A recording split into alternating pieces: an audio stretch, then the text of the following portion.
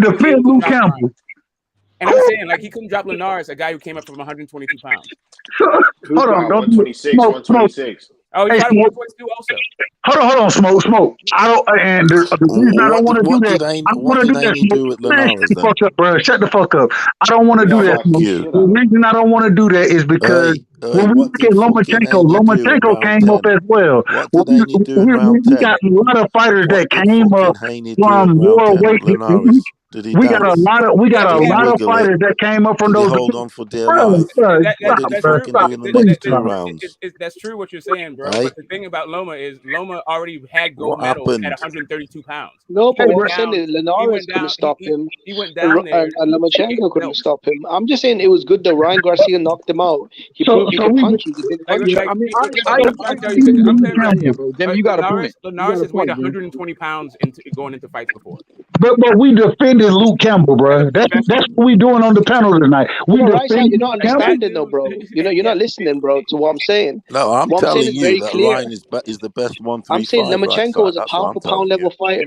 He could knock out Luke Campbell. Linares was the But he sure lineal could drop him champion. though. He could knock out Luke Campbell.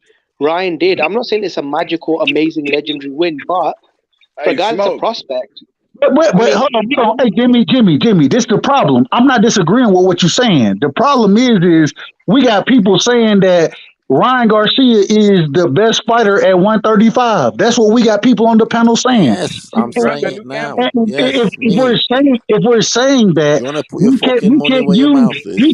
we can't use Right? somebody. Right, We right can't side. Do you use. want to put your And money hold where your on, bro. mouth is? You talking, bro? Hold on, bro. Yeah, put your fucking money where your mouth is then. Well, wait 2 years if it happens, if they fight each other. How much you fucking want? When your Hey, bro, fucking boy fights, look, let's have some if you fucking want to dough on bet, it. if you want to bet something, I I got Devin fucking Haney. will I do. got Devin I got a Haney couple of beat bets for you, Kambosos by the in way. Australia. What Since you want to put on it? you're on If the you want to bet bivo, something, I'm since you're on putting the the bet bivo, there. See, and I'm going you Kambosos. talking about nothing, bro. You talking about Yeah, nothing. You talking I'm about going Hey, Kambosos. let Do you him want to bet drone on on, it? bro. Like Do we you want to can't bet even on hear. it? Like he's like, hopefully he'll run out of steam at some point. Do you want to bet on Like, it? Hey, get back Smoke. to Boston. Like, Right Hey, side. Smoke. How often have you seen that where a fighter fight at a certain weight in the Olympics and then he go down 2 weight divisions when he go pro? yeah, I don't see. Yeah, I don't see that. Like, but we also don't see like. well, hold on, Andre Ward. Hold on. Andre Ward. There's a no. Andre Look, Ward won the gold Ward went medal up. at 178 and fought Yeah, pro at 160 but and fought that's pro only. at. But no, Hold on, bro. I Hold on. Let me thought finish. he started at But 168. I wasn't done. You No. interrupted me to start His talking first. about Andre Ward. Hold up Hold a on. second. His You first hold career on. fight. He asked me a question. I'm trying to answer. No, hold on, bro. His first career I don't fight was at understand. Like 160. your Rich. name is not Smoke. Hold up. His first career Hold fight on was a at second. 160. Rich. Just so but you understand, Andre Yeah. Ward. Just to put some nuance on what you were saying, and then it can go back to Loma. Andre Yeah. Ward moved up so somebody else could fight in that to get that slot, but he was Yeah. originally at At 168. 165. I At remember. 165, yes, he moved Yeah, in up the amateur. to make a thing. Yeah, I He know didn't that. move I know down. that He Smoke. didn't But move. he He still won a Lomachenko gold medal at he 178. the question. Okay, so his He still question won a was gold. I'm not He understanding. still won a gold Jesus, medal at go ahead. 78. 126, and he gains and 5 turn pounds. pro I at don't see the 160. difference. Hey, hold up, man. Hold up. We got to get some structure to this shit. Everybody can't talk at the same fucking time, bro. We got to get some structure to this shit. Let's get some structure. And H Money, I'm calling on you for the structure, bro. Get some structure to it, bro. We can't all talk at the same fucking time because I can't even respond to nothing because I don't know who the fuck saying what. Let's get some structure, bro. Let's get some structure to it. Let's be real fight fans about it, boxing fans about it, and get some structure to it And experienced overall, bro. panelists too. Like we understand what it sounds like when people are talking over each other. You can't hear shit.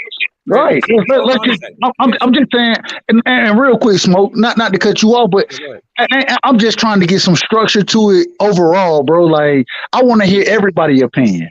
I love y'all opinions, but we can't all talk at the same time. So let's just get some structure to it.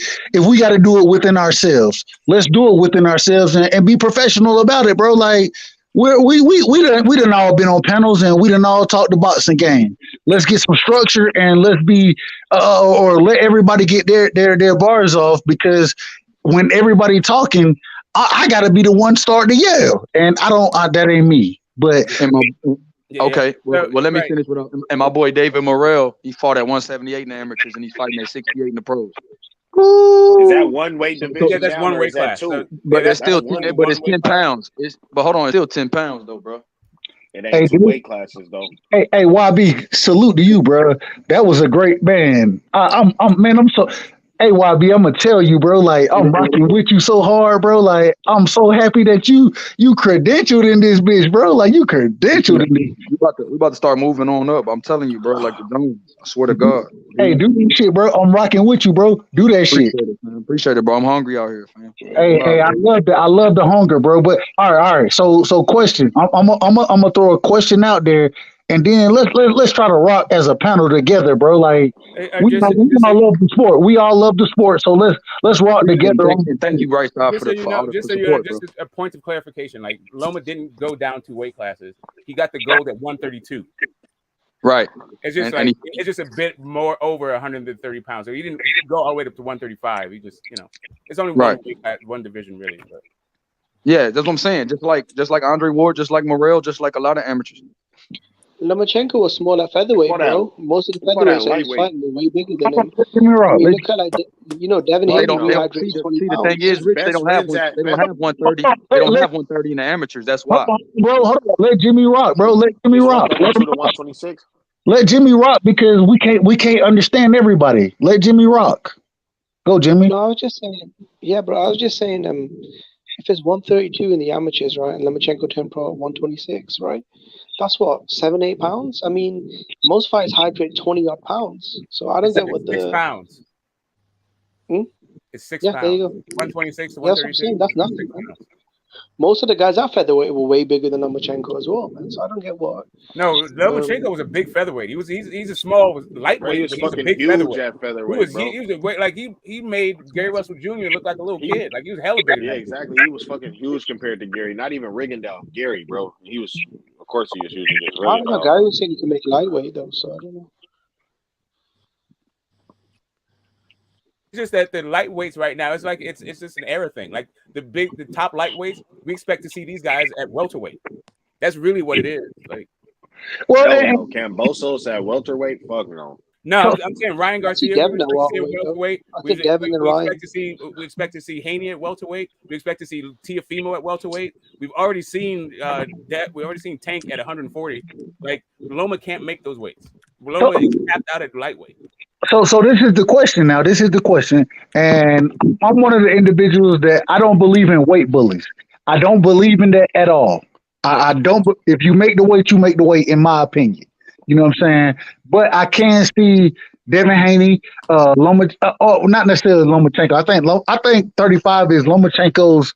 I think that's where he'll end up his career at 35. I don't see him moving up to 40. Tio, I can see him moving up. Possibly, I actually see Tio moving up to 54, in my personal opinion. But I could be wrong about that. But I do see Tio at 54. I see Devin Haney at 54. You know what I'm saying? I see Tank Davis getting to 47. But my thing is this: when they're fighting at the weights that they're fighting at now, right? How should we be holding that size against them, or should we be giving them credit for being in the gym and being able to make that weight when it's time to weigh in? It can be one or the other, but which one should it be? I don't think weight bullies exist. If you make the weight, you make the weight. But you can also just see when a guy is naturally bigger, because like we don't have same day weigh-ins, right? So these guys, they on the day before they weigh the same thing, but the next day one guy is like 15 pounds heavier. I think most of these dudes are weight bullies, to be honest. Most of them, they're always trying to gain an advantage somehow, some way. Maybe from a power point of view, anything they can get hold of. I think most of them are weight bullies. Isn't cutting weight dangerous? Yeah, it is, but they know their limitations, and they now with advances in technology, everything they can. Yeah, that's an intangible. Being able to make weight and also be safe and hydrate. They know where they're at by the millimeter, by the second. That's an attribute, just like constantly speed or on power the app. or It's whatever. on the app. It's like soccer players. They go home with apps and whatever, and everything's on there, literally. But if we everything, so it's go ahead, brother. Go ahead. No, I was just saying, with the technology, everything now, these dudes can. I mean, I think they can take advantage of the weight bullying a bit. I think there's a lot of weight bullies. Most of them are weight bullies, in my opinion. But this is the thing. If we're gonna say that, right, and in my personal opinion, I don't believe there's a such thing as a weight bully. If you make the weight, you make the weight. In my opinion, so I understand where you're coming from. My thing is this: one or two things have to happen. Either we're gonna go ahead and accept the weigh-ins the day before, or we're gonna go and push for a day in or day of weigh-ins. You know what I'm saying? One or two things have to happen. And if they're not going to do day in or day of weigh-ins, if they're not doing that, then how are we going to criticize fighters who have made the weight? They've come in when it's time for the weight to be judged. They've made that weight, and then they rehydrate to a higher level. How can we criticize that if everybody has that opportunity?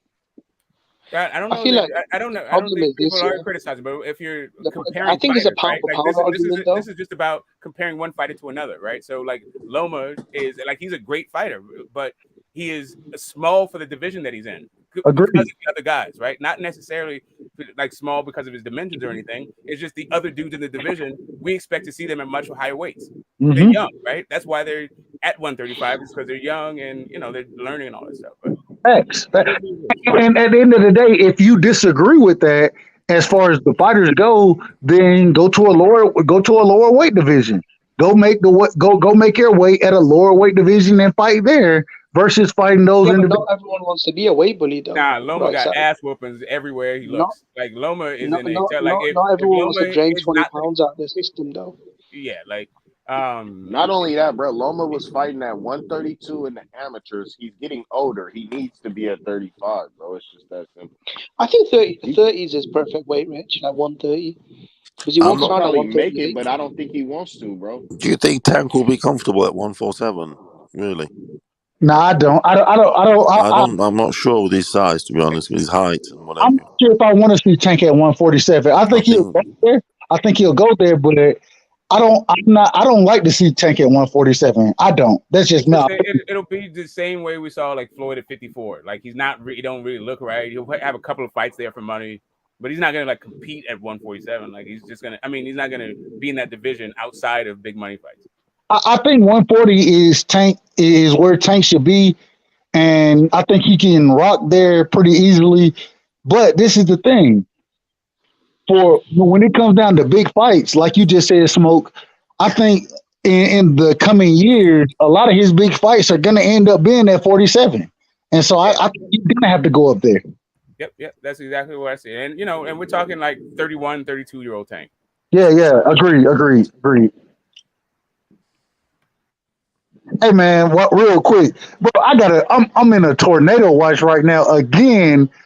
Within 2 days, bro, I'm in another tornado watch in Georgia, bro. We don't even have fucking tornadoes in Georgia, and I'm in another tornado watch right now. My bad, man. I just had to put that out there.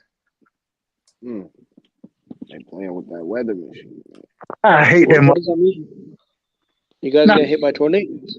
Yeah, well, we got hit by a tornado not yesterday, the day before, and then we're looking to get hit by another. America's crazy, man. You guys have got a lot of natural disasters with tornadoes and floods and earthquakes. Like none of that stuff happens in the UK. That shit crazy. Yeah, none of that stuff happens in the UK though. We don't get tornadoes or floods or earthquakes. And this is the craziest part. If you tell me a tornado is gonna hit the Midwest, that's cool. That's normal for the Midwest. Tornadoes usually where I'm at Georgia, you know what I'm saying? We get hit by hurricanes. A hurricane to hit Florida, that shit it end up being a tropical storm in Georgia. This shit is all tornado weather, bro. Like this ain't got nothing to do with water or nothing, bro. Like this shit is crazy. Have you ever walked into a tornado? Say it again. Have you ever been lifted up by a tornado? Why would he have been lifted up by a fucking tornado, bro? No, I'm just saying, do you know anyone that survived a tornado, or you're saying it's common? I wasn't trolling, I'm being serious. Like, have you? I ain't gonna lie to you, Jimmy. I'm gonna answer the question. Give me a second. My phone fucking up, and you sound wiry as hell. And it's not you, it's me. It's my phone. I know that, And so give me about another 30 seconds and then ask that shit again so I can answer it, bro. I might have an Obama. Oh, no, you good. You good now, Jimmy. I can hear you now. Ask the question again, bro. Have you ever actually witnessed someone being hit by a tornado or yourself? Have you ever been struck by a tornado? Because you're saying it's common. No, Have you ever? not never by a tornado, bro. I've seen hurricanes, and usually what happens is a hurricane to come in from the Gulf. It'll hit Florida first. That should kind of wind down a little bit, and then it'll end up in a tropical storm. So we get the winds and shit, but like literally, 2 days. Why does that happen in America though so much? Like you guys get forest fires, tornadoes, earthquakes, floods. No. In Georgia, we don't have forest fires. We don't have forest fires and shit like that. We don't really have that shit. The fires out here in Cali, bro, and that's because that shit for somebody is profitable, bro. That's the only way I see that shit. Yeah, somebody making money off of that shit out there. Somebody making money. They burning the shit out of California on purpose, in my opinion. But no, Jimmy. You like I said, man, we get tornado. I mean, we get hurricanes. But what we've been seeing, bro, like it ain't been no tropical storms, nothing like that, bro. It's just been hurricanes. Like I mean, not hurricanes, tornadoes, bro. Like I swear, 2 days ago, where I stay at, we had like 5 tornadoes hit within a 20-mile radius, bro. Like that shit was crazy. It's some shit that we've never seen in the South like this, bro. Like hell no, that's some other shit, bro. Yeah, like it ain't no shit. So have you ever been driving home one day and then you get hit by a tornado and you end up in New York or something? Bro, shut up, bro. This nigga's an idiot. Yeah, sharks in it. Yeah, with sharks in and everything. Just... No. But this was the scariest moment for me 2 days ago, bro. Like, so my son, you know what I'm saying? He's in school and the teacher, she hitting us up like, well, the bus ain't coming right now. My son ride the bus. She was like, the bus ain't coming today. Well, they gonna come, but right now we got all the kids locked down because the sirens are they live right now. And when them sirens are live, everything shut down, bro. Like that shit was wild. Normally my son get home at about 4 o'clock. That nigga didn't get home until like 5:30, bro. Like that shit was crazy. Right side. Yeah. Who's your favorite boxer? Devin Haney, my favorite boxer, bro. I wouldn't have known that. Say it again. I said I wouldn't have known that. No, Devin. I rock with Dale Strong and Shakur Stevenson. I wouldn't have known that, my friend. Stevenson, that's my second favorite boxer. You know what I'm saying? On the 135s, my favorite's Ryan. You see, that's where we're gonna clash, and see, this is the thing. I don't even think we really clash, bro, because I'm saying because it's obviously I think he's the best 135 out there. I don't give a shit about titles, anything. No, nothing about titles. Seriously, I'm saying forget the past. Forget the past. Yeah, forget the past. The year, this, and all the Luke Campbells. As we stand now, going forward, it's a new time now. Yeah, as we are now, I think he's the best 135. I do. I'm saying potential, all the pros and cons, put together going forward. But this is the power, speed. Hold on, bro. Let me respond to that. Let me respond. I like Ryan Garcia. I'm not even against Ryan Garcia. When I talk about him, it may seem like I am, but I just try to keep it a buck as far as the sport of boxing goes. I don't think Ryan Garcia is dedicated to the sport the way he needs to be dedicated to the sport. Yeah, but that's the past. That's the past. He's got a new trainer. He's got a new setup. Everything's, there was reasons why he might have not been as dedicated. Maybe if you're not happy in your job, in the position at that moment in time, perhaps it's going to reflect. And that obviously did reflect. But to say that the dude is a trait he has, for forever, we don't know yet. The dude's with a new trainer now. But this now correct me if I'm wrong. You correct and just me and you talking. I want you to correct me when I say something that's not true. Is that cool? Can you correct me when I say something that's not true? Yeah, just Okay. So look, check this out. So my problem is this: Ryan Garcia he was demanded. He fought in when he fought Luke Campbell. That was a title eliminator to be the mandatory for Devin Haney's belt. Would you agree with that or disagree with that? I'm not 100% sure about that. If the mandatory this and that, That to be honest, if that stuff is all a bit sketchy, all that. okay, that's fine. Other people.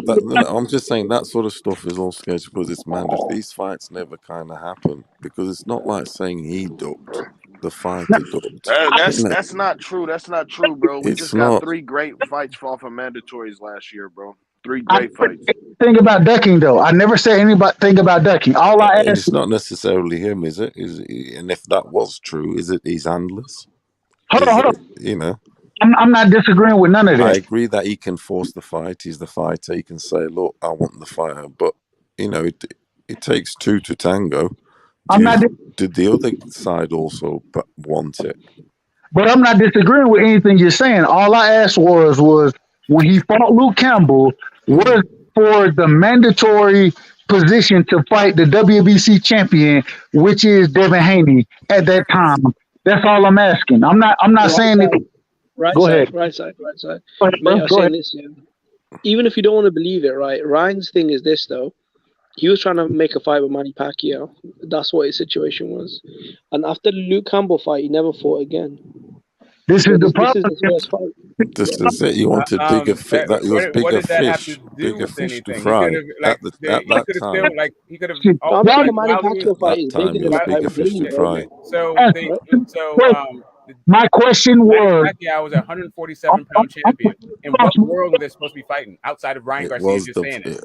There was talking about it being the sparring match. Pacquiao They're romance. talking- It's a super fight. It's correct. The Jimmy is right. There What was super that fight? Pacquiao romance.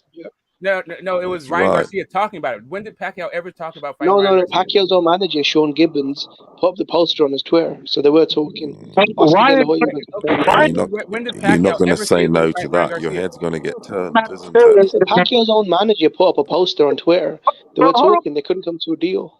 They weren't negotiating for a deal. This is true, though, right side. The Pacquiao thing did come into the equation. What I heard was that they were talking about an exhibition match. That shouldn't have stopped him from Exhibition, calling it shut up, mandatory. smoke. Came out and said it's Why- not. In what I don't know. world You turned are down a people Pacquiao interested fight, in though. watching Manny Look Pacquiao at fight Errol Ryan Spence. He Garcia? pulled out the Ugas fight to fight Manny Pacquiao. Do you remember that? Errol Spence pulled out the unification with Ugas to fight Manny Pacquiao, right? Because his eye got damaged or whatever. because if he had lost to Pacquiao, it wouldn't have been a big deal. That's what I'm It's saying. still a lesson. Errol Spence pulled out of the unification with Ugas. No, you don't remember that? The unification Errol was Spence with pulled out of the Pacquiao. unification with Ugas to fight Manny Pacquiao. That is not right? what happened at So all. why would Ryan's Ryan? head got turned with Pacquiao was the Pacquiao. champion when they were That's talking about fighting. fact. No, he wasn't. He And then wasn't. Manny Ugas Pacquiao got was. stripped. And then Manny No, Pacquiao got stripped for he wasn't. inactivity. And then yes, and then they're trying to give. You're talking and then rubbish. they try to You're talking rubbish, Smoke. reinstate. Then they You're tried to talking reinstate rubbish. it. Once again, Smoke, Bro, you're talking rubbish. Okay, cool. So can you stop interrupting? Jimmy. The reason why Errol was Bro, fighting like, do you Ugas have was for the Tourette's? belt. Can you control your mouth at all? So, Can I? Like I was saying, dodgy, before I man. was savagely interrupted by this little kid who can't control himself. You talk shit, Smoke. Pacquiao You was a talk a champion. lot of shit. Pacquiao was a champion that No, he Spence wasn't. was supposed Anyway, to be. where you come If from, I- anyway, okay, Smoke. I was I talking come from to a right place side, I come anyway. from a place where we let one another. And no more boxing than all y'all niggas. The Smoke know what the he's talking about. He Yes, don't. exactly. So when they were when the unification was supposed to be with Manny Pacquiao. No, But it wasn't. Manny No, Pacquiao that's got not true. stripped. That's not But true. Manny Pacquiao got That's not stripped. true. Smoke is a fantasy. That's not true. The Ugas fight was a unification. Fantasy. Errol pulled out of my it. point. The Manny Pacquiao fight wasn't a unification. Thank you. Hey. After so they No. So they Spence stripped pulled Manny out the Pacquiao. Ugas unification to fight So Pacquiao. all right. So if you want to go through this these whole are the thing, facts. right? Okay. So Smoke, these are the you facts. lucky you don't get tornadoes in Hold up a Washington. second. That's Manny what you're Pacquiao lucky. got the belt off of Keith Thurman. He then got stripped, and they elevated Ugas.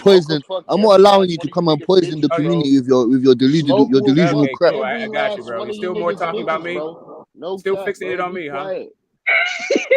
No, your Smoke a excuse. fucking I'm Yeah, not roll. yeah. allowing your It's your excuse. I'm not podcast allowing next your week, huh? excuse to be like, I know. oh, Yeah, right. you're still Yeah, thinking about me, what's your man. next excuse No, for talking about me? Hey, no, Smoke. fam. No one What's your cares next about excuse your for talking shit. about me, bro? I hope that you're well. I What's your hope you're next thing safe and about your well talking being. about I me, hope bro? you're healthy and your well being is great. But no one Okay, gives a but fuck cool. about It you, is. bruv. But okay, we keep No one talking. gives a Stop fuck talking. about you, bruv. But then why Your you head keep talk talking about about me? boxing. Prove it by stop talking about me. No, you're You're Okay, then you do delusional. care about You're me then. So then delusional. you So we do. have to Okay, let you He so know then that loves you are talking Joe about me. delusional and your Calzaghe. He loves opinions You're Joe still are talking crap. Calzaghe. about me. You said you The don't care fuck, about me, nigga? but you The can't fuck, stop nigga? talking about Your opinions are bullshit, nigga. So we me. have Okay, to you let you still know, talking boy. about me. We Let's have see to how. let you Let's see know. I how What don't is give a long wrong shit, with you man. you stop talking UK about me. niggas, bro? You UK niggas goofy as hell, Yeah, bro. I'm saying. Y'all think this shit a movie or something, bro. Chill out, bro. Be your fucking No. self, bro.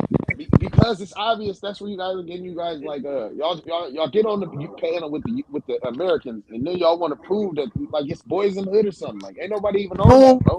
Yeah, man. Chill out, my nigga. Yeah, like it's kind of tough and all this fucking schoolyard shit. You guys are like little Let's kids. get this Chill, straight. like, If we're talking boxing, we're talking boxing. But if Rich, you're look gonna at the come chat. on but here you are and not try, if talking you're gonna boxing. All come you on have to here do is and start try and talking Rich, look at the boxing. chat, disrespect man, Rich. then All you we're gotta do gonna is have start an talking issue. boxing. That's the simple as that. But Yeah, but but That's you you what I'm guys lie. talking don't about. like You're getting the All one you that gotta corrected. do is start came talking on about You here. don't boxing. like You're the getting one that came corrected on Point. here because At you any talking come out all point. with this bullshit. At any smoke. I point, we want can Yes, start smoke. talking G, about Come yes, out G. with boxing. I came on bullshit and here. you I don't like came on getting here. We can I talk corrected. came about on the here to fight. Niggas not discuss talking boxing no and get onto boxing shit. You smoke wasn't even because talking So smoke boxing. thought he about could fucking boxing. disrespect my No, you guy just came on Powder here and talk. yesterday. So cool. Him Let's and his talk about other boxing. guy, they thought How they you could gonna come and say? disrespect me Look, Okay, look, for cool. look, no Yeah, reason. Cass, yeah. Cass. You cool and all, but how you gonna say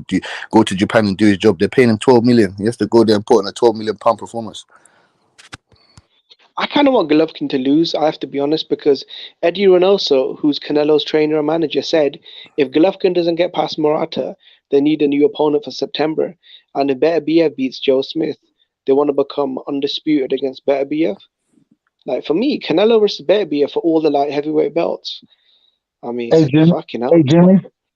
Hey Jimmy. I hope Triple G. I hope that nigga lose so bad, bro, because I do not want to see Triple G Canelo again. I don't want to see that. I want to see something else, I'm not bro. particularly invested in either of the guys, to be honest. And I just think Gigi will win, but I'm not really that bothered about either of the guys. And if I just don't want to Murata see was to Triple win, G. then Go ahead, bro. and that can happen because there's a lot of money invested in Murata. He's got a lot of backers, and normally when he fights in Japan, including his rematches, he does the business. Yeah. So that's a big thing to put into the equation. So But I actually give him a 40% Murata, chance. It's a 60-40. but my thing is Murata done been off for damn near 3 years. Damn, Triple G done been off for a year and a half. I think Triple G gonna beat the shit out of his ass. I really believe that, but I hope I'm wrong. But I swear to God, I hope I'm wrong. I just think his Morata's style's not good. His style's not good for GG. It's perfect for GG's Morata, jab. he has no I jab. agree. He's got no Exactly. So combination he comes to punches. the hunt. Nothing He'll be happens. trying to hunt GG. GG will just jab him to death. But And because it's he's one of the such a best jabs tall, in the game. but because he's such a tall fighter, bro, like I want to Exactly. believe that he has that. Especially with it being in Japan, bro, I want to believe that he has that ability to win that fight. But I don't think he'll win that fight. All right, that's fair, fam. Hell yeah, I I want don't think he'll Canelo to win go that for fight, bro. undisputed next time. Why, bro? I think Who he you knocks him got out, right and side? there's Right nothing. side. Who you got? Right I side. Who you got? got Triple G, but I'm rooting for Murata, bro. I'm rooting for Murata, but I Yeah, got Triple G, bro. Why would you want I'm Murata to win though? What the fuck's he gonna do? I'm He not ain't gonna bothered try about to who unify the wins it, to be division. He ain't honest. gonna do shit. At least if he win, I just don't want to see motherfucking Canelo versus Triple G again. I don't want to see that shit. Yeah. I don't want to see that Canelo's no You more. manager. don't have to watch it though. The thing Canelo's manager and trainer. that the last two fights were so close, and you could say it's 1-1. That's the thing. There are I had people out Triple there G saying it's winning the first 1-1. fight. So Go ahead. there is Go that ahead, bro. argument. There's that. Right. So There is that to settle. so yeah, Wilder Fury 3 was a hell of a fight. Like that was actually the best fight. But who asked for it though? Yeah, but who I asked mean, for you're it then? saying it. Wilder. Who asked for it? They He did. asked for another beating. They did. Like that's the same thing. Like once like the champion gets a rematch, right? Like Kambosos got 2 in his hometown. Like what? Wilder can't get a rematch? Yeah, but if Devin destroys him, who's really gonna want to see the rematch though? As fans, like. I mean, But he still get it. He still did get it it though. anyway. Like it don't. It's got points written all Andy over Ruiz that destroyed Devon AJ. fight. Like so he don't get a rematch. Like. But this is the thing, bro. Like even with that the and I don't want to get into Wilder, bro. I do not want to get into Wilder because that shit it causes a whole nother Yeah, no, I'm just issue. saying that third fight was the best fight of the actual Well, series. Like Smoke's bringing it up, though. He's still in his head. You're Wilder's right. still in You his got it head. back. I mean, seeing Wilder get knocked out cold was fun. Yeah, you're right. Yeah, he's still Yeah, I mean, dreaming it was the about it, best fight, Smoke. regardless of. I mean, he got whatever. It was the best fight. I'm just like that. I To say that you didn't want to see it. I mean, thought it was a good fight. I did think it was a good fight, and I'm glad Deontay Wilder was able to go out on his shield. I'm glad he was able to. Yeah, like Jimmy, both dudes got knocked down twice. Jimmy, It you was don't a want hell a of like it third was. Canelo There was a fight then whole with bunch of Gigi. excitement and intrigue in that fight. I I'm agree. cool with it, I bro. agree with But that, Smoke. I'd rather have a. So What would basically, How you Can gotta you Eddie explain Reynoso. what you fights just wanted? because you don't like the Because that guy or makes something. Like it's like I don't. Yeah, Whatever. bro. What Eddie what would Reynoso happen. said. Smoke, shut up a minute. Golovkin lost, so if Golovkin loses to Murata, Yeah. Eddie Reynoso, who's Canelo's trainer or manager, said they're gonna try and make the Better BF fight if Better BF beats Joe Smith, because then it'll be for undisputed or light heavyweight. Canelo will have Just Bivens belts. Better yeah, BF will cut have to the the rest, chase. Just cut to the chase and then straight away. You mean Bivens do Yeah. belt? undisputed. Yeah, Yeah, I he'll mean, beat yeah. him. In that Quickly. case, let's go Hey, Morata hey, then. real quick, guys, real quick. Bond quickly. I Or agree. whatever. I think it will be a sword fight, and the winner goes out on their shield. I agree with that. With Murata versus Triple G. I don't think Murata had once again I hope Murata wins the fucking fight, bro. I'm rooting for him, but I think Triple G gonna KO his ass, bro. I think he gonna He knock lost his to ass out. Saddam Donny, fam. He's shit. Morata, he's shit now. He's 37. He's shit now. He's not on the level Yeah. of I feel Triple like G. He's Canelo not. Murata was never that great, bro. He was never a great fighter in my Lost opinion. to Sam Adam. I wouldn't mind seeing a poll for how many people want Morata or GG to win. Yeah, Hassam and Dom can't fight at all. Like that dude fucking sucks. So yeah, Trash. Murata To be getting fair, beat that was a by robbery, though. Murata To getting be beat fair, by though. Hassam and Dom. No, but to be Like, fair, that was a robbery, though. To be fair, that was a robbery. And in the rematch, he knocked him out cold. So I mean, I don't No, know. but I don't know what you mean by robbery. Like, hey, question he's for lost the the guys panel. can't fight. Hey, question for the panel and Smoke. I want you to go first on this one, Smoke. What do y'all think about the Lubin Fundora fight, man? Who do y'all have in it? No, I got that side to think. That's a tough one I to want to pick. get into that because I have a greater. I think I always think my opinion is great, but I want to Smoke. I want to hear your opinion first. Lubin versus Fundora. Who do you have, and how do you see that fight playing out, bro? So to me, it's a fight. It's about distance, right? So like depending on what distance this fight takes place at, I would pick Fundora on inside, but I think that Lubin can beat. If Lubin keeps it outside and doesn't get drawn into the inside, Lubin should win this fight. That's Man, what I think should win the fight. But Lubin, I don't have a lot of confidence in him. The guys just kind of let me down. but So go I ahead, think Smoke. Go ahead. it's kind of a. I go back and forth with it. Like, I feel like it's pretty much a 50-50 fight. Definitely, definitely. It's just about what fight, what distance the fight takes place. But this is the problem that I have with this whole fight, and I want everybody to jump in on this one. My problem with the fight is if Lubin fights on the outside, that's Fundora's mid range. If he fights at the mid range, that's Fundora's inside.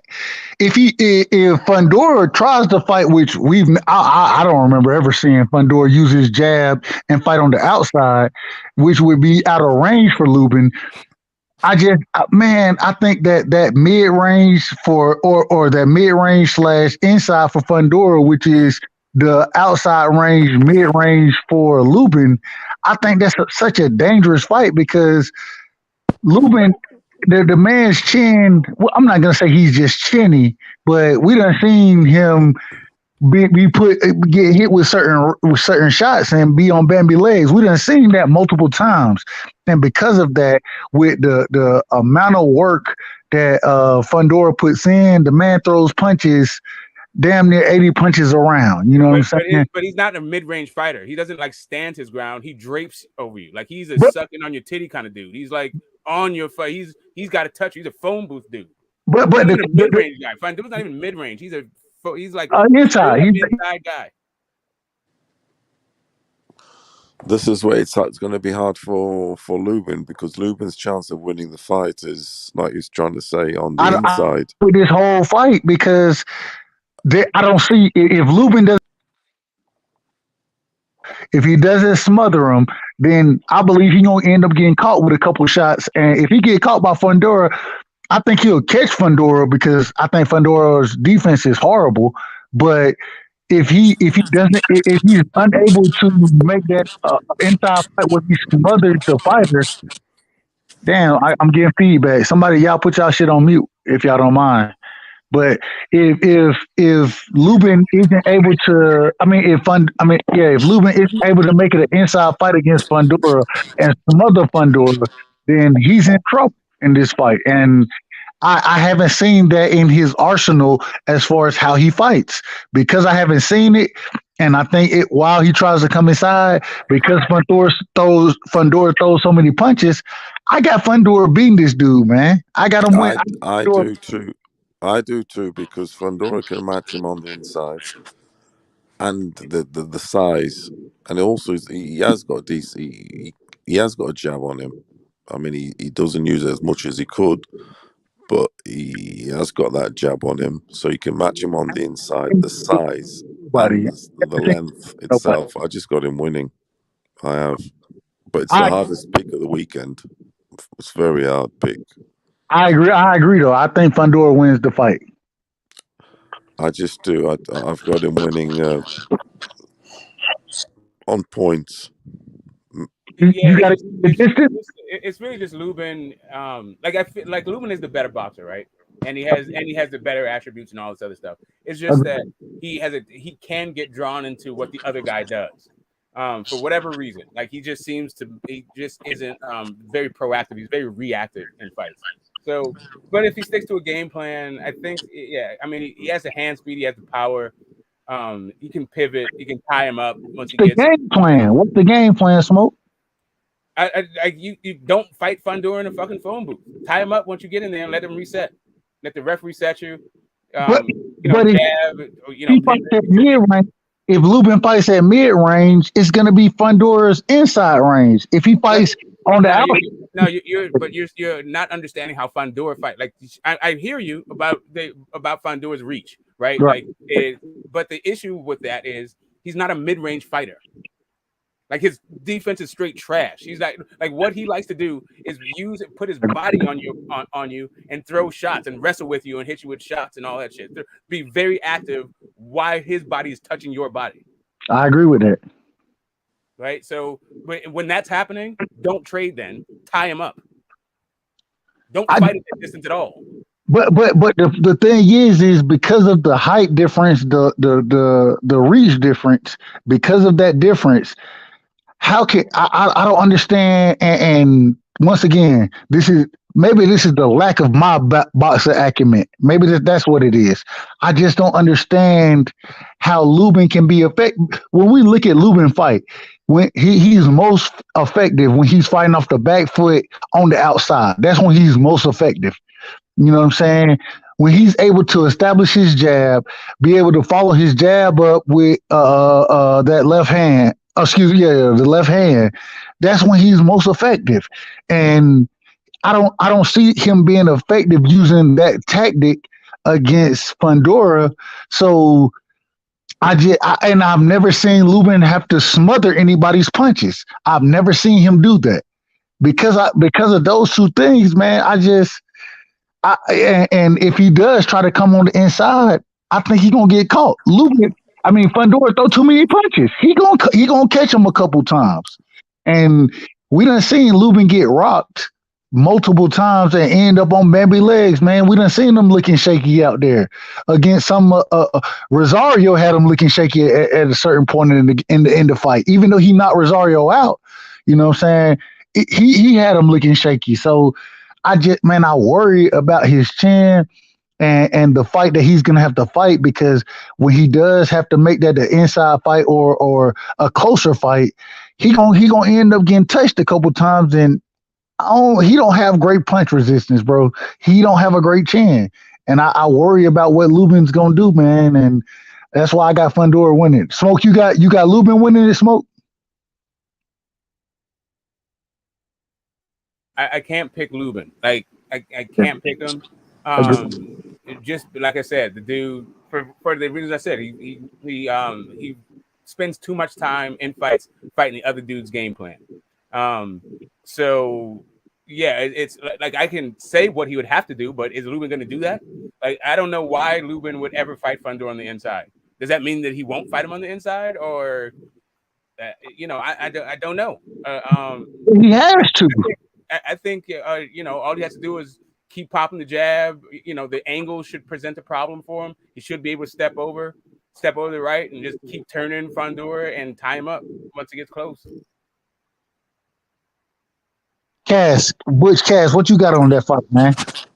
Hey, like I said, so what are you saying right side? You're picking Fundora now? I'm taking Fundora, bro. I'm taking Fundora. What you got? At the beginning, you was picking Lubin, boy. No, not the beginning. I like Lubin. And real quick, before I say Cass, I think Lubin at 54, if he had a better chin, bro, I think he could be the goods at 54. It's just you can't take a shot. When you can't take a shot, then that's it. You become an average fighter, but you get me. A whole lot of tangibles get questioned, like your heart. I know for a fact, I don't care anyway. My opinion, innit? I think Fundora's got more of a heart than Lubin. Like he's willing to put all of it on the line. Ooh. And I'm not gonna discredit Lubin off of that one Charlo loss in the first round. You get me? Because any punch puts in the perfect place. You can't put any muscle or you can't put any metal weights and that on your chin, innit? You get me? So I'm not going to discredit Lubin too much because he has been looking all right. His performances has been looking all right after that, but he's still been getting touched up by certain guys like Goucher. All these other guys are touching him up, making him get wobbled. Like he was hurt with that Rosario fight as well. So if Fundora gets them shots off on the inside, that's what I'm saying. If it depends who pulls the fight towards their, you get me, their liking, innit? You get me? Then I'll have to go with them. Like you get me, like Fundora. I'm picking Fundora. I picked him from the beginning anyway. The guy is 6'6". Lubin is 5'9", 5'10". It's going to be very, very difficult for him to beat Fundora. If he beats him, that's very, very impressive to me anyway. Very, very impressive. I'll give Lubin his dues, but I don't see it happening. Like Smoke said, I can't see it. I cannot see it winning. I can't see him winning this fight unless he catches Fundora with one of these special left hooks or one of, you get me, because he can bang. He's got a good power shot. He's got a good power shot. So we have to see it. That's the other thing. Lubin is and he's a very flat-footed fighter. That's one of the reasons I think he carries such great power.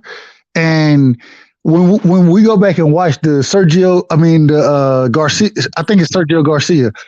When I went back and watched that fight, man, Garcia, he had to do a lot, and I think Garcia won that fight. In my personal opinion, y'all could disagree with me, but I thought he won the fight against Lubin. I mean, not Lubin, excuse me, Fundora. I thought, you can't argue that. Right. You can't argue that. He had to do a lot, like you said, though. He did. You can say that. You can lean towards him and say he won the fight, but he had to do a lot, though. He had to do a lot. And he had to fight a totally different style than what he normally fights.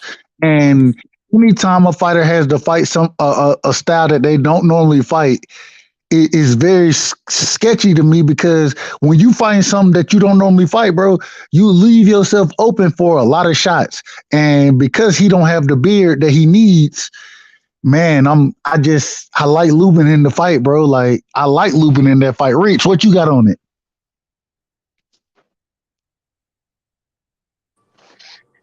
Rich. Oh, Rich, you there? Rich. I got one more question for you. I got one more question for you. Can you hear me? Yeah. Sorry, go on, Rich. Yeah.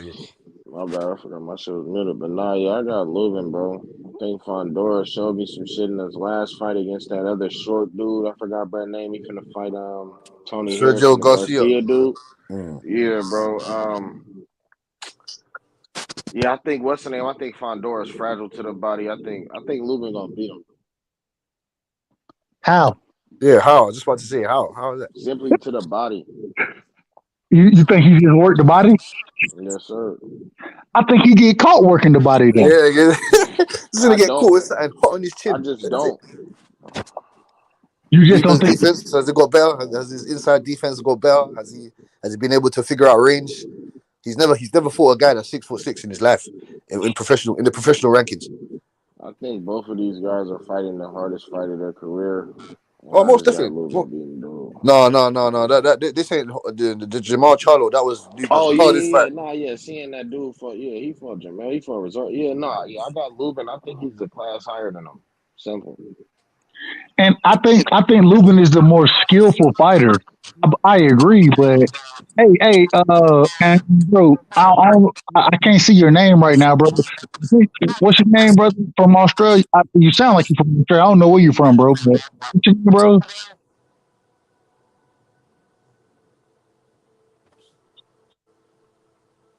Yo. You there? Not sure. Don't think he's there, man. Keep cooking smoke. Keep cooking smoke. Yeah, I mean, it's the Lubin's output isn't very high. He doesn't really make adjustments in fights, but neither guy really does. Fundora really just throws a lot of shots and has it. He's a buzzsaw, right? He just keeps throwing shots. I think picking Fundora is, it's kind of smart, right? But I don't know. Lubin is the better guy. He's the better fighter, which is why it's just hard for me to pick against him. But Fundora does have the attributes to beat him. I wouldn't be surprised if he beat him. There's a lot about the fight that makes me want to pick Fundora. But yeah, I'm gonna go with 50-50. I can't call it. I'm leaning towards Fundora, but I'm also kind of, like I said, I keep flipping it. I also what is it gonna look like if he keeps getting that jab to the midsection? That's like Fundora. Like a lot of you have to understand that Fundora spends a whole bunch of time fighting dudes who are covered up in high guards, right? Like he used to that shit. Yeah, but that's not how Lubin fights. He's not like a peekaboo style kind of dude. But my thing is, and I agree with everything you just said. My thing, man, like I agree. Lubin is when I just look at the skill set, Lubin is the more skillful fighter, easily. It's southpaw versus southpaw, and then just the output that Fundora has. Man, ain't no way I'm throwing 80 punches around and I don't end up catching him. I just think he gonna end up catching Lubin at some point in the fight before Lubin can if Lubin don't knock this dude out by the 6th round, bro, like I don't see how he win the fight. I don't see. And I was on knockout boxing panel earlier today, bro, and knockout brought this. He was like, man, if you go look, I didn't even realize this. Knockout brought this up and schooled me on it. But he was like, bro, you go look at Lubin knockouts. He ain't never knocked nobody out after the 6th round, right? And then I went and looked. I'm like, yeah, he knocked nobody out after the 6th round. I've watched a few of I've watched a few of Fondora's fights. Well, what's the name? Hey, real quick, what's Nobody goes to the body with him. Dude's a 6'5" bloke, 6'6". Hey, hold on, real quick, bro. What's your name, bro? What's your name? Paolo. What's that again? Paolo. Paolo. Paulo. No, Paul with an O. Paolo. Okay, got you. My bad. But you don't have to he doesn't have to knock him out to get a win. Like he can beat the dude. He just he's got to be smart about it. But that Fundora, he throws too much like punches. His output. His output is high, but his size, everything's going to be awkward. But his for accuracy Fundora isn't very high, though. Fondora's only chance is with body work. Like I said, Fondora's a big dude. He's tall as a rake, thin as a rake. He needs to put body. You've seen his mid torso, thin as anything. Body work. That's Lubin. That's what Lubin's got to do, because it's going to be hard to get to his head. Even though Fundora does fight small, that's going to take a lot. Think trying to reach up for that 6'6" head. You know, that's bare. That's what I mean. So he's got to, no one exposes Fondora's body, which is, like I say, is as thin as a rake. Well, Lubin's not a great body puncher though, man. He ain't no great body puncher. This is why I've got Fundora, you see, and Fundora can match him on the inside. If Literally, it goes inside, when it does go inside. All the great advantages are towards Fundora. Fundora is the taller, longer reach, even though he doesn't use it to his best advantages. Yes, he's got he's a tougher opponent, tougher fighter. His output is better. He's not as flat-footed as fucking Lubin. Everything just leans toward his chin. His chin is better than Lubin's, I would say. It's predictable. On paper, Lubin is this is a step-up fight for Fundora. On paper, Lubin has the more credible resume, but resumes don't win fights, as we all know this already. we know this already. But Lubin, he's got to come on the solid game plan, man. Because if he chucks that game plan out the window and he starts to fight Fundora's fight, or it breaks out into a fight, then I don't have him winning at all, because he doesn't want to put his chin in the line of fire. And if you don't put your chin in the line of fire, you will not be winning any fights at this type of level. It's as simple as that. No, I agree with that, bro. Like, my problem is this. The majority of the time when I'm looking at fights, I'm gonna pick the more skillful boxer to win the match. That's how I look at that. I think skills pay the bills in the sport and the sweet science. That's how I look at it. In this fight, man, it's just I think Lubin is the more skillful fighter, but man, for him to do what he needs to do to win the fight, in my opinion, he gonna get caught. I just think he's gonna get caught, bro. Like, I could be wrong about it, but I just think he's gonna get caught. Yeah, he's good. Like, it's not that he's gonna get caught. He's going to get hit. It's just the fact of how he's gonna react to getting hit. But and that's the other thing. We done seen, man, Rosario, even though he's not Rosario out, Rosario caught his ass one good time and had him goddamn stutter stepping around that motherfucker, bro. Like, remember, Goucher almost fucking Goucher had him hurt. Right. And I think, but this is the thing. I will say this. I think Goucher is. I don't think he gets enough credit. Even I'm saying that now, even though in his last fight he got the shit beat out of him, and I don't even think he tried to win the fight. I don't even think he tried to win that damn. Now then, gents, don't you think that Fundora at 6'6", he's what you call a weight bully? How the fuck is he at No, 5 not foot not that all, weight? man. Since Not all, when is man. height been weight? I don't believe in weight bullies. Yeah, I man. No, I mean, don't believe in that. I Fundora mean, at even if you 6'6". were to believe in weight bullies, like height is not weight. Like being 6'6" doesn't have I anything to do know with your it's weight. not. I know it's not. But the motherfucker, how's he fucking doing? Hey, bro, that's why I said he's a freak of nature, fam. I don't know, fam. Fucking I don't crazy, know, bro. man. It's But it's like crazy. Mike Tyson, though, isn't it? Mike Tyson's 5'10", man. You He's want to hear fat. He's something? a big Y'all motherfucker. hear something crazy though? So I'm 6'6", bro. I'm 6'6", right? Right And side, you're 6'6". yeah, Lol. and I weigh damn near probably 260. You feel me? That's real. That's real. How the fuck he's 6'6", weighing 154, bro? I don't know how you make that weight. I That's couldn't what never, I'm trying to say. You see, bro. it's Could never make. crazy. Like, he must be a paper. He must be some paper. Like, man can pick him up with one hand, some piece of paper. Like, But Well, he got a pretty the good dude is knockout rate. shrinking Like guys himself. would The react to dude his is punches. shrinking People himself. not That just fuck. walking through his shots. Like like Paul Williams, guys was walking through that. Like he was throwing 100 punches around, but it was accumulative. Like it would take a while for him to get you out of there. Seems like Fundora has more power. Like, but we also saw Robert Easter was a tall, skinny dude for his weight class. We've seen tall, skinny dudes before. This is an extreme example, but I don't know. Like the what's that fight he had the draw against? That dude was like 6'1". Yeah. Damn, I know. was like mover. Like he was what the fuck is this I dude? can't think of his name now. I know who you talking about. Clark, maybe? I think it's Clark, Jamonte. Clark. Yeah, Jamonte Clark. Monte Clark. There it is. Yeah. So, yeah, I mean, but Clark is not that kind of fight. Like I don't think you can get the blue. Like, Lubin is not going to turn into a Clark. Like first off, Clark is 6'1" himself, but he was also like a mover. He was using the apron and he was pot shotting him and all that stuff. But we saw that Fundora cannot cut off the fucking ring to save his life. He can only win this fight one way, Smoke, and that's on the inside and with body work. That's the only way you can win this fight. There's no way that he's going to win this fight on the inside. Absolutely no. Well, that's what I mean. That's his only chance. Is what I'm saying. No, on the outside, he ain't you're winning saying it. that he's going to win on the inside, but that's no, I'm where not saying he's going to win it. I'm saying if he has a chance of winning it, it's not on the inside. It have to be on the inside. No, that is literally not where. Like that is Fundora's strength. Exactly, and that's why would I'm going for Fundora. So why would he have to beat it? Why would, in order to win, why would he need to beat him at the thing that Fundora is good at? Because on the outside, it'll be even harder. I think size, so length, the lot. Now, anyway, so I think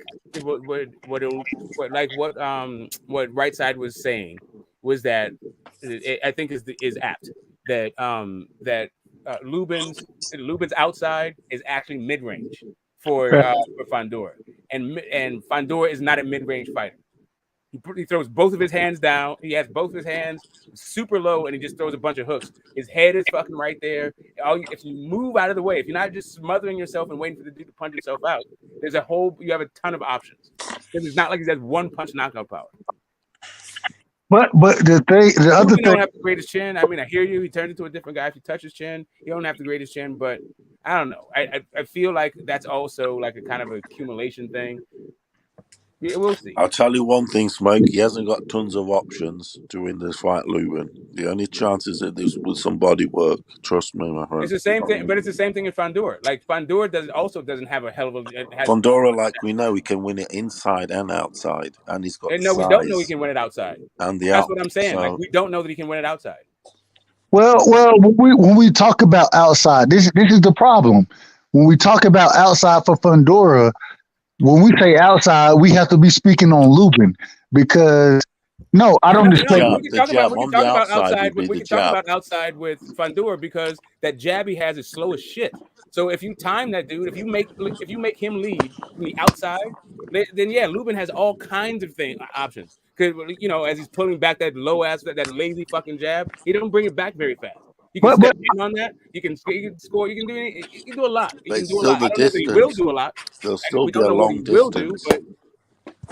But will be out of reach. Who the hell have we never seen Fundora jab nobody? That's what I'm saying. No, he jabs. That's what I'm saying. Like his jab is fucking lame, dude. Like he's super robotic. He's not fluid at all. Not at all, bro. Like I just him from the outside is a problem. Like as soon as he misses, like the return fire, yeah, you can collapse that distance real easy. Dude, that's fast. This is why I think this is the most exciting fight of the week, bro, or the weekend, because even though I think Fundora will win, man, this is a true 50-50 fight, and I just but my problem is I just can't see, and this is not what I'm good at, but I can't see what Lubin does to win the fight. I just don't see what he does to win it. That's why I picked Fundora, because I just don't see it from Lubin, from the styles that or from the way that he fights. I believe for him to win this fight, he's gonna have to fight a totally different fight than what he normally fights. And I don't like any having to fight a different fight than what they're used to, because you gonna be susceptible to getting caught with certain shots. And with Lubin being able to throw, especially the uppercut is what makes me nervous with Fundora throwing the uppercut. That makes me nervous for Lubin. That uppercut, I believe that's gonna be the shot that rock his ass. And when he get caught with that uppercut, I don't know what he gonna do with it. I don't know. And so I'm taking Fundora. I'm sitting on it, and y'all will hear me talk about that from here on out. But I got Fundora winning that fight.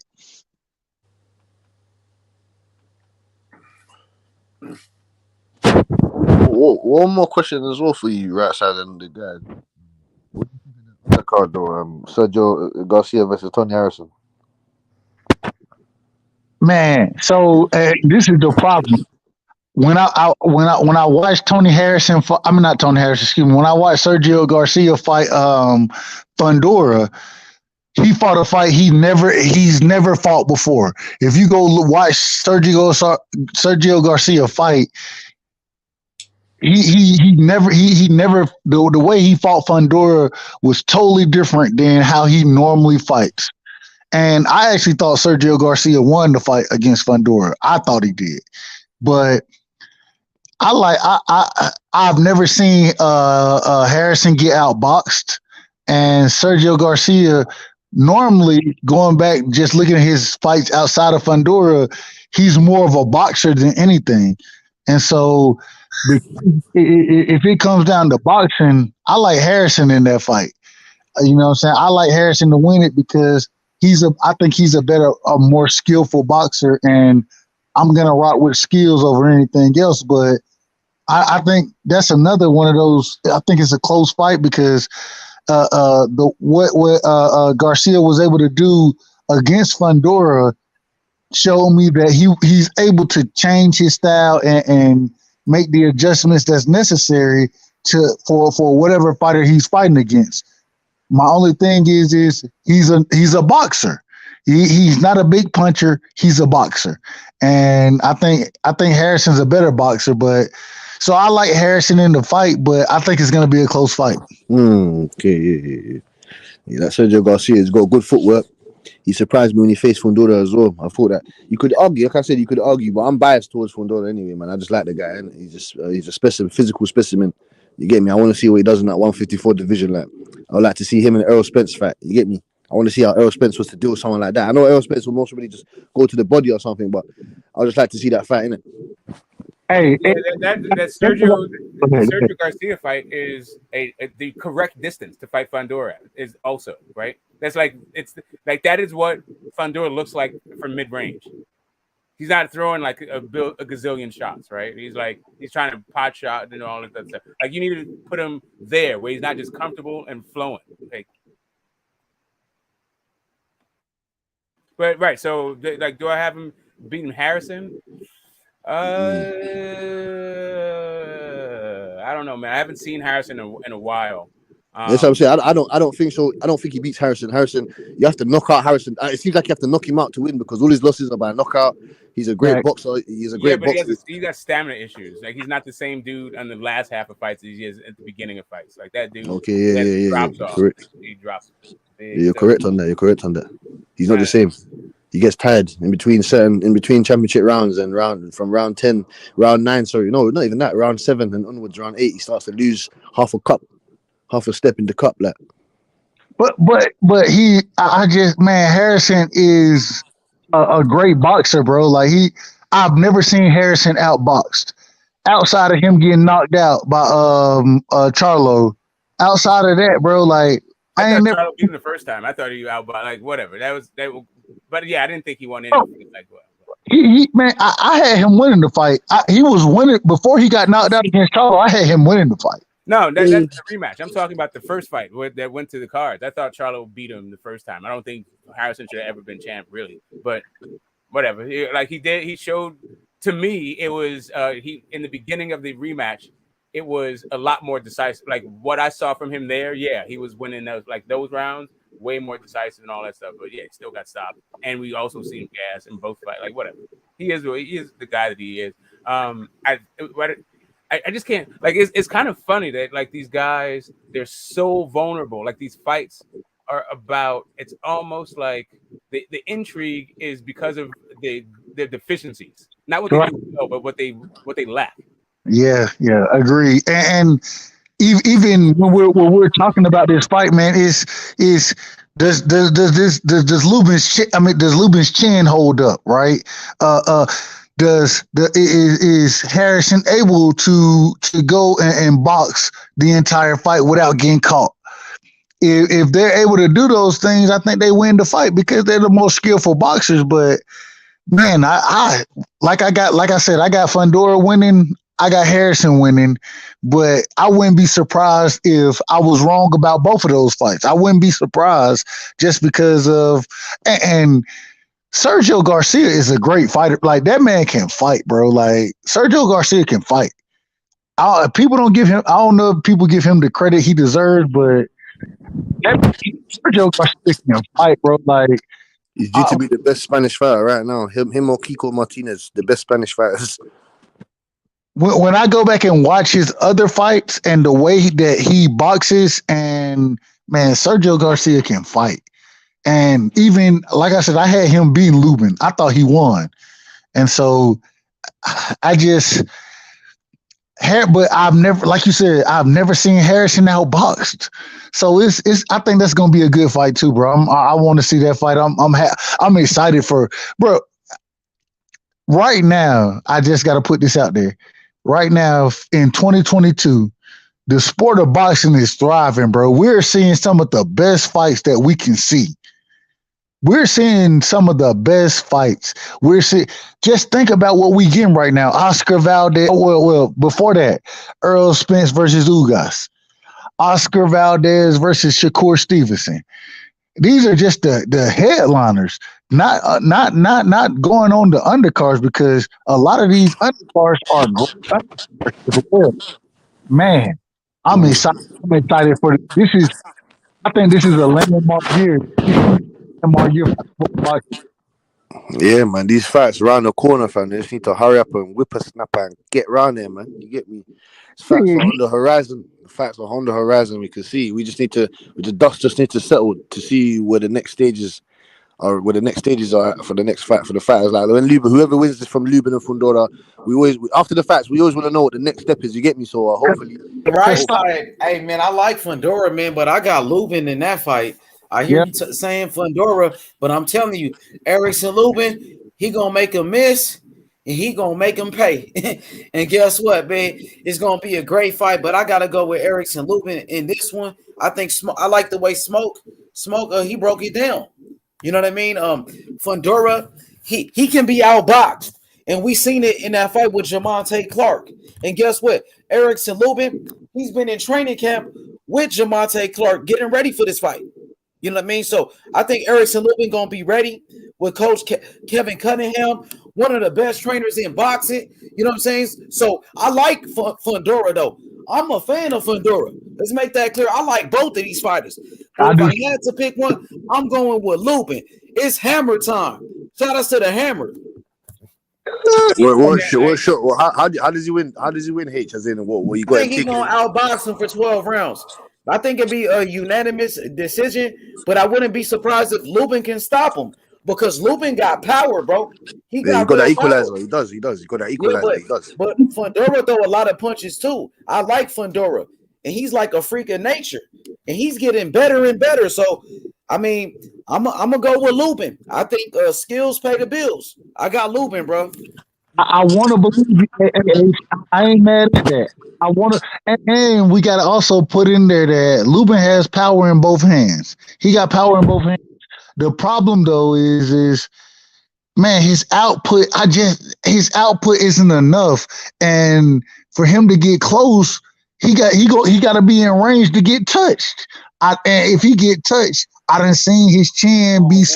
Hey, right side. Look, Erickson Lubin, the Haitian sensation, man. That boy coming with the smoke. I promise you. That's a Haitian sensation. Trust me, that's funny. Still, I see the way he knock out that whole head. Hey, I'm gonna tell you this. If regardless of the fight, I'm gonna hop on the panel, and one of us we gotta eat crow, either me or you, and either way it's gonna be love, but one of us gotta do it. Facts. Facts, and I like Fundora. Like, if it wasn't Lubin, I wouldn't be going against them. Yeah. Because both of these guys, two of my favorite fighters at 154, and I like Brian Castano too. I like Charlo, but I think this right here, it got potential to be the fight of the year. I think you do, for real. What's good, Ben Israel? Who you got, Lubin or you got Fundora? And Smoke, you wanted to say something, Smoke?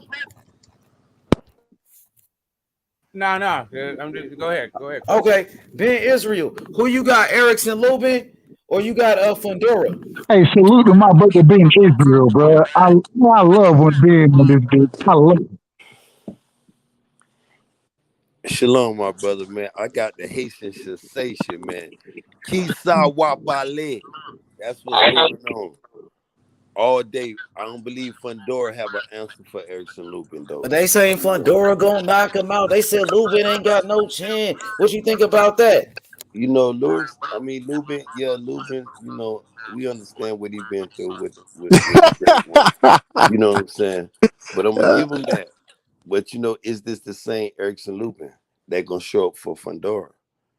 Some people you will laugh, my G, but then the same thing that you laugh about today will make you cry tomorrow, though. Because Erickson Lubin ain't no joke. You know what I'm saying? Fedora is not a joke neither. Fedora is something to be. I mean, he'll force to be reckoned with. But you don't develop a chin overnight, bro. You don't develop a chin overnight. You don't metal don't grow in the chin. You can't put no muscles in your chin. Like his chin looks suspect. Of course not, Cassidy. But one thing, it's not like Erickson Lubin been down multiple times in his careers. I mean, he suffered one loss, and we got to just But he's been hurt. He's been hurt real bad, Ben Israel, man. Multiple times. If you get in the ocean, shout out to my boy. Smoke told me one time, you get in the water, you're gonna get wet, bro. You're gonna get wet. He said you're gonna get wet, man. If you get in here, you're gonna get hit, bro. It's boxing. I'm gonna hit you a couple of times, Cassidy. You might hit me. I ain't looking to get hit, but it's boxing. Hey, Fundora lands them flying, them swinging left, right hooks, boy. I don't think Lubin's gonna be able to stand up in that ring with him, but because if Goucher and Rosario can hurt him, what do you think Fundora can do to him? Goucher and Rosario hit harder than him. Both of those dudes hit harder than Fundora. Fair enough. Well, I don't know. I don't. Well, fair enough. I mean, he's been in there. Like Fundora's an accumulation guy. He's not like a. I think he's got maybe like a second round knockout or something like that, or maybe a fourth round. Like he's got some early. Lubin's been in there with punchers, bro. Like he been in there with Rosario. He got hurt, but he didn't go down, and he came back and knocked him out. So he got hurt against Goucher, but he was outboxing Goucher for 12 rounds. He was winning easy in that fight, but before he got hurt, you know what I mean? And he never went down in that fight. And it was another fight. What's the other fight he got hurt in? That's it. He don't even hurt in those fights. He got knocked out. Who he got knocked? Charlo. That's Charlo, but he was only 21 years old. So he was a young fighter stepping up, fighting the best. And that what happens when you fight the best. You can get knocked out. He took a loss. He was young. They rushed him. They forced him in that position. He took the fight. He didn't duck the smoke, but he came back. He hasn't been down ever since. He got hurt, but he never been down ever since. And he's constantly fighting the best competition. Erickson Lubin, bro. Yeah, correct. I'm gonna tell you, bro. If my only question with Erickson Lubin, my only question is his chin. If he had a longer beard on him, bro, I think he'll be the best at 154, bro. He's the. I'm not gonna say the most skillful fighter. No, I'm gonna say at 54, bro. I think he's the most skillful fighter at 54 right now. I don't know nobody who has more skills than him. I just don't trust his chin. That's my only problem. See, you sound like you're talking about J-Rock to me, like not Erickson. Yeah, J-Rock. Hey, what happened to that guy? J-Rock could fight. He can. I think J-Rock is the most skilled guy at 154 with no chin. Man, I don't know if I think J-Rock done, bro. Is he fighting anymore? I think he's done. Apparently, allegedly. I think the last time that I heard, I think he took it. I don't think he said he retired, but he's taking time out from the sport, innit? So, I'm too sure. I don't like long layoffs anyway. So, I just man, if Lubin had a longer beard, bro, take him over everybody at 54 because he has the good. You see what he's Fundora, fam? It's the accumulation of punches. He doesn't have to be the stronger. So he ain't. I don't think he's a stronger hitter than Rosario or the other fella, man. But I'm saying to you that it's accumulation of punches. When 10, 15 punches can start turning into 3, 4 big shots. You know what I'm saying? So when he starts landing 15, 16 shots, 12 shots, like in a round, I think he'll land like 20 shots, or he'll throw out like 55 shots. Lubin will only throw out about 12, 18 shots, and most probably hit him like 6, 7 times. Fundora will hit him about, out of those 55, 20, 30 shots, he'll hit him about 20 times. That's what I'm saying to you. That's the differences in the match that I see there. But we'll have to see it. Ben Israel, I got a question for Ben. Why you pull up on Fred like that day? And you will see. He pulled up. What you? What's up? Why you pulled up on Fred like that day though? What's up with that? I fought with Fred. You already know, man. I fought with Fred. This don't got nothing to do with you know what I'm saying. No, I'm trying to see. You was like, man, people calling him an Oreo, and I know you was talking about Reggie. You know, I fought with Fred. You already know that. Yeah, but you was kind of like, you know what I mean? You was kind of. I wanted to know, man. Come on, Fred. You was kind of fucking with him. I'm like, damn, Ben trying to bring the smoke to Fred. Like, you really bring the smoke to everybody now. Hey man, just leave Ben Israel alone. I'm talking boxing. Well, dang, Fred, that's why you didn't talk boxing with Fred though. Well, Fred, you know me and Fred. I'm trying to see why you didn't talk boxing with Fred though. I wonder what he was talking, because you know I fought with Reg. Reg was telling me, man, he ain't the same. You know, I wonder why. You know, I fought with the barbershop. I still fought with the barbershop. He go live right now. I'm gone. I fought with the barbershop. So I was just trying to see, like, what was that about? Like, I was like, dang, I didn't know it was smoke. I didn't know it was smoke there. You know, I feel like Fred ain't here. I ain't gonna say nothing behind. Okay, that's cool. That's cool. I just, because I was watching, I'm like, dang, what was that about? That's why I was in the comment section. I was like, damn, Ben, chill, my nigga. I was like, chill, my nigga. You feel me? That's why I jumped right on that motherfucker with his ass, man. What's up, man? What's going on? Hey, look at Reggie. He said, H Money. He said, you brought the smoke to Fred. He said, I ain't forgot. Oh yeah, remember that? Hey, fam, I therefore saw that you was biting off that Fred guy's head, fam. Reggie been bringing the smoke to Fred like crazy. Like, I be watching Reggie videos, and it's like, to me, it's kind of like how when I be watching Reggie do that, it's like how Kwame Brown be going in on people, like the way Kwame Brown be going in on Gilbert Arenas and like Stephen A. Smith and them. That's how Reggie be going in on them. Yeah, that's how Matt Barnes and that. Matt Barnes. Hey, Reggie can do that shit every day. If Reggie did it, I'll be watching that shit every day. I ain't gonna lie. When Reggie be making them videos, I'll be on that shit. That shit is funny as fuck, dog. I ain't gonna lie. right now. I don't know what the smoke, but I don't know what it's about. But Reggie Hey, on him and Fred, that shit is funny as fuck though, bro. that big call him. He called him. Fred is funny, fam. Man said he called up to complain about Tyson Fury's glove. Hey man, we ain't gonna go on it. We ain't going. Yeah, I think they forgot about that shit with the glove shit. Man, He all over that. called the association to make a complaint about the glove. Actually, No, he just I think he was capping then. But you know, that shit was around that time, that shit was hot. Some people thought he really did cheat. You know what I mean? So they got a lot of people to believe that shit though. I'm just saying, bro, we can't go in on nobody who can't defend themselves, Oh bro. no, it's cool. Yeah, we can leave it alone. But I'm just saying when Reggie be making those videos, that's Funny as to me, yeah, that's what I'm saying. It be entertaining. I be watching it for real. Hey, Everybody be tuned into that shit. They ain't gonna lie. bro, Reggie on his neck, bro. I ain't gonna lie. And he on his neck, bro. I ain't gonna lie about that. I agree. But I'm excited for I'm excited for the Fundora Lubin fight. That's the biggest fight. Yeah, man. And you're getting a triple header as well. You're getting a little triple header. You get me? After that, there's Ryan Garcia and Tago, Triple G Murata. There's bare fights, man, this What weekend. you got on Garcia Tago, Cass? What you got on what Ryan Garcia Tago? Hey, it should be a good coming out show for Ryan Garcia. You get me? He's been out the ring for a long time now. Knocked the rust off. But Tago's a live dog though. Hey, he's a live dog, man. He's a live. There's no way in hell I'm putting anything past my African brothers, man. No fucking way. I want him to win. I want him to win, but then I don't want him to win because I want to see Ryan Garcia fight Devin Haney, the tanks of the world, the fucking Kambosos of the He ain't gonna world. be fighting them dudes anytime soon, though. Yeah, it ain't like he's gonna be fighting them anytime soon. Trust me. Hey, Smoke, what you got on that Garcia Tago fight, man? What you got on it?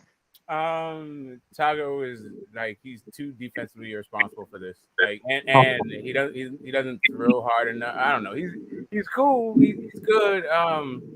But yeah, I think he's gonna get knocked out. Actually, but maybe we'll just take a whole bunch of coconuts and it'll be like. But I expect Ryan to win. Coaches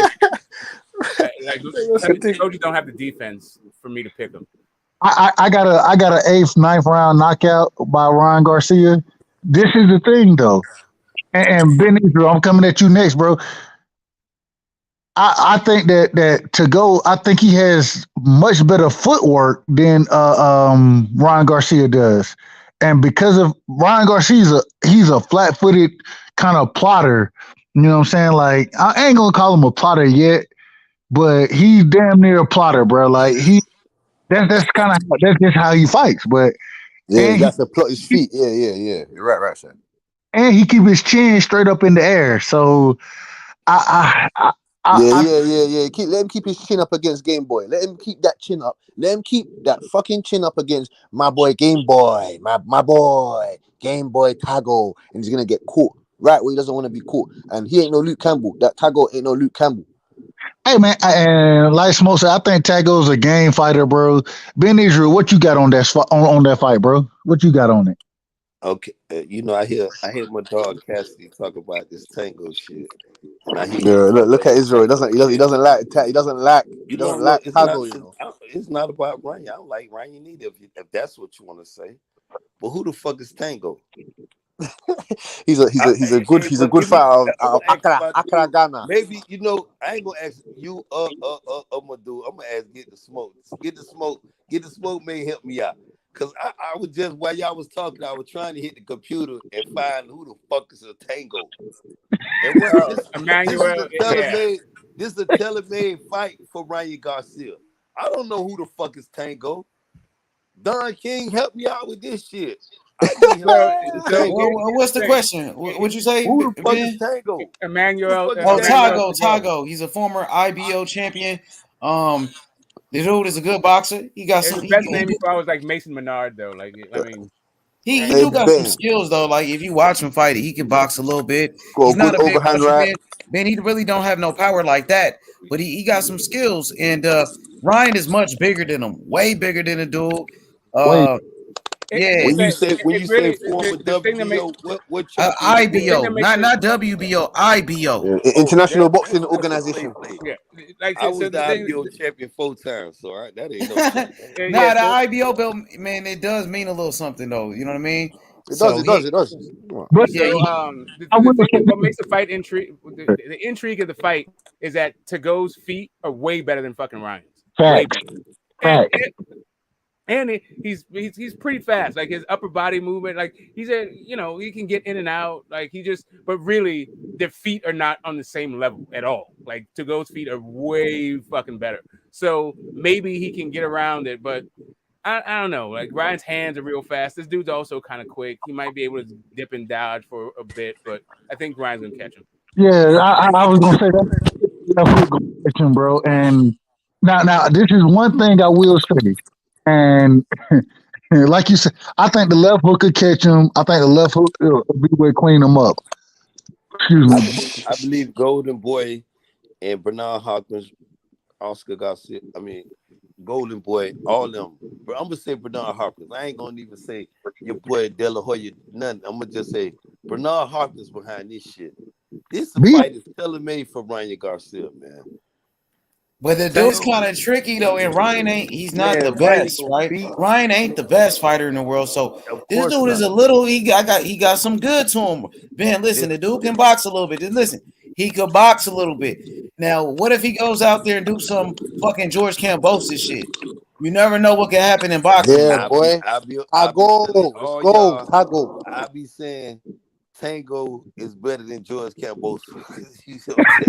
Nah, but he got a loss. He been knocked out like in his first fight, and George Kambosos was undefeated. He got knocked out in his first fight. He was 15 years old. He was young as fuck. That's the only fight he lost. His first fight when he was knocked out. After that, 32 wins in a row. 32 wins in a row after that. He finna lose this fight here right now with Ryan Garcia get in the ring with his ass. And I don't care for Ryan. I think he could give Ryan some problems. Like Smoke said, he got better feet than Ryan. And what if he could go out there and start confusing Ryan and shit and start like to walk him down? Like who said that? That was Reggie. Reggie made a good point. Look at this. Check this out, Ben. Reggie Owens. He said, I think if Tago brings the fight to Ryan, he could give him some problems. He right. Reggie, Reggie have a great assessment, just like I asked, you and your boy Smoke about y'all assessment about this Tango guy. Because I'm not bent on it. I feel Reggie got Tago. Look, Reggie got Tago. Check this out, bitch. Reggie said Ryan's coming off a layoff, mental health collapse, kicked out of Canelo's camp.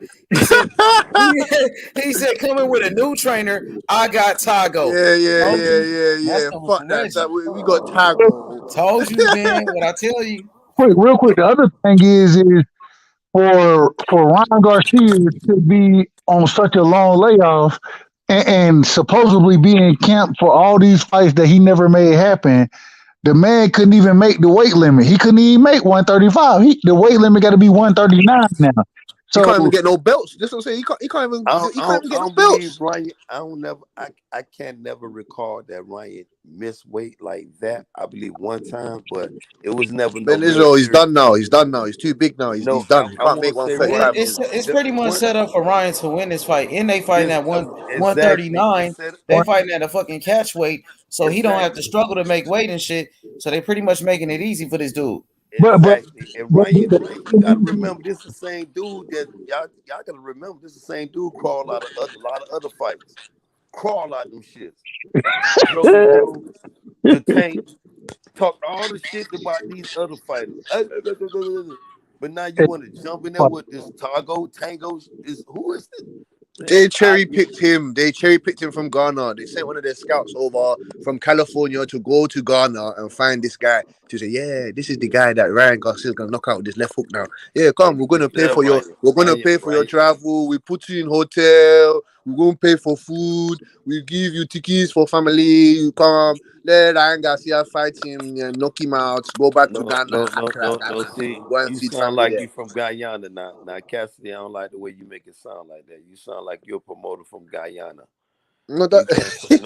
No, that's what they told no. Tago to come. That's what they brought me to do. We did bring you over from Ghana for Ryan Garcia to come and fight you and get knocked out. We're gonna give you paycheck. You send you back to Accra, and then you can live nice there. Trust me, man. They're gonna they thought they're gonna cherry pick Tago, and hopefully that cherry pick they picked the rotten. They picked the wrong cherry. They picked a rotten cherry. That's what I hope So that when Tago knocks out Ryan Garcia. said that cherry go right, Cassidy.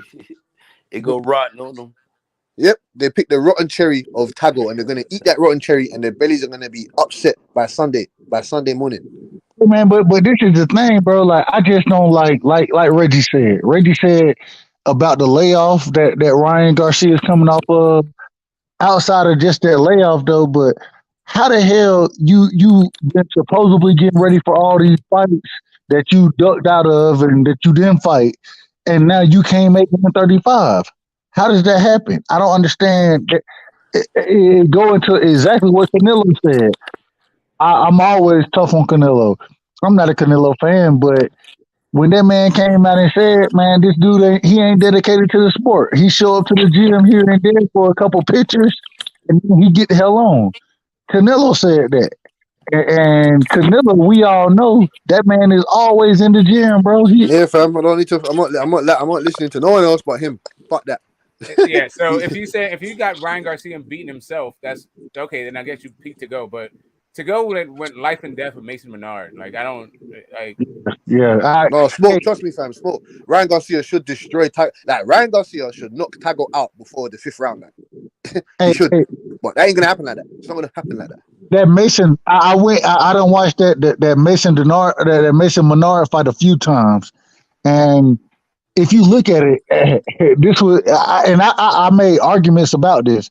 There were times in the fight where it ended up being kind of on the inside, and to go, he showed he could kind of fight on the inside. But if you look at the entire fight, he didn't. I'm not gonna say he ran, but the man used his lateral movement more than damn near anybody I've ever seen use lateral movement. You know what I'm saying? But he was popping him on the inside. There, like that uppercut was working for him. The hooks were working for him. Like it was some. But yeah, I mean, he definitely was moving his feet. But that's the thing. Like Ryan, that's what I'm saying. Like Ryan is not going to look good in this fight. I agree. We're gonna see how bad his fucking feet are, and everyone's gonna start talking shit about his feet. Like, he still should get the stoppage, but it's gonna be awkward, and we're gonna see some deficiencies from Ryan. Like Mason Menard is solid enough, and he has enough like attributes. Like he's fast, he's pretty smart. Like when he throws his punch, his shot selection is pretty good. We're gonna see like Ryan struggle, I think. But and so would you agree or disagree with this? Ryan is a plotter now. He's damn near a plotter, like damn near Benavidez is. He's a plotter. Would you agree with that or disagree with that? I mean, look, if you are like Ryan, will look totally different against a guy who's either stationary or comes at him versus a guy that's gonna use lateral movement and like try to pot shot. He's just not gonna look good like trying to hunt the guy down, like cut off ring and all that shit. He doesn't have the feet for it. He didn't even have the mind for it. So. Right. And hence the reason they don't want him to fight Devin Haney. Hence the reason they don't want him to fight Gervonta Tank Davis. He can't get in those big fights because of this, or his lack of athleticism is going to be his biggest problem in those big fights. Yeah, I mean, he's got hand it's not, speed. He's it's got not like that he's got good heart, all that stuff. Like I don't trust. I think that the guy has heart. I think not only that, he's got like if not the fastest hands, some of the fastest hands. There's not many guys who have faster hands than Ryan Garcia. I'm gonna just disagree with Smoke when he said Ryan Garcia got heart with the hands. He got nice hands, but when you say he put himself, he can't get those fights. Ryan Garcia can get those fights. He back out of those fights, bro. No, so what I mean heart in the ring. I mean, he like don't have that. Like he's not like what I'm saying is he's not gonna. I understood what you said. That's why I said I disagree with you with that part. Just with that part. Yeah, I hear you. Garcia, I don't see that Ryan Garcia Smoke. That Ryan Garcia, he's saying that I don't see that no more. So when he went, I thought when he went there with Mike Tyson Smoke, I said, damn, Ryan might be the goods. He might be the shit because he just came out the fight. You know, I like fighters that get off the canvas, Smoke. There you go. I mean, that's it defines me with you. You know what I'm saying? Because that let me know you are a fighter. Because if I punch you, you get up and beat the shit out of me. That let me know you the shit. Ryan Garcia did that. He showed me that with that fight. But then when he start stepping up to these other champions, he ain't showed me. He tucked his motherfucking tail, Smoke. No, I mean, I hear you on that. So He tucked that's what I his was saying. tail with Devin Haney. He went to Mike Tyson. And I'm gonna go back to the Mike Tyson smoke. The man told Tank, he told my homeboy to get a ladder. We don't get no motherfucking ladders in PMO. You bring that shit. Yeah, man. Yeah, so that's what I was saying. I was only talking about inside the ring. Like, I'm not saying that, like, he's just looking for all the smoke. That's not what I meant. I meant that dude got dropped, and how he responded to getting dropped, to me, showed heart. Right? So, and that's what I was just assessing what he does in the ring, not like right there. That part there. Whether or not he's after like, that. Now right? Everything after that though, Smoke. When he stepped up and asked the dad, did it take? Then the motherfucker Joe backed out with all this. You got E. coli and you got motherfucking COVID and you got mental health. Man, get the fuck out of here with that weird shit. That's what I said. To me, that's a between the ears thing. Not, man, come on, man. Smoke, come on. No, I'm saying, like, to me, that's a mental thing. You right? gonna give them all these excuses, bro? No, I'm just telling you that. I'm just telling you that it's two different things. When I say heart, I'm not talking. No, I hear you, bro. Listen, I agree with you, bro. I'm agreeing with what you're saying. I just don't call that one heart. excuse with me, That's all I'm saying. How about this, Smoke? Yeah, go ahead. My favorite fighter got flipped out of car. Not to cut you off, Smoke. You know I got a lot. You got it, bro. You got it. It's all good. I know you good, Smoke. But my favorite fighter, you know who my favorite fighter is. He still said he want to smoke. He said he still want to smoke. Ugas about to pound his ass. Wait a minute. Who's your favorite fighter? Wait, who's your favorite fighter? Cassidy, Cassidy, don't do that, Cassidy. Don't do you that. know I'm gonna do. You're Dennis. Hey, Cassidy. He's not from Jamaica. He's not from Jamaica, Cassidy. He's not born yard, man, boy. He's not born yard, no. The boy. Oh no, man. Earl Spencer's looking a bit. Fam, listen to what this guy's saying. You know, Errol. You know your guy Errol. He does a lot of contradicting. You know, a lot of fucking contradicting. Man, listen, man. I didn't even like the way how he's talking about. I was playing with that 70-30, that 80-20. What the fuck? What are you talking about, man? Forget all that. Ain't no 70 nothing. I don't spend like you guys. So I don't read it like so. So to me, there's a lot of a bunch of boxing PR stuff that I think that people are using to discount what a guy does in the ring, right? Sure. Like I don't like when I was saying when I was saying that he doesn't have the mindset to cut him off, right? That's what I see. I see that as part of his boxing game. That dude is not that guy. He isn't that kind of guy that's gonna just walk through fire to to get you up out of there. I don't see that in the ring, and I also don't see that outside the ring.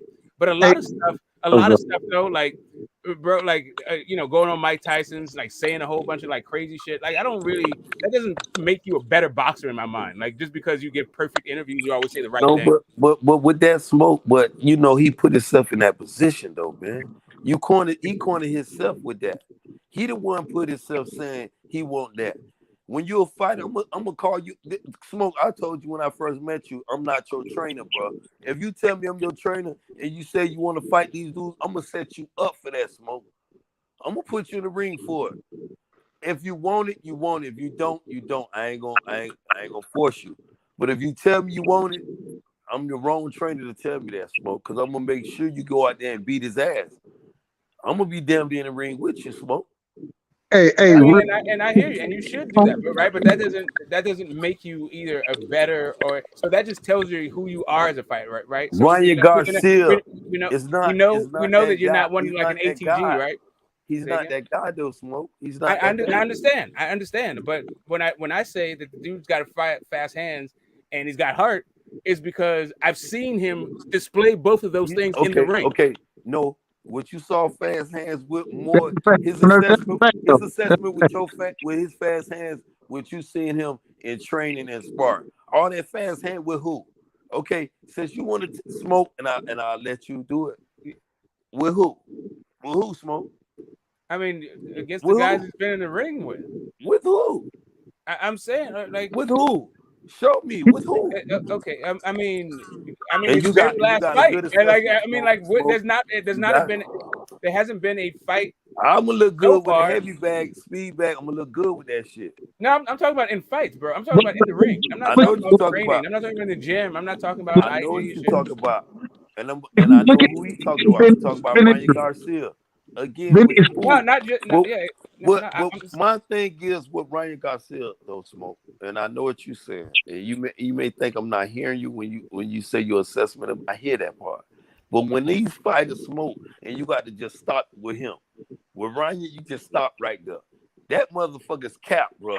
You can't defend him oh no yeah, I more, mean, I hear Smoke. that. I hear You that, but you that's a can't different thing than what defend. I'm saying, So though, he bro. showed even with Tahoe, with this motherfucker, the Chevy Tahoe. No, man, If that Chevy I hear what you're Tahoe, saying. if that Chevy Tahoe run over his ass, though, Smoke, and I got Ryan to beat him. I got Ryan to knock the Tahoe out. But if he let that motherfucker Tahoe do everything you said, make it a hard fight, I heard you, Smoke. It's just like I'm finna give you your assessment again. You said it's gonna be a hard fight. It's gonna be complicated for No, I've Ryan. said it's gonna But it's you gonna make got it. Ryan We're gonna stopping see. him. Yeah. Yes, you did. I know what you said. Yeah. But if Ryan do make this a hard fight, Smoke, if he let that motherfucking Tahoe come in there and make this shit a rough and rugged fight for him, after motherfucking Bernard Hopkins hand picked this, I'm gonna believe motherfucking Cassidy. They went over there and gave the man some motherfucking l'argent and told him we gonna pay for your hotel fare. I'm gonna believe Cassidy. Of course, that's I'm what gonna happened. believe everything Cassidy just said. And no, I'm because what gonna Cassie believe said what is Cassidy correct. just said. Yeah, because what Cassie said is correct.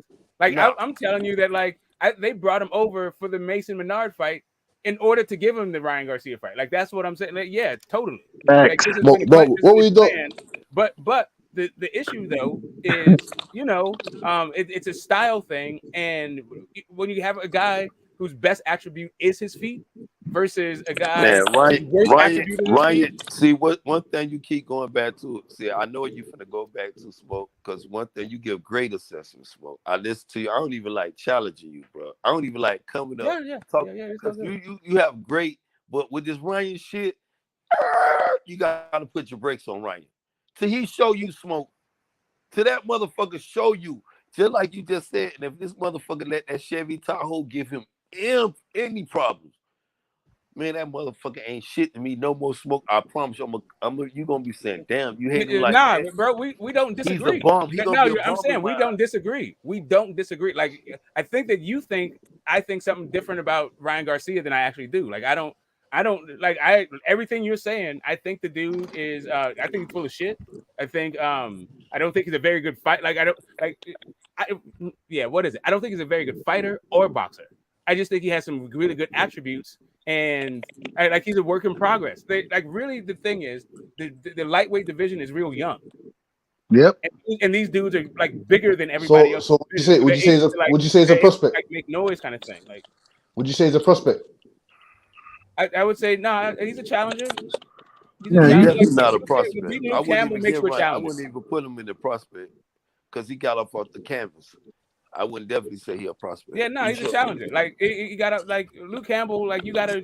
That's a certain level. Like that's world level. That's world level. That's a world champion. He got So he's a good. Then obviously, no, I don't. I'm not critiquing your opinion, Smoke. But he must. You said you don't think he's a good fighter. He's a good fighter, man.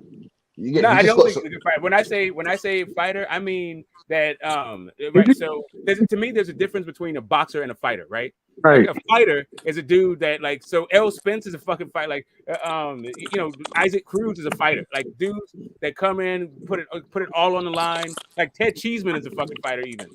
Yeah, right? Like the guys who are gonna brawl and give it up.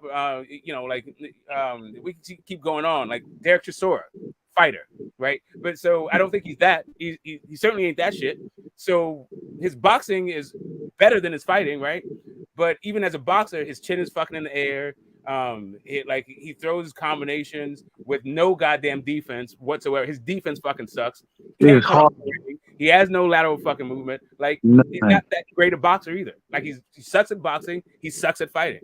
Yeah. In my Hey man, it's so crazy because Ryan Garcia has great potential as a boxer. He has great potential, but the lack of effort and the lack of work ethic has shown up. And you know, I was listening. I can't remember exactly who it was, but they were talking about how Ryan Garcia knocked down or in the amateurs, how he was one of the few people who put Devin or who beat Devin Haney. You know what I'm saying? And I was thinking, I was like, bro, that's true in the amateurs. The problem is in the last year, not speaking of any other time frame, just the last year, we done seen Dev be consistently in the gym and fighting whoever he can fight. And then we done seen Ryan Garcia doing everything but that. You know what I'm saying? So if they were to get in the ring today, Devin Haney, his progress is going to be years ahead of Ryan Garcia because his work ethic is so much better. And I think that's one of the biggest things with Ryan Garcia. That's why he has to take a fight like this right now because shit, he just ain't been in the gym training like he need to be. He ain't been putting the work in. And because he ain't putting the work in, I think that shit gonna show up. Like I say, man, I got Ryan Garcia winning the fight, but I think it's gonna be tough for him, man. And after this fight, who would y'all see him going to fight? Who does he go fight after he fights Emmanuel Tago? And because we all think he's at the contender level, who does he fight next? Hey, go fight. He needs to go put him in there with Jojo Diaz, man. You get me? They're in the same stable. Jojo Diaz will beat the shit out of Ryan Garcia right now. So putting him in there, we will see that. We will see that. We'll see. If you ask Ryan Garcia that, hey, right side first, right? Like if he asks you that, say it again. You know, like they gotta. Jojo Diaz needs a win in between. Yeah, I agree with that. He need another fight. I agree with that. But I mean, this fight is. I think this is a development fight, right? Like because, listen, if Tago knocks him out, then we all know that he really just ain't shit. Like you can forget about it. Yeah. Right. Like, but I don't think that Tago has what it takes to stop Ryan, but he does have what it takes to show how bad Ryan's fucking balance is and his feet. Make it difficult. Right. We're gonna see Ryan look very amateurish in this fight. And that's what I expect. I agree with that. I agree 100%. On his way to getting stopped, but he's getting, on Tago's way to getting stopped. We should see. Ryan needs a lot of work when it comes to like his development. But this is one of those development fights. You put a guy in there whose feet are way better than yours to improve your feet. I guess man. My problem is this. I don't think that just him being in the ring with a fighter who has great feet, I don't think that improves his feet. That shit takes work, bro. Like I don't believe Ryan wants it, man. I just don't believe that he wants it. And no, I mean that's not about. But I'm just saying as a handler, like if you're trying to develop your fighter, you win with guys that you should, ultimately you should stop, right, or dominate, but you also want to work on stuff. Facts. I agree with everything you're saying, Smoke. I agree with it. I'm just, man, I got a side out of Ryan right now just because I don't believe he want that shit, bro. Like I'm not a believer in Ryan. I just see what he brings to the ring, and then they're working with him the way that they work with him. He's a prima donna. He takes it like he's a, the guy. He's a diva. He wants it all right now. Like people actually believe that he was going to fight Manny Pacquiao for some reason. It's just ridiculous. Like the stuff that he's saying.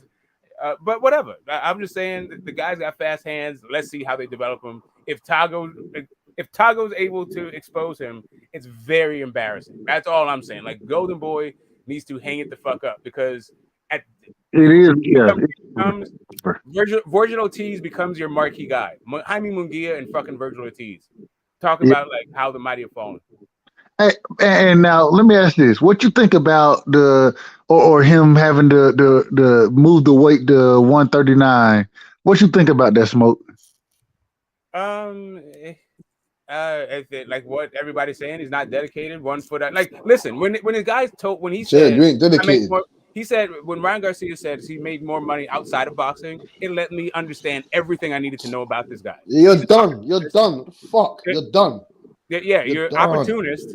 Like boxing ain't really your thing. And he's saying this shit before he even had a title shot, right? He's already he's got his feet outside the sport, 1 foot outside the sport already.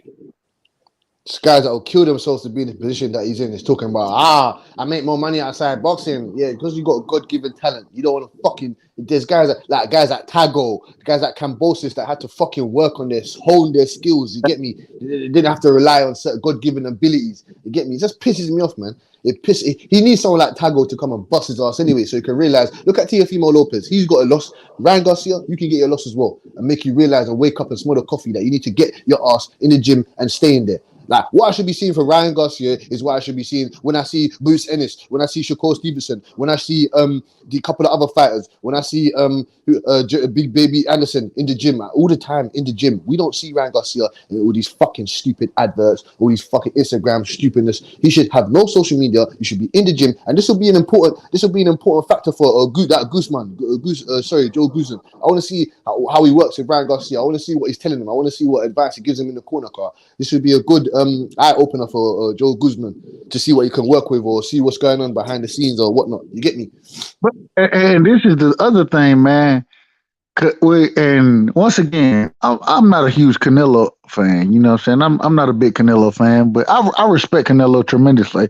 The man is always in the gym. Any fighter that's always in the gym, bro, I gotta show them love. You know what I'm saying? Because that shows the dedication to the sport. For Canelo you tell me the last fighter in Canelo's camp that he shitted on, that he came out and said anything negative about.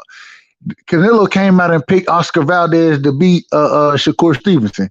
We know that shit ain't gonna happen. I don't believe it's gonna happen. It could, but I don't know, man. Like, there's just something about that. I don't really like if you leave a gym. I don't understand like why it's always every time somebody leaves Reynoso, it's always because that fighter wasn't dedicated. Like to me, that's some bullshit. Like even if that's the case, why you got to find a mic and a camera in order so the world knows it?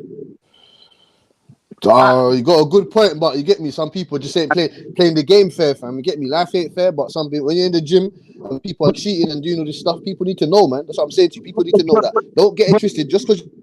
This was the problem. Ryan Garcia came out first and said that he wasn't, or that Reynoso wasn't there. It's like me saying, "Oh yeah, man. I work just as hard as those guys." About Neary. Oh, sorry. Go ahead, Cassie. I didn't mean to cut you off. Go ahead.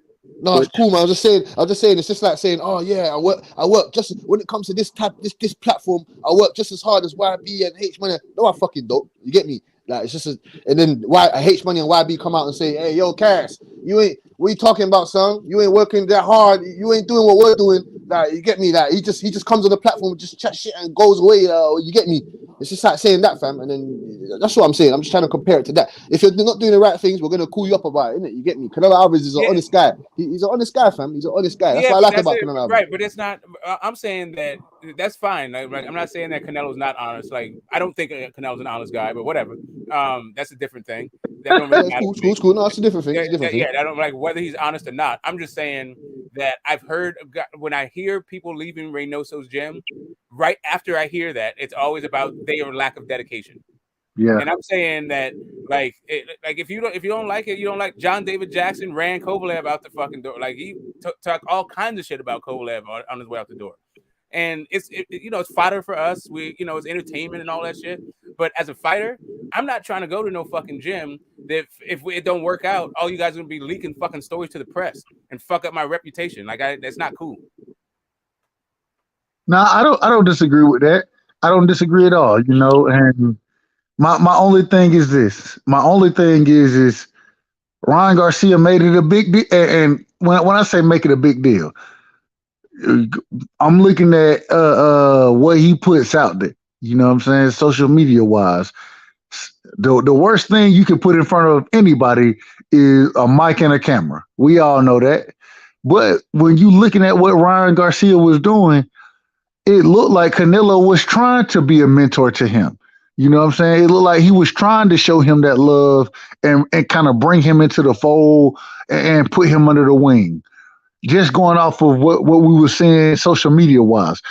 Hey, all that shit could be fake. It could all be clipped, whatever, right? But that's just what we were seeing.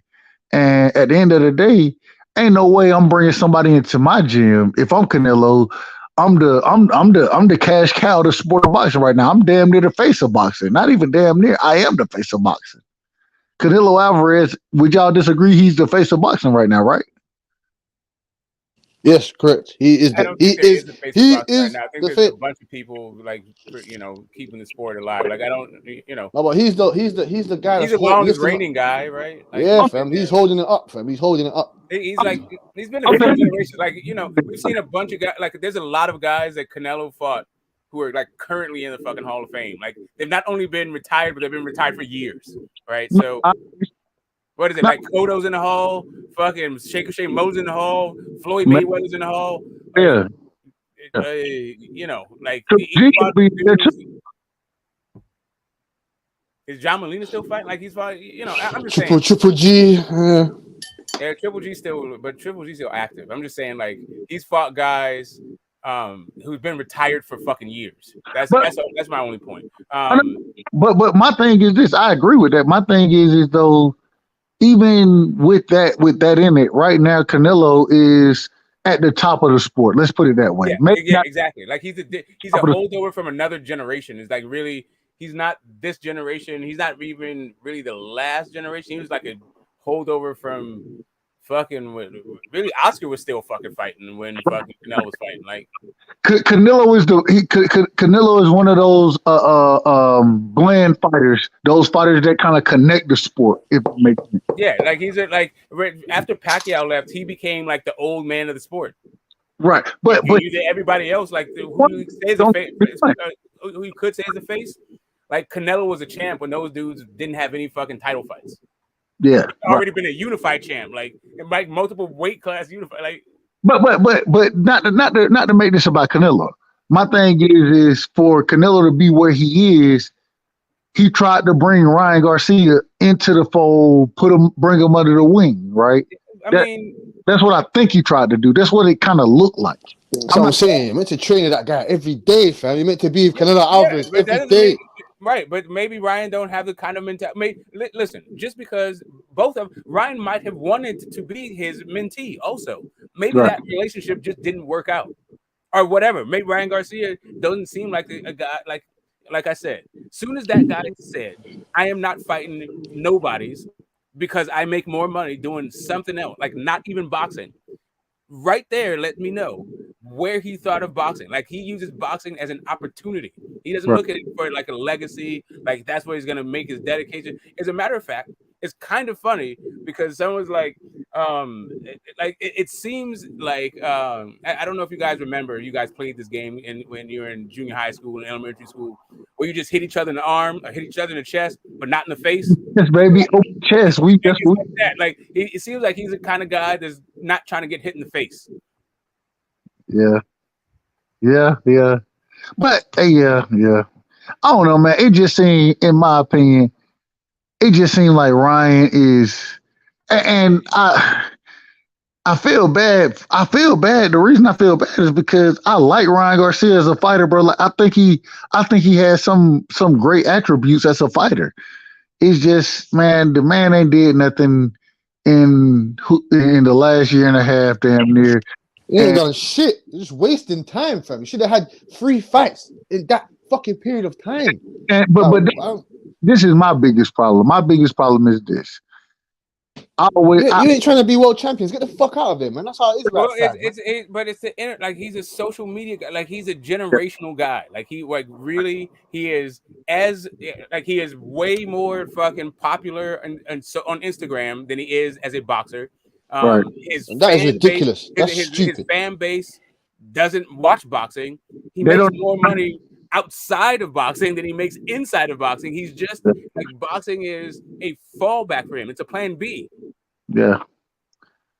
Yeah, I don't think he respects the sport enough.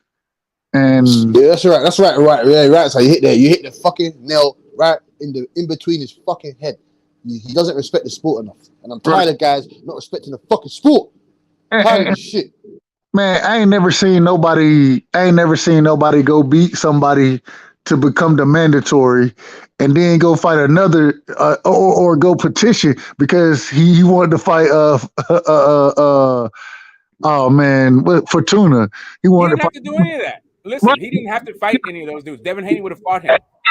He could have just fought him. But yeah, he could have just fucking signed the fight. You don't have to sign to get the fight. Like all you had to do was say, "Yeah, I want to fight," and that fight would have happened. man, the man fought a mandatory to become the mandatory to fight another mandatory. I ain't never seen nobody do nothing like that. Meanwhile, the champ is like, "How come nobody wants to fight me?" Yeah, bro. Like, he said he fought a mandatory to fight another mandatory to get a fight with another mandatory. That's what he did. That's what he did, bro. Like, man, stop the cap, bro. Like, just man, go after the big fights, bro. Go make these fights happen. And I don't know. That's why, it's crazy. I got a little time to explain. Smoke, Cash, you know more. Both of y'all know. I rock with Dev heavy. One of the reasons I rock with Dev so heavy is because he got the right mindset. I think he has one of the best mindsets as far as wanting to smoke, wanting to be the best. Win, lose, or draw, I don't care what he does. I just like that he want to go after the big fights, bro. Like he want to make the fights happen, and it's so few and far between. We see that today. Let me ask y'all this now. Let's kind of change subjects real quick. Tank Davis and Floyd Mayweather, bro. What do y'all think about Tank saying that he's leaving? Do y'all think that's good for him? Do y'all think Of course it's good. Right side. And Smoke. You already know. You already know what's good for Tank. I'm glad if this is a pinnacle decision in his life now. If he wants legacy or he wants money. If he wants money and set himself up or whatever for the rest of his life and his kids or whatever, then you stay with Floyd Mayweather. If you want legacy, and you want to make yourself you want to put yourself in the history books of boxing and put yourself up there with all the rest of the greats like Roberto Duran, Wilfred Benitez, fucking Sugar Ray Leonard, fucking Hagler, all the fucking Camacho, all these monsters in the past. If you want to put yourself up with those guys, you better go over to Bob Arum and say to Bob Arum, listen, G, let me sign a free fight deal with you. I want to take on Kambosos. I want to take on fucking Devin Haney. I want to take on Lomachenko. That's it. Simple. There's nothing else that we need to discuss and talk about here. That's it. If he wants legacy, go and leave Floyd Mayweather and go to Top Rank and Bob Arum where all the rest of the lightweights are. Simple as. It's not hard. Nothing else. Nothing else. So Tank Davis is a big enough draw that he does not have to do take that. his hat off to anyone, right? I agree. And not only that, like Floyd Mayweather is his promoter, but Al Heyman is his manager, right? So like he's gonna get fights. Like, I don't know that he doesn't strike me as a business-minded guy, so I wouldn't advise that he become his own promoter. He just doesn't seem to have that kind of mind, or I don't know. He seems to be worried about other shit. So yeah, going with another promoter, like finding a promoter, I don't know. It's a tough thing, right? I wouldn't necessarily go with Top Rank just because their money seems kind of funny over there. Now I'm saying to go over there because all the food's over there. All the food that you want on the table. I understand, but he is the guy. Like everybody's trying to fight him. He doesn't need to like go to Bob Arum. Like everybody's trying to fight Tank. But he ain't got no belts, man. Like I understand this. He's the man, like, but brother, you ain't got no belts, man. Yeah, what do you bring? Right, because he's still the man because he is still the more accomplished guy. Like he's been doing this shit for longer, right? Like all of these dudes are rolling around in Tank's world for real. Like not Haney, not Devin Haney, not Devin Haney though, because Devin Haney beats Kambosos. Yeah, I mean, like Devin Haney, before Devin Haney got a belt, right? We're like Tank was already 2-time champion. Right, like we're talking like they're not at the same trajectory. Like what Tank has been able to do, he's been at the top for a while. These dudes are just making their name. They're just starting to make waves. Tank is going to be the A side in this. He's the A side to the point that he doesn't actually need to sign, a multiple fight deal in order to get these fights. But he does need a promoter. So it's not necessarily a bad move to sign a multiple fight deal. He just doesn't need that to make the fights. He does need a promoter though. Like Lou DiBella, I think would be. I don't know. No, don't say not Lou DiBella. Actually, Richard Schaefer. Richard Schaefer would be an excellent. No, Cameron Duncan. Cameron Duncan would be the best. Would be best for Tank, in my opinion. I think Cameron Duncan would be fantastic for Tank right now. Yeah, he doesn't have no relations with anyone, though, man. You don't need somebody that necessarily is like linked up with a TV deal, right? Because he can move around. Right. Tank is big enough that he can move around. He can go to have a DAZN fight, go have a top rank fight, have a PBC fight. Keep your options open, kind of thing. And this is anybody who says Tank. And real quick, this is I've been listening to a lot of different content creators and shit, and I ain't calling no names. But there have been a lot of people who are criticizing Tank for not being quote unquote loyal to Floyd. You know what I'm saying? And this is my problem. The same people who's criticizing Tank, they were shitting on Terrence Crawford, you know what I'm saying, when he re-signed with Top Rank. And so my thing is even though I disagreed with him re-signing with Top Rank, because I thought that for him to make those biggest fights, and the Boston politicians, they done fucked everything up, man. These Boston politicians got this shit on lock on a whole nother level. Look at 35 and 40. Who controls 35 and 40? Top Rank does. Look at 47 and 54. Who controls 47 and 54?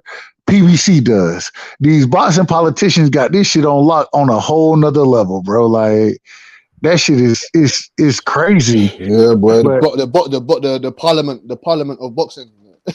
They said the boxing politicians, fam. They got it on. I wasn't mad. Like, listen, like Terrence Crawford, like people. I remember they were like howling, how are we gonna get the fights and all this other stuff. But I also remember that ESPN Plus was launching there, and ESPN took Terrence Crawford aside and sweetened that pot. And this is prize fighting after all. Like, yes, we would have liked to see him in different kind of fights and all this stuff, but we're not the one taking the shots. Right? Like, that's what it is. Like, I understand that Terrence Crawford was getting a sweet guarantees for all these fucking bums he was fighting. Facts. But this is my thing. That was Bomac that got him that deal as well. No, I'm saying that ESPN like came in specifically, like, because Bob Arum and Top Rank, they had their own fucking their terms and all that stuff. But as a matter of fact, ESPN believed in Bud more than Top Rank. They screwed the deal. Like, he wasn't. It was on the fence kind of thing. But they were like, while Bob Arum was trying to push Loma, like ESPN understood that their domestic fucking crowd is a Terrence Crawford crowd, not a fucking Lomachenko crowd, right? But this was the thing. I disagree. Only reason I disagree with that signing, and when you break it down that way, I understand why it happened. Only reason I disagree was because I want to see him fight the best, and the best is, as the big fish Errol Spence will say, is on the other side of the street, right? That at that point in time. But this is my problem with all of it. My problem is those same people talking shit about Bud Crawford doing that, right, are the same people saying that Tank Davis ain't being loyal to Floyd Mayweather and he need to re-sign with Floyd Mayweather versus trying to make legacy fights. Floyd done already told us he keeping this shit in house. Floyd done told us that. But those same people, and that's where I feel like it becomes, instead of it being about the sport of boxing, it becomes what promoter am I a fan of? What fighter am I a fan of? Even though these two fighters are going through the exact same situation, I can shit on one and I can praise another one, or other way around. You know what I'm saying? Regardless. Right side, just straight up. If anybody says that Tank needs to stick with Floyd, they don't think it's what Tank's career has been so far is a bad thing. They don't criticize it. Right. Because Like there is no fucking way that you can be critical of Tank's career and also think he should resign. Facts. But this is the thing. And even if you want to talk about the money piece of it, if Tank move on and go fight, go make these legacy fights, those are gonna be big purse fights for him. He's gonna make great money fighting those bigger fights, Yeah, I just regardless don't of like. how you look at it.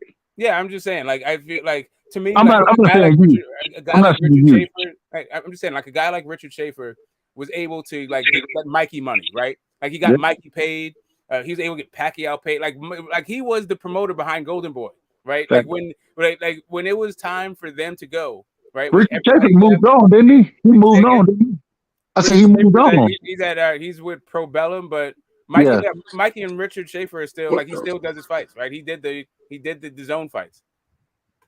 Yeah. No. Keep going. Keep picking, bro. Yeah. I'm just saying that like Tank.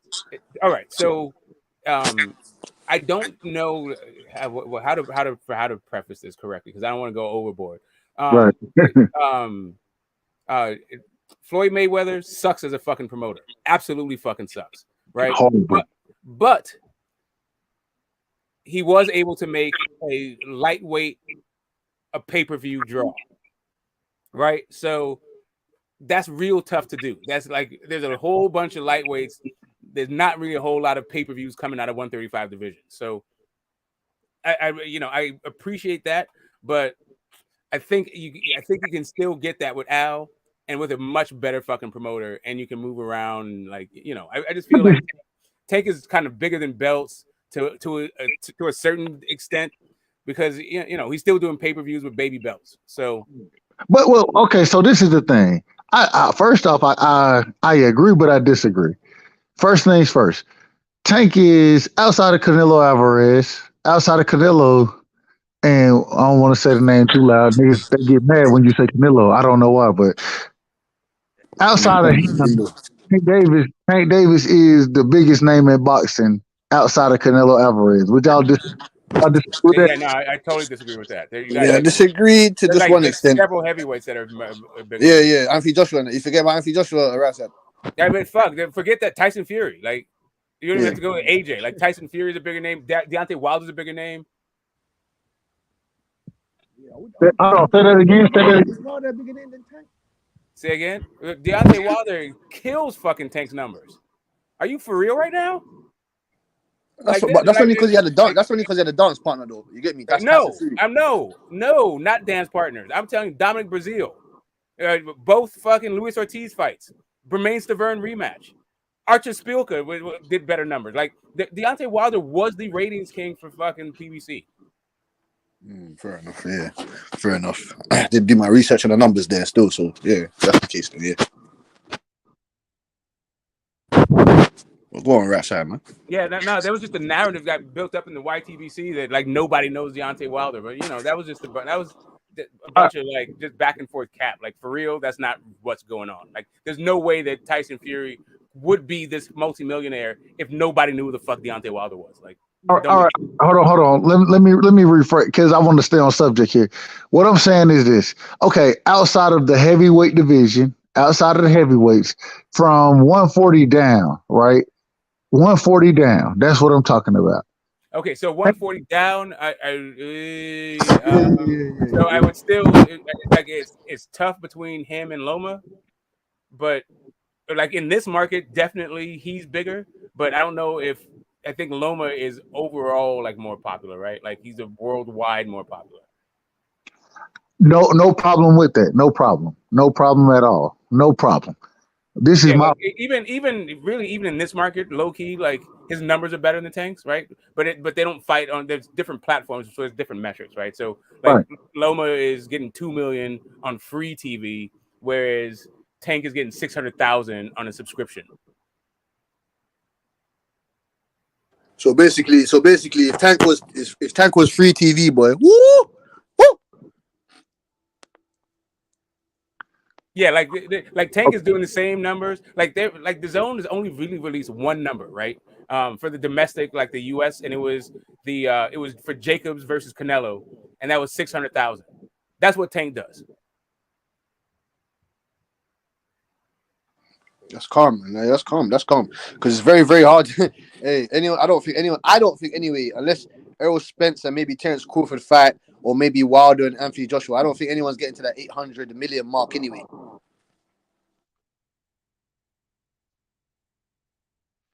All I'm saying is, at the end of the day, damn near Tank. Anybody who's fighting Tank, they damn near gonna be getting their biggest payday. And so, because of that, yeah, for sure, like you said, Smoke and Cash, you too. He ain't got to be tied to a promotional brand. He can move at free will, and it's time. It's time for us to see those legacy fights. Yeah, it's time. It's time now. I don't want to see you fighting Devin Haney and all these guys when you're 30. You get me? Fuck that. I don't think he ever fights Devin Haney. Why not? Just two different career trajectories that I don't think ever really collide. But this is the mandatory though. Hey, Smoke, the mandatory. Rolly Romero and Tank, they're fighting for the mandatory for Kambosos and Haney. They drop the belt. Yeah, but we're just talking about there's a huge possibility. Listen, Bill's one of my favorite dudes. Not one of my favorite dudes. My favorite guy right now. He jumps on panels, he gives it all. He gives it his all. But when asked, hey, what is the possibility about dropping the belts? You got no answer for it. He moves to a totally different subject, right? To me, there's a high probability that fucking Devin Haney drops these belts. When you see him Kambosos. The first time? Yeah, the very first time. You can't drop him. Yeah, this hell you can't. Why? It says who? He gonna get. If that was the case, he would have just said, "I can't drop him." They gonna sue the shit out of him. And no, not if you drop him. What are you gonna sue him for? What? Because he signed a 3 fight. Yeah, you're obligated. Yeah, you obligated. No, you're obligated. Right, I get it. You're obligated if you win, but it's a title fight. That's why you're obligated. If you drop the belts and move up to a different division, you're not obligated to stay in the division. You're not even obligated to keep boxing. You can do injunctions on what you can't have is another title fight. Well, even Tyson Fury, what he was talking about, he was saying I'm gonna get elevated to franchise, or I'll just drop the titles because of the lawsuit. I saw him say that. Now, and Smoke, I'm trying to keep it right because I'm really interested in what you're saying right now. Really interested in it because I think you probably got a better understanding than I can ever have of it, just to be quite honest with you. So what you telling me right now is with Devin Haney signing a 3-fight deal with Top Rank, right? With him fighting Kambosos over in Australia, there being a mandatory rematch if he wins that fight. You telling me that he can win that first fight and then drop the belts and move up to 140? That's what you saying? Yep. Wow. And right, because if Tanks, see the thing is, and what was messed up about Tyson Fury, he can't move up, right? It's just the heavyweight division. But guys, once you are not in that division anymore, you say I can't make the weight. I need to move up. There's not, the courts aren't gonna enforce this thing. There's only a certain the law is not going to be enforced if it endangers the fighter, kind of thing. If you actually cannot fulfill the terms, what are they supposed to do? That's very interesting to me. But he wouldn't have signed it knowing that he can't make the weight no more. But that's not about when he signed it. Is a different thing than after fighting the fight, right?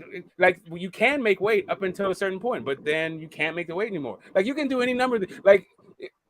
So if Devin Haney stays at 35, then there's a problem. There's probably not even going to be a problem if he stays at 35 as long as he drops the belts. Because Kambosos, I'm sure, is going to just want to be a champion.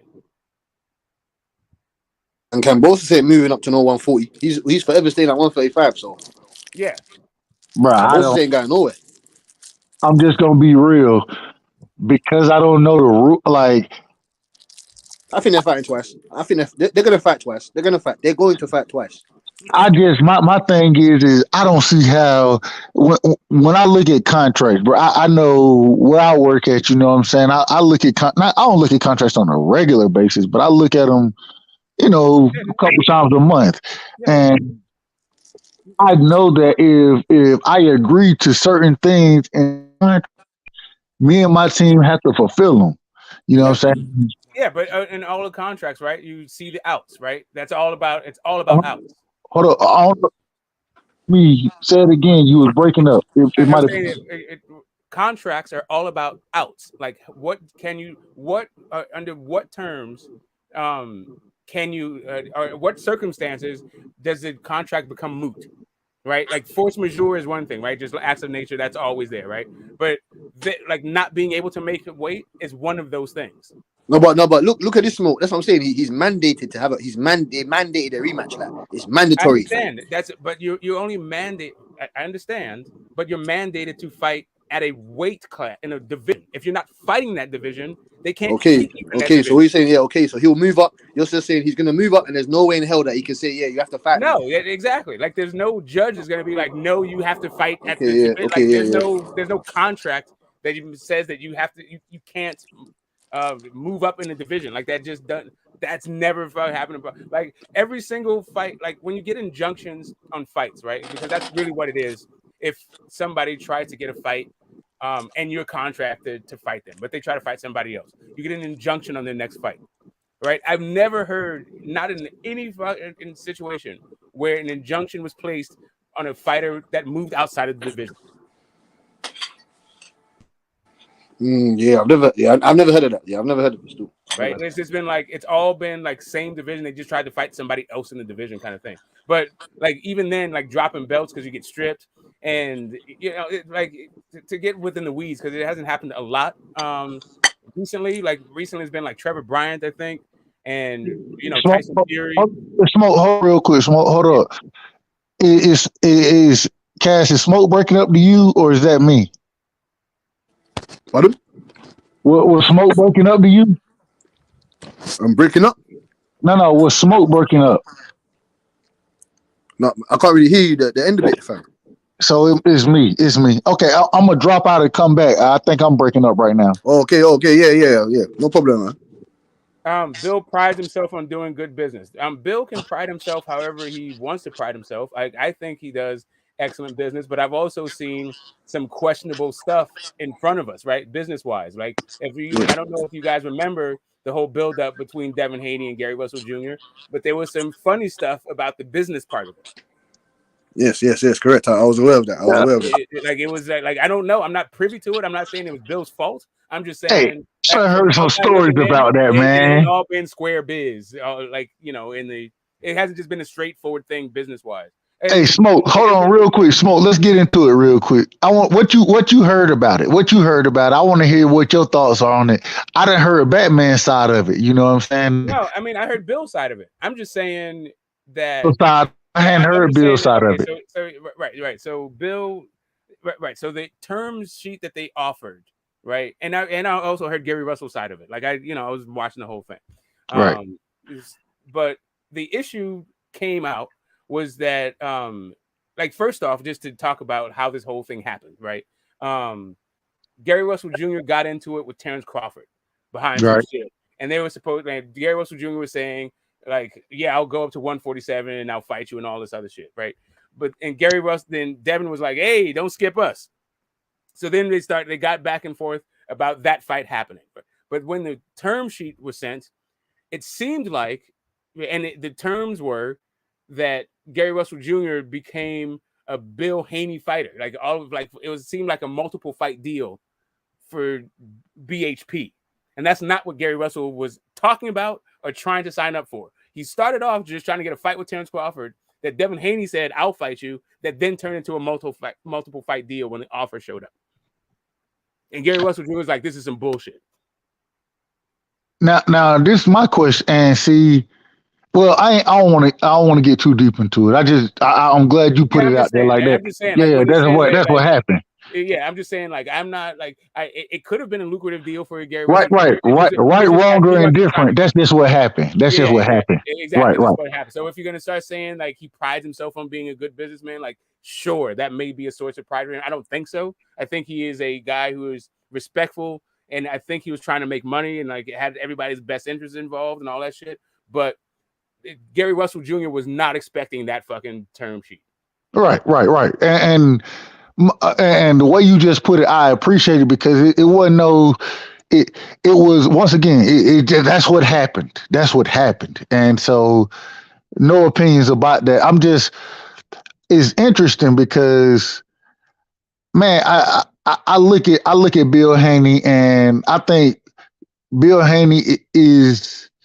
I'm not gonna say he's the epitome of a good father, bro. Like he has his son's best interest at heart, and man, just the way they rock together, it was interesting. If you go back and look at the interview with Kambosos, one thing that I took offense to, people fought, and this is one thing we don't think about in society as much as I think we should, but to have a strong father beside you, even 23 years old,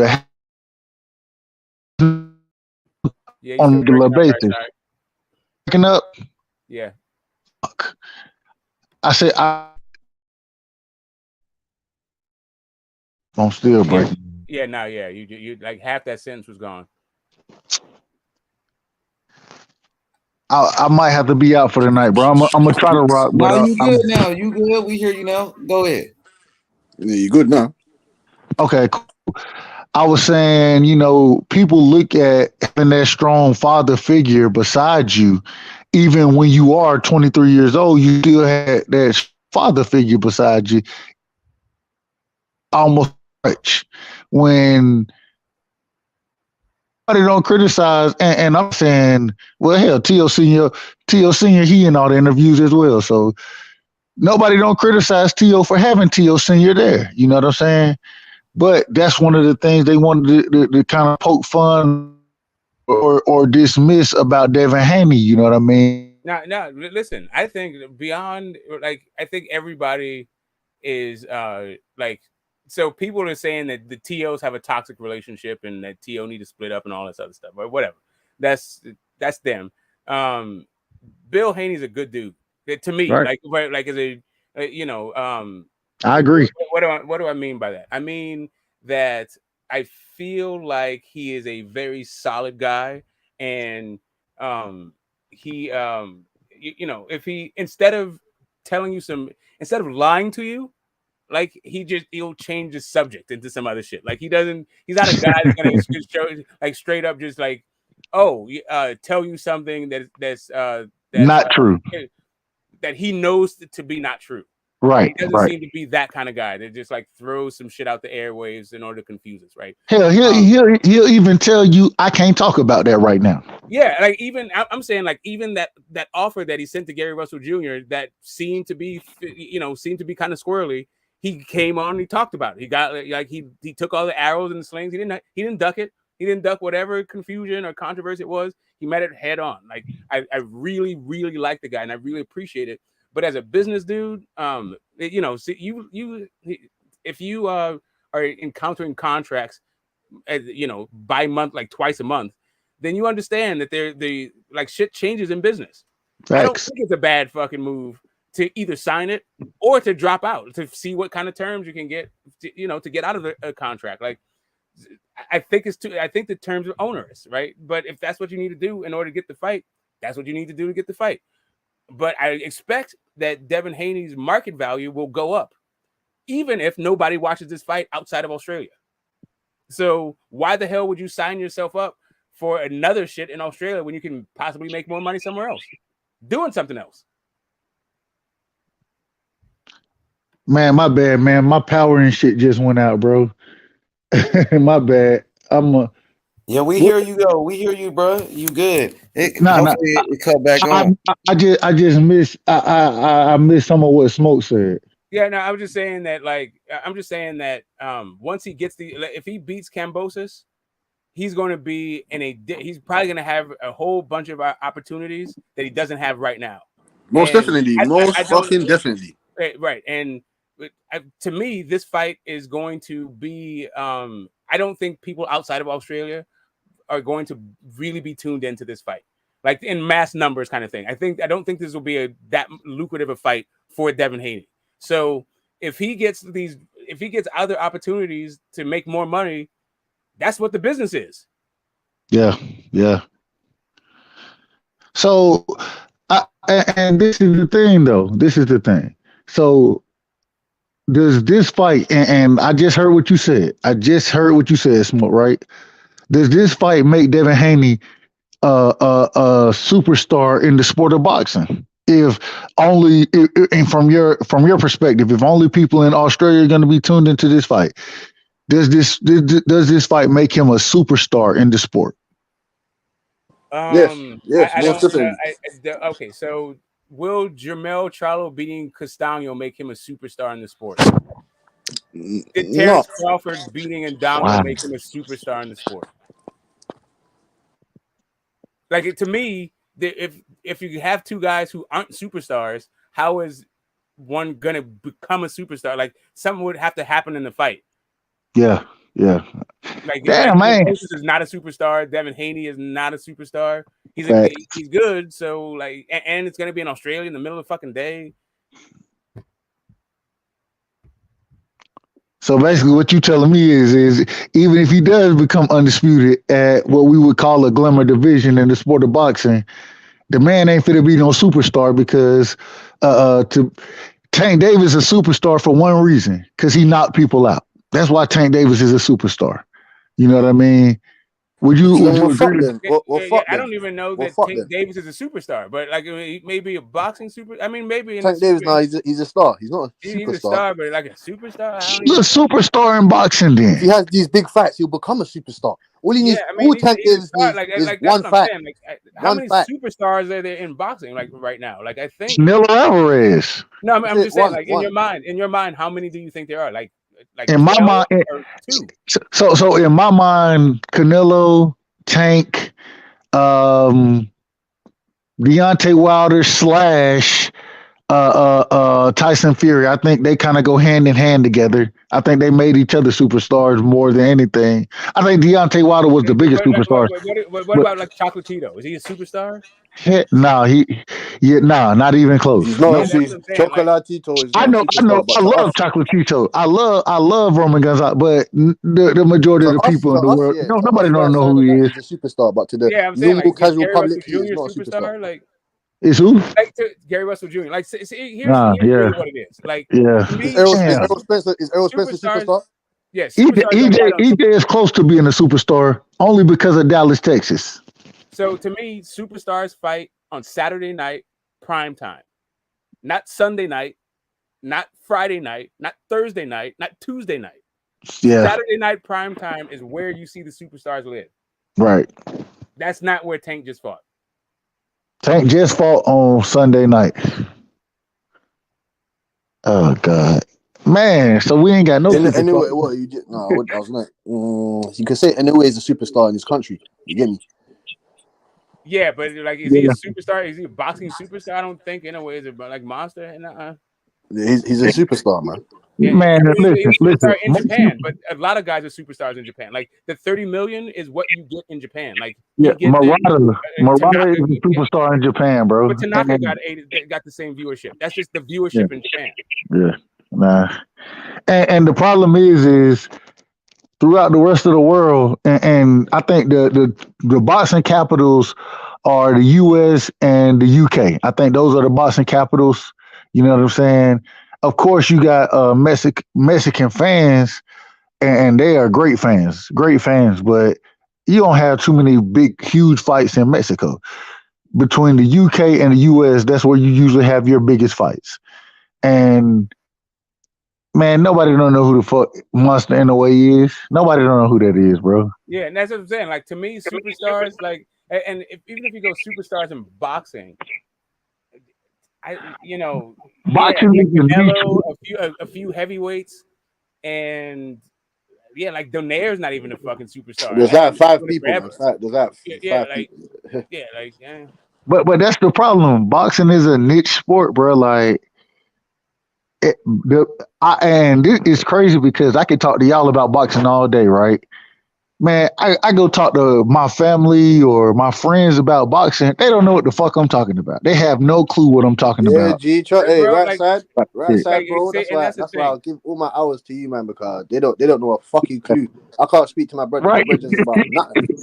Bro, like, just, if you understand me, like, so like the reason why I talk boxing is because one of my, my brother from another was an Olympian and trained out at King's Gym, like, sparred with the Donaire brothers, trained with Ward. Like, I've been talking boxing with this dude for 30 years, but it's Okay. literally the only guy I've talked about boxing with. I didn't know that there was a community talking boxing until I got to the YTBC.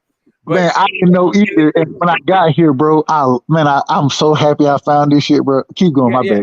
bad. No, I'm just saying, but it's kind of a weird thing where, like, I can talk to you people, and there's a bunch of people, but I don't know. I know one other person that I can talk boxing in my entire life. Like, Right. I ain't got one. Man, I'm trying to tell you. I swear to God, I could talk Georgia football. I could talk Cowboys football all day, right? And I got partners I can talk to them about it, whatever. And then I jump to boxing. Nobody don't know what they don't know. Speaking, you start speaking German or something, like you're speaking fucking Spanish. yeah. So here's what's weird though, right? So in my life though, I've worked in film and television. I've been on sets forever, and then also I've had my company. I've I don't even want to go into the company part. I'm just Like saying that the business part and the entertainment part is also part of my life. So when I come to the YTBC to talk about boxing, when it actually overlaps the other areas in my life, like, people don't really understand how the business of television works, right? So they just say a whole bunch of shit, and I try to talk to them, or media in general, and it just goes kind of left. Like, I feel like I feel like it would be great if the YTBC like just did a little more investing in like media and business like literacy, financial literacy, because it's a whole bunch of dumbass fucking comments get made, but whatever. But I do like talking. No, cool. You're right, Smoke. You made a great point, innit? You get me?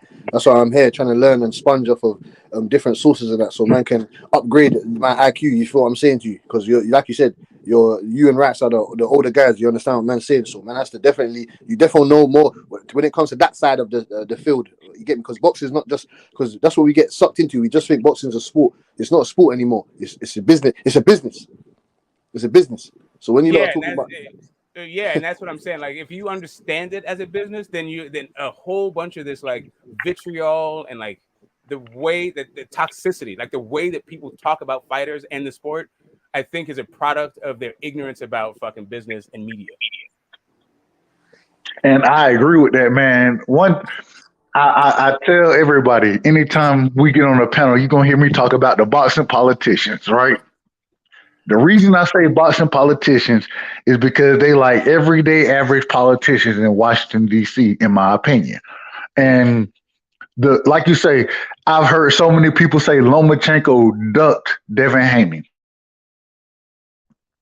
They'll tell me, being a Devin Haney fan, I wanted to ride with that. And then I look, bro, Lomachenko didn't duck Devin Haney. Bobby told you from the beginning that you signed with the wrong promotional brand, and so you're not gonna fight us. And so even before Lomachenko fought for the belt, Bob Arum told you. Teofimo came out and said, "I'm gonna be fine for the championship. Devin Haney, they're gonna skip you over, bro." Teo came out and said that in like 2018.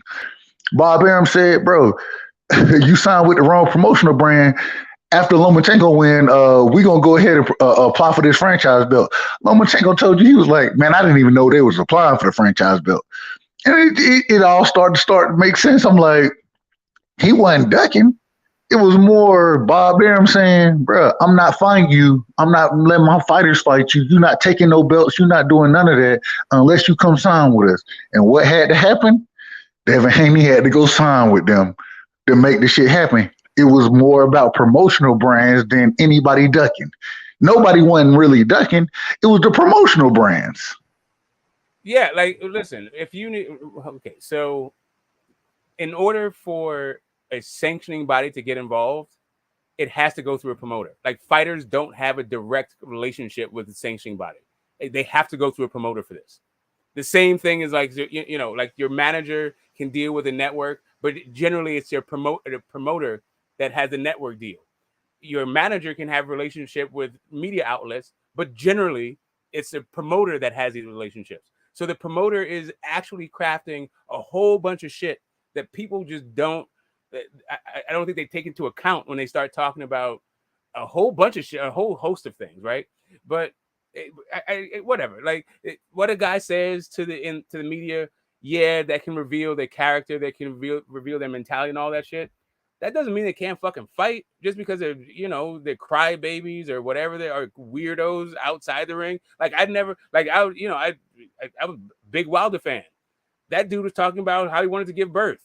Does that mean the dude can't punch anymore? Like I don't like, yeah, like anyway. I'm just saying, like the way that fans like what is it? The way that they experience their fandom. Sometimes they're looking for heroes or villains. A whole bunch of that hero villain shit, and that's just like that's the way that the media portrays shit. Like if you're looking, if you find yourself thinking a guy is really good or really like what I mean, like character wise, that they're a really good person or really bad person, that's probably because of the media spin.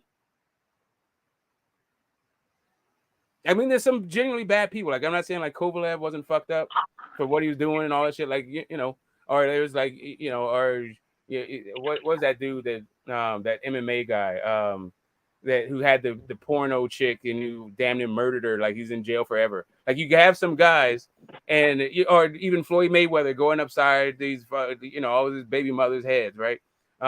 Yeah, all that is problematic. But if you're saying like, oh, that fight didn't happen, that means that dude's a bitch and is a pussy and is, you know, his breast, like all this weirdo shit just because he's not fighting, like come on, guys. No, I don't disagree with that. I don't disagree at all, man. I think, man, I don't know. I think once again, the Boston politicians, they didn't find a way that they can turn, twist, and make sure that everything happened in their favor. But that's And it how is it's what always it is. been. That's boxing. That's You're boxing. like, Exactly. that's always how it's been. It's just now that we have different terms for it, and people don't understand the way that boxing is, how those terms evolved into what we have today. Like it was always been a setup on some fucking level. Every year, big fights, small fights. There's any number of ways that you can fix fights and get setups. And there's also been a bunch of clean stuff where it's just two guys competing, because the business dictates that, right? But it's generally the business dictating it. Like either guys aren't well known enough in order to act like prima donnas, or they are prima donnas, but they're still trying to like build their legacy, so they fight another guy with like a huge following kind of thing. But it's still it's still driven by business, no matter what it is. Boxing is the purest form of capitalism in sports. It's just two guys, one event. How much money can we make? Or two people, I should say, two combatants, and trying to leverage that property. Facts. And the more I'm starting to, and I've seen it, but the more you look at it, it's just starting to become so much more transparent, and you seeing how it's really playing out. And I think it got a lot to do with social media, a lot to do with just the internet, just how back in the early '90s and shit, it wasn't like this because we weren't privy to all the information we privy to now. And now that we able to be privy to that information, you can see what's going on, bro. Like you can see who controlling what and who pulling what string.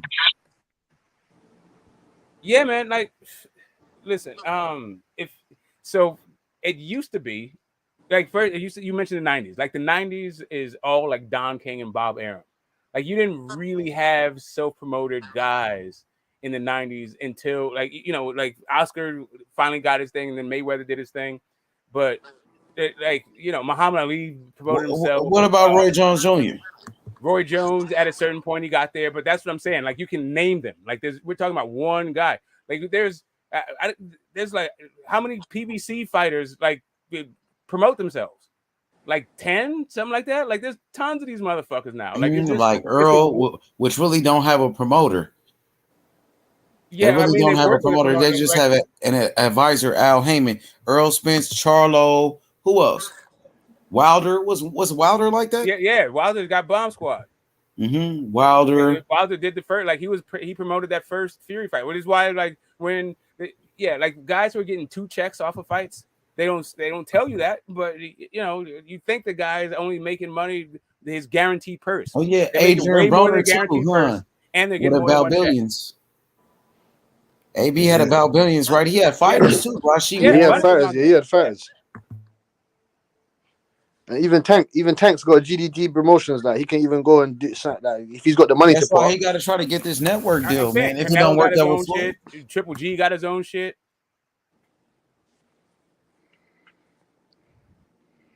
Like that's the generation that we're in. Like so it's just shit like all and I'm not what is it? I'm not necessarily saying it's a good or bad thing. I'm just saying what it is. Like if you follow if you understand the business of boxing, if you just understand business, period, then you start to see what the hell's going on. This is a whole bunch of like bullshit that to get tongues wagging. You want like boxing is still about like fans' passions. So they try to ignite fans' passions with manufactured fucking drama.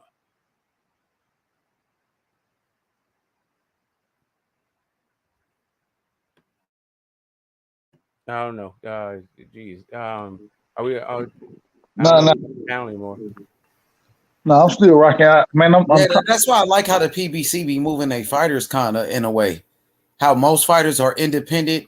They really don't have a promoter. It's pretty cool though.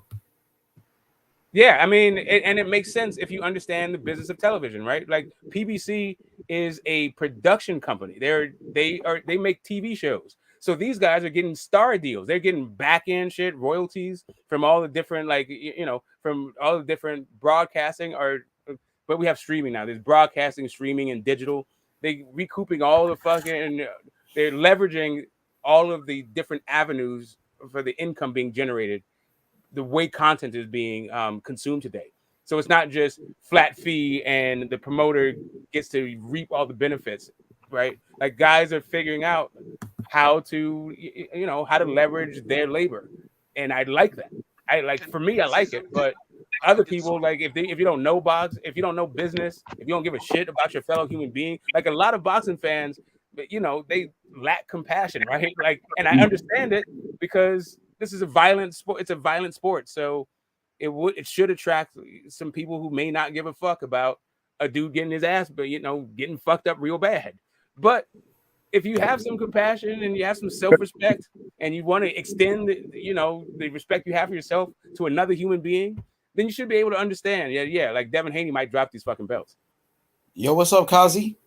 Yeah. No, I wanted to talk about when certain fighters they do choose to promote themselves and have their own promotional companies, and there's very few that can actually do that. They can actually have deals with networks and also promotional companies. And I think Tank Davis is one of those few fighters that can negotiate with these networks and these promotional companies, you know what I'm saying, and be, that type of fighter, in my opinion. You know what I'm saying? But there's very few that can actually pull that off. You know what I'm saying? Do you get what I'm saying? Yeah, well, Tank can't do it, but Al Heyman can, and Al Heyman's his manager. Like Tank is a marble mouth, and like that dude's at the club. He's not fucking negotiating deals with networks. No, but it's the networks that want to do business with them. No, I mean I understand that. I'm just saying, like, no, the networks want to. That's what I'm saying. They want to do business with him, right? So you got Boots Ennis, right? He also has a direct deal with the network. You got Adrian Broner, but he has a whole promotional company with other fighters and all that shit. Yeah, but as far as the namesake, like when you're promoting yourself, like the namesake, like when you have the Oscar de la Hoyas, the Floyd Mayweathers, what I'm saying, where they can actually their name can negotiate with these networks, what I'm saying, and man, and it's difficult to also get like a stadium, like a MGM Grand, or what I'm saying, like things like that. You know what I'm saying? Like people are Well, willing to right, like and see that, and that's where, like, if you really understand PBC, right, and this whole business thing, the genius of Al Heyman, coming from the music business and throwing these big shows, he understands what the schedule is like for these stadiums, right? That's why he's able Al has those dates, right? He has the network, he has the connections with stadiums, and not only that, he has a home stadium that has that exclusive for his fighters. Like he totally gets that part of it without being a promoter. So it's just kind of like he has a platform, he has a framework for guys to come in, and if you have your own infrastructure, hey, sky's the limit. So what you would say is that Tank is going to deal directly with Al Heyman and not, what I'm saying, have a middleman like, what's it called, TMT Promotions. He's going to deal with Al No, Heyman, Showtime, and do business with them. And yeah, you know what no, I'm saying? that's not how it goes. It goes, the manager generally finds the promoter, right? Like it's your manager. So Yeah. so here's how the money goes, right? Um, most of your money comes from the networks, right? So the network Right. is Yeah. going to pay. The network pays the promoter pays the manager pays the fighter. Right. And Tank is trying to go beyond that because like who's Tank's manager? Al Heyman. Okay, so what does Mayweather have to do with Tank? He's his promoter. He's the promoter. Okay. So then I'm just saying he's trying to bypass that and go directly, what I'm saying, straight to the money. You know what I'm saying? Get more money off of that. Cut the middleman off. You know what I'm saying? Well, I mean, right. So, right. I don't know. See, that's really the thing. Because he has Al Heyman for a manager, he may or may not. Like, I think he's gonna go with a promoter, right? Like, you have to have a promoter because I mean, your manager doesn't have a relationship with the sanctioning bodies, right? And Al Heyman is not a media dude. He's not like whatever. Like, I think he's going to have a promoter to deal with the sanctioning bodies. To deal, well, you have to deal with sanctioning bodies, and also Tank is starting to do his own media Right. stuff. He's his own promoter, right? He's doing his own media stuff. But Floyd does a bunch of media for Tank, so it's not just Tank out there tweeting bullshit, right? Tank's out there tweeting bullshit. Don't get it wrong. Don't get it twisted. But also Floyd is out there tweeting bullshit on Tank's behalf. Leonard Ellerby is out there saying some bullshit on Tank's behalf, right? So, Richard Schaefer isn't the most in front of the camera kind of guy, but he is a behind the scenes makes fights kind of guy.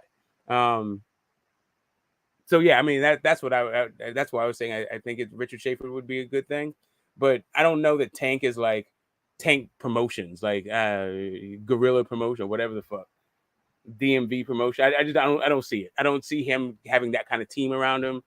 Oh, GTD Promotions. Yeah, exactly. He has his own GTD, yeah, I just don't. Like at some point, if he got serious like that, then cool. He just doesn't seem to be thinking about life in that way.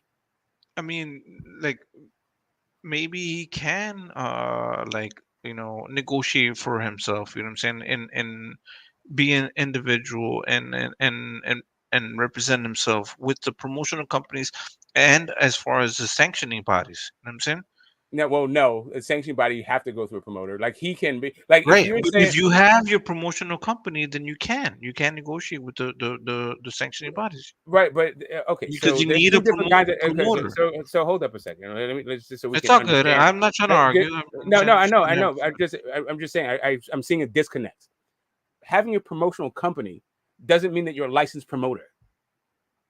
It means that you're licensed to operate a business. That doesn't mean that now you have a license to like deal with sanctioning bodies. These are like two totally different concepts, right? Right. That's why he's saying that like if you get 50 Cent, he was saying that like he was the guy who like owned the fucking the money team name and all this shit, right? And because or even all right, so he owns the if you copyright. wanted to be a licensed name. promoter, you and I right TMT. now could be a licensed promoter. All it Yeah. takes is Yeah. I agree. Yeah, no, you're right. all it Yeah. takes is incorporating a business and paying a fee. And then you can bid on fights and do all that shit. But that fee is like $250,000, right? So Yeah, he has to bet a on bunch himself. of guys a bunch of guys do the first step where they incorporate a business, but don't do the second step where they buy the license. Yeah, but if he has this stuff together, you know what I'm saying? Like, He I does mean, have his stuff together. I I'm just hope saying he that does have his stuff together. He just doesn't the Tank think like that. can do that. Can actually. We don't know. Maybe he is thinking that way. Maybe he's going that route. Maybe Yeah. Why do you think we we don't don't know. know? Who I says we don't don't know. know? I don't Why know. do you think Just we don't like know? I don't know, you But don't no, I'm know. saying like, why do We you don't think know. you're saying we don't know? But why are you saying we don't know? I mean, What about because Tank says he's looking at forming a promotional company? because the way that he's speaking, the way that he's going So against, what did he say? one of the biggest names in boxing. What he's saying about, Floyd Mayweather, like, you know what I'm saying? Like, he's Yeah, but that doesn't basically say saying that that he doesn't, doesn't need Floyd no more. You know what I'm saying? right. Like But when he's going against him, you know what I'm right, saying? He's I hear what trying you're to saying. That be doesn't equal, independent, and he's trying to bro. be an independent That fighter, doesn't and right. that's good for him. You know what I'm saying? That's good for boxing. That's No, great. you're taking what you're saying to another step. Just because you don't What am like, I saying? What am I saying? I'm okay. I'll tell you. You're saying Okay, okay, go ahead. just because he is coming to the end of his relationship with Floyd doesn't mean now he's talking about I'm forming my own company. Yeah, Just but like Bud. he said that though. Bud just He's Bud had just his left own Bob. promotional Bro, company. just hold on a second. Bud just left Bob. Bud is not talking about, hey, I'm about to form my own promotional company. He's suing him. Like, this is one, like, if you want to talk about a bigger name in boxing as a promoter, it's Bob Arum. Yeah, no, Bud ain't of talking course. about forming no fucking company. And I would even go you one better. Bud is even more of a business-minded guy in the way that he's been talking about his career. Like, Bud's got logos, he's got merchandise and all this shit. Like, Bud actually talks about business. Tank don't even do that. All Tank is saying is that like he's done with Oscar. I mean, sorry, he's done with the Floyd contract. He might re-up. We don't know. Yeah, I agree. It's very difficult to just, you know what I'm saying, like, there's only a few fighters that have actually been able to leave like a Bob Arum and then start their own promotional company and actually, have, contracts with networks and stadiums and get this stuff done. So I totally agree with that. Like we're all of these guys say that they're independent and they have their own promotional companies, but they really don't. You know what I'm saying? Yeah, I'm I'm just saying that Tank saying that Devin Haney is a email champ doesn't speak to Oh my no, I'm not even sensibility. talking about And that. But I'm just all I'm saying. saying is Let me with finish Tank. my point, Cosmo. Oh, hold on, You hold don't on, know what hold I'm on. gonna say. Let me finish. Let No, me no, finish no, my no. point. Go Let me ahead, go ahead. finish what I'm saying, bro. What him saying stuff like that to me doesn't make me think he is trying to form his own promotional company. It makes me think that he's still in that mindset of like shit talking boxers and social media. Yeah, I can see that too. I can see how this is selling the fight. This is selling that Rolly Romero fight, because people are not paying, like, you know what I'm saying, they're not really watching it. You know what I'm saying? Like they're hyping it up. This drama, you know what I'm saying? This internal beef is what's hyping this fight up. You know what I'm saying? It's what's keeping people, you know what I'm saying, like watching these videos. The drama is with Floyd Mayweather and Tank Davis is what's keeping people paying attention to this fight with Rolly Romero. Do you get what I'm saying? It's what everybody's making videos about. They're not even talking about the fight. They're talking about Mayweather and Floyd. You know what I'm saying? I mean, Mayweather and Tank Davis. You know what I'm saying? Like their I'm just issues, saying, their beef.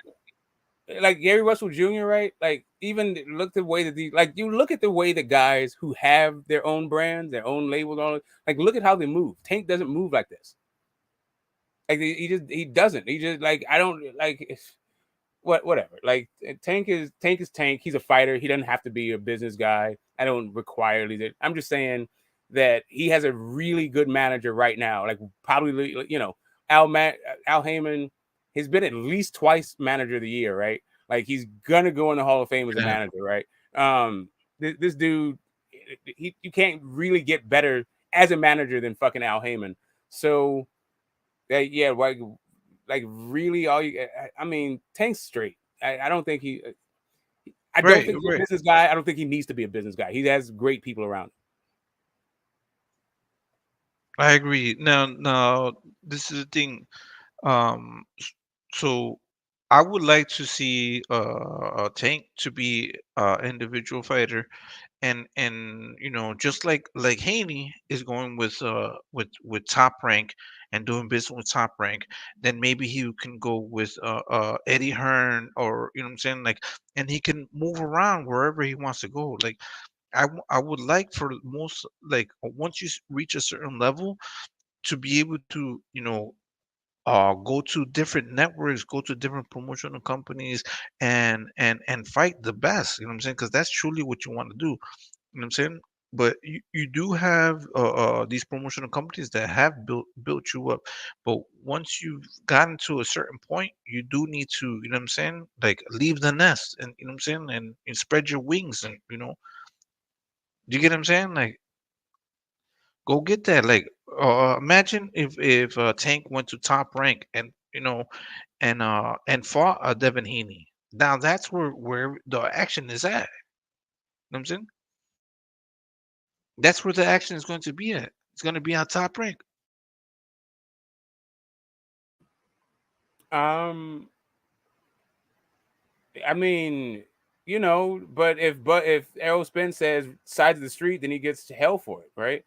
Even though Bud never fucking fought on a non-top rank fucking card since he signed with him, right? Like, yeah, that is what it is. Like, it's just, whatever. It is what. Like, that's what I'm saying. Like, if you actually pay attention to the sport, then you start to see that these narratives are built to generate interest and also controversy. No, it's good. Controversy is good. You know what I'm saying? Like, I don't like this the whole fucking drama shit, but controversy builds up these, builds up these fights. You know what I'm saying? Yeah, It makes them yeah. more exciting. People are gonna be watching. You know what I'm saying? The TMZ fanatics. You know what I'm saying? Like the gossipers. You know what I'm saying? Like, that's what they pay attention. You know what I'm saying? They want to see. They want to see that shit. So, I think that Tank is gonna stay with Floyd. You know what I'm saying? And this whole in-house fighting. You know what I'm saying? Because Broly is a TMT promotion fighter, and Tank Davis is. So the fact that they're like, this is a bigger topic, the fact that Tank and Floyd are fighting, then what are people talking about Rolly and Tank? You know what I'm saying? They're not even talking about Rolly and Tank fight. They're talking about Tank versus Floyd Mayweather. You know what I'm saying? TMT Promotions, and the fact that he's leaving. You know what I'm saying? Like, do you know what I'm saying? Like, this drama. Hey, This Cosmic, fight up. Cosmic is Mr. Wrong Side, bro. It's Wrong Side talking to you, bro. So, Hey, there you go. You got the name there. look, man. It's all good. So It's all this is good. no, all love, bro. Always love, man. But This do is you the get what I'm thing. saying? But that's No, the thing. Like, drama I do does sell. understand. Drama I does sell. understand where you're coming from. I understand where you're coming from. This is the thing right here. If that's gonna and Tank Davis resigns with Mayweather, right? And it's interesting because Mayweather has already come out and said that if you're doing business with Mayweather, you're doing business with Al Heyman. If you're doing business with Al Heyman, you're doing business with Floyd Mayweather. That's what Mayweather came out and said, right? It's Right, right. interesting. It's interesting Now, because now this is the thing. I would think that if I were to renegotiate with TMT, and I'm Tank, I'm going to do it on a fight to fight basis, and I'm going to do it on like pay me this certain amount or give me these certain fights. You know what I'm saying? Just like a Top Rank. You know what I'm saying? Like look what Top Rank is doing with Devin Haney. They're But giving him the but best this is fights the that he could problem. get for his career. You know But what the I'm saying? problem is those fights at 35 and 40, the PBC don't they ain't got nobody at 35 and 40. They got people at 47 Exactly. and 54, but they Then ain't got let nobody at Tank that. be great. Let Tank be great. Let Tank go to fucking Top Rank. Let Top, But you know if what I'm that's the saying? Like case, then let him if go that's the to case, then wherever why do he you? needs to go to But fight Kazi, fight. That's also narrative, right? Like this whole but idea about great, like people are equating belts with greatness, and that was cool when there was fewer belts and fewer sanctioning bodies. At this point, it's not even about there's the a belts ton of, though. and no, I'm just saying, I'm just saying, like, but that's really what they're saying about be great. They're saying fight champions. Like that's like literally what people, a whole bunch of people, when they're talking about like legacy and all that stuff, really all they're saying is we don't care how much money you make, fight a fucking champion. But even now, so I look at Lomachenko. Unify. Lomachenko is not a champion. He used to be a champion, but he's not a champion. If that Lomachenko right now, legacy fight for Tank Davis. I get you. I listen. I'm not mad at it. I'm just saying that when guys are saying, when you're saying like let Tank be great, as if he's not great. Like all I'm Tank not has to saying do to he's show that not. he's great. Say again. Okay. I'm not saying he's not. But this is the thing. But what is going to solidify his greatness? You know what I'm saying? His accomplishments is fighting the It's best, right? competition, right? And Right, this is the thing, exactly. though. But those guys haven't solidified who they are. So like him beating a bunch of guys on the way up is not going to be. But smoke. Hold on, smoke. Hold on. This is the problem, smoke. And I'm not disagreeing. This is the problem, though. At the end of the day, when we look at the 35 division, when we look at the 40 division, the two divisions that we expect Tank to fight in, right? When we look at those divisions, the best fighters with belts, without belts, regardless, the best fighters are the majority of them. Let me say the majority, outside of Gary Antoine Russell. Who else is with the what's his name? Outside of where he had Damn, you're going in and out, bro. Bro, those are all top ranked I thought it fighters. was me. Yeah, no, you're good. And I mean, I get you. The issue is that we may like those fights. I don't think that there's going to, like, unless you're going to fight Josh Taylor, right? Like, I'm not sure how it's going to be like, oh, you're great. Like, we've seen these guys, like, Ramirez is a great fight. I think, Ramirez beat some really good guys. He was a, former unified champ. Yeah, a legacy fight. Are you going to be, is Tank going to be great if he beats fucking Ramirez? Yeah, he would. Yeah, that's a good No, he's name just going to be on his another guy to beat Ramirez. That's a tougher fight than Rolly Romero. I understand. It's just a tougher fight. But here's really what I'm saying to you is that if like the same way, like what do we say about Triple G, right? That he's a long reigning champion. What do you say about Vladimir Klitschko, a long reigning champion? Like there is that to it, right? But if you're just gonna be bouncing around and like I understand the Tank is like what 26, 27? 27. Like, yeah, right. So let's say he fights twice a year for another 7 years. 14 more fights. 14 fucking fights. Yeah. There's no rush. Like he can get Bro, all of but this you're shit. capping. Let me finish. He can be accomplished. And I finish my point, yo. He can start, but he can do all of these fucking step up fights in 3 and 4 years. He does not have to like. There is no like this dude like the guy that he could fight right now that would be like, oh yeah, this is a road to greatness. Would be Lomachenko at 35 and Josh Taylor at 40. Other than that, like all you got to do is keep fucking fighting and winning and knocking people out and making money. Like and he can fight those other guys later. Bro, Yeah, I exactly. think, but for the He's sport of tired, boxing, bro, we bro. don't want to see that later, bro. We want to see that I'm today, sorry, bro. I'm but sorry. but I'm just saying that's just about fans' self-interest. I'm a And fan. I'm very I'm just selfish saying, as a fan. Whose I'm side very are you on? selfish fan. I'm just saying that he can also achieve greatness without doing that shit, without Listen, fulfilling, listen. without I'm here for the fighting the sport of fights boxing, not when for the the fucking fans boxer. demand it, right? I'm saying I'm here for the sport of boxing, not for the boxer. And I'm saying for the sport of boxing, because This is the sport of boxing. right. So you're going to say that Tank Davis could have fought EJ, all of what's up, these my brother? good What's up, fighters, right side? What's but up, he guys? And listen, do you think Vladimir to Klitschko? Okay, so what do you get think of being a paycheck. first ballot Hall of Famer? Is that Get the sport paycheck. about? Is that like one of the No. pinnacles of the Stop, sport? stop going. You know what I'm You saying? said Like, you're here for the sport of boxing, so I'm asking you about the Hall of Fame. The sport of I- boxing, in the sport of boxing, is being a first ballot Hall of Fame inductee. Is that like a dream that fighters have? okay. The dream Right. Now, that fighters have is being the champion of the world, to Right. be So, do known you as the best. Is there any? Have you ever heard of a champion, or a fighter, a champion, not wanting to be in the Hall of Fame? The Hall of Fame comes with time.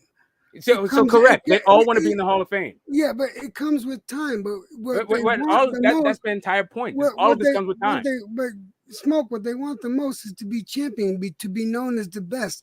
And the only way you get to be known as the best is that if you fight the best, whether it be the best contender or whether it be another champion holding the belt.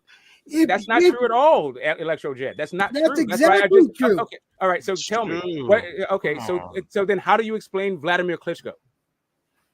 How Bro, do you he's explain him? been one of the I'm longest telling you, reigning that guy did champions not. of all He time. literally did not do what you were just saying. He's considered the best. Why is he considered the best? Because he was a long reigning champion, not because he was Because he was a fighting the best. champion first, though. He was a Great. So champion is Tank. Has heavyweight already been first. champion. He's already Bro, done this. That's it's my not the whole point to same. you. It's not the I same know it's not the fucking same. thing. It's because you don't like. Here's what I'm saying to you. Just because a guy isn't You fighting, just arguing for the sake no, of arguing, okay. So bro. please I'll can give you you an stop interrupting? example. Please can I'll you give stop you. interrupting? Because you Go don't ahead, understand go what's ahead, going go on. ahead, go I'll ahead. give you an Yeah, example. everybody know Right. you know everything. Go ahead, go Smoke. ahead. Let me Great. give you. I got it, bro. Smoke. You came up here to troll, and we're trying to talk boxing, and you want to Smoke. talk I'm about not it. trolling you. I've been talking about it. Here's what is like. Please, Smoke. can I just finish? Hey, Jed, let me finish my point. You're just because a guy is not fighting the fights you want him to fight does not mean that he can't be great in the sport.